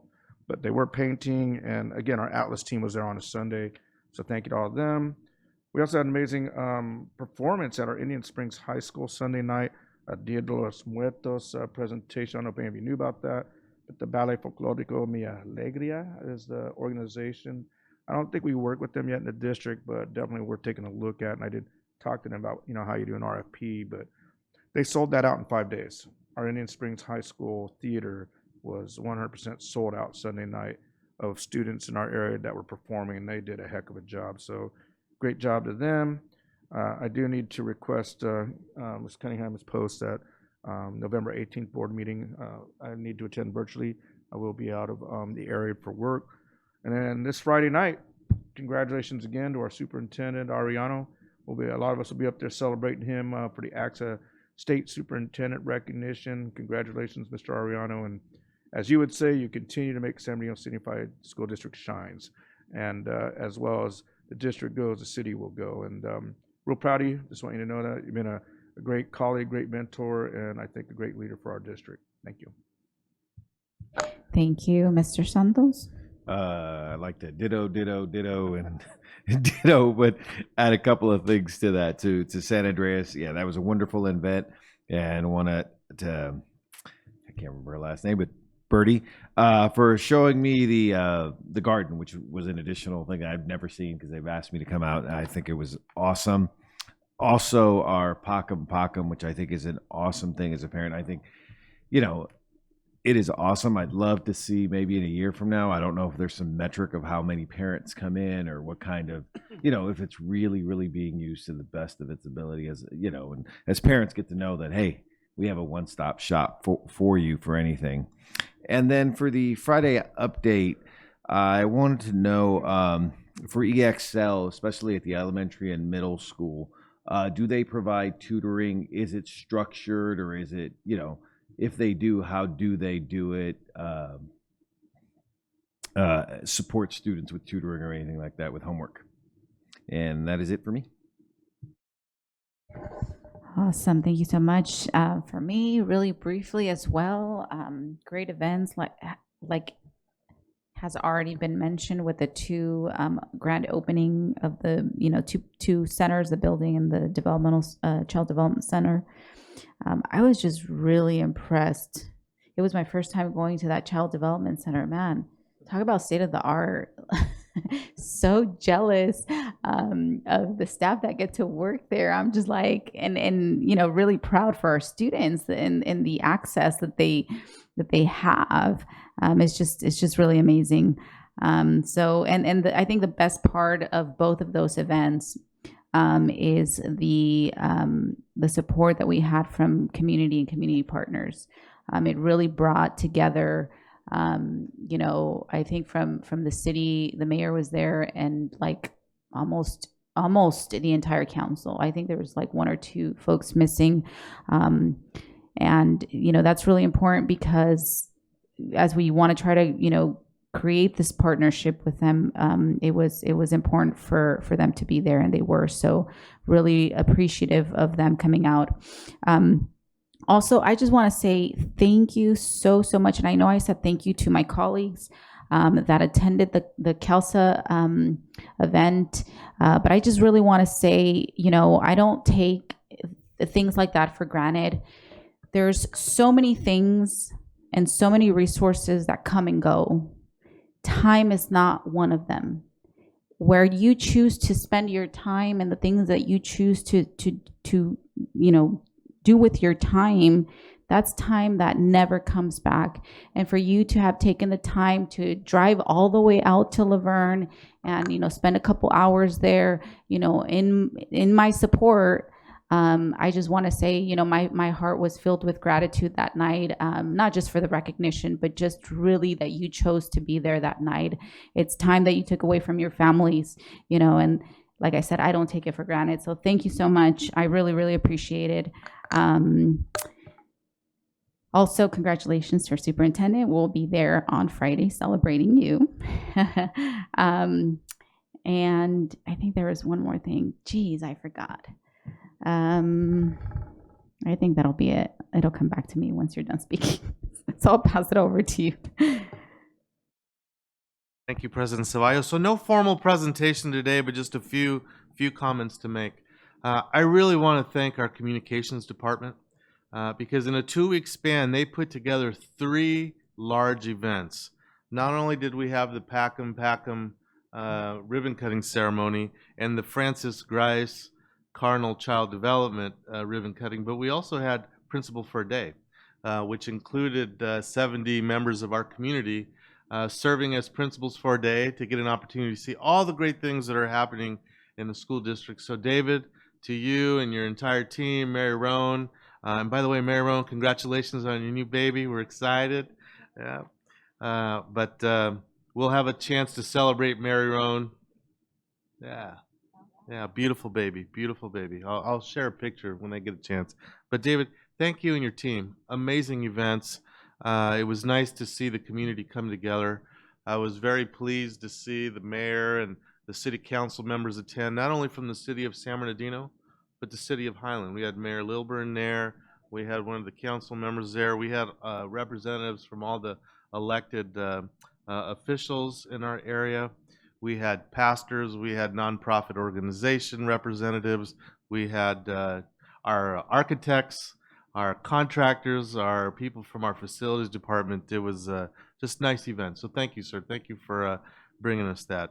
And then I do tonight want to recognize the multilingual department under the leadership of Anna Applegate. Thank you for all the work that they've done.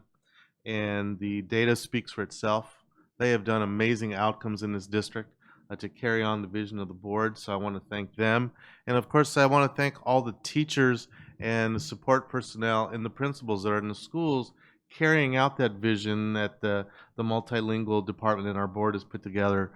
Without them in the trenches, it doesn't get done. And I think we recognized our parents. We're very blessed to have great parent involvement, solid parent groups such as our DLAC and our African American Parent Advisory Committee and our Special Education Parent Committee. We're very blessed to have parents involved. And last, I want to give kudos to the gentleman there standing in the back, Officer Cobb, Officer of the Year. Is that correct, sir? I didn't hear you. Yes, sir. Yes, he is. Congratulations, sir. Very well deserved. And I know you will be celebrated later in the year, but I wanted to make sure that the board recognized how special you are, and we're very thankful for the work that you do each and every day for the district and for our community, sir. Congratulations. And proud to know you, sir. Proud to know you. I'll pass it back to you, President Ceballos. Awesome. And it didn't come back to me, so we'll move on. Congratulations.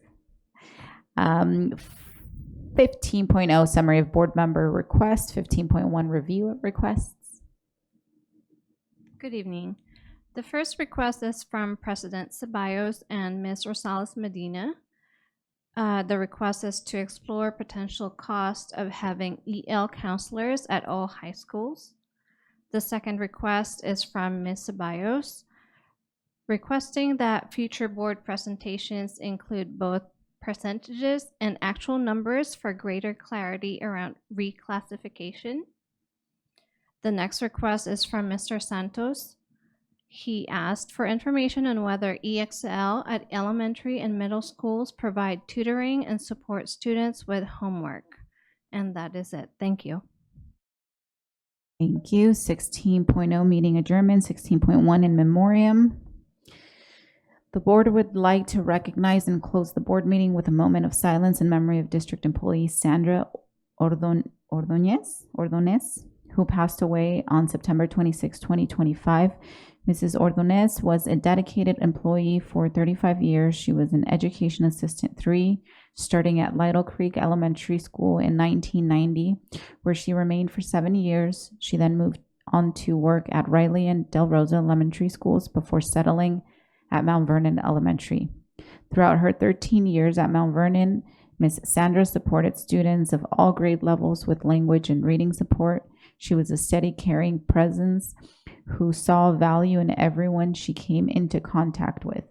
Throughout her 35-year career, Mrs. Sandra dedicated herself to helping students find their voices through English language learning and foundational reading skills. Her unwavering commitment opened doors and opened doors of opportunity for countless students and families. Her service reflected the very best of our district: excellence, integrity, and compassion. We extend our deepest sympathies to her family, co-workers, and friends during this difficult time. May they find comfort in the many lives she touched and the lasting legacy of care and dedication she leaves behind. We will now hold a moment of silence in her honor.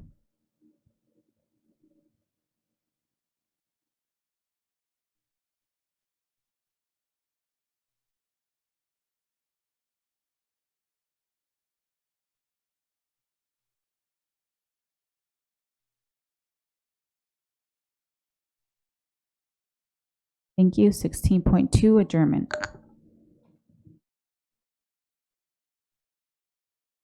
Motion to adjourn. Thank you. Moved by Dr. Wyatt, second by Ms. Alexander.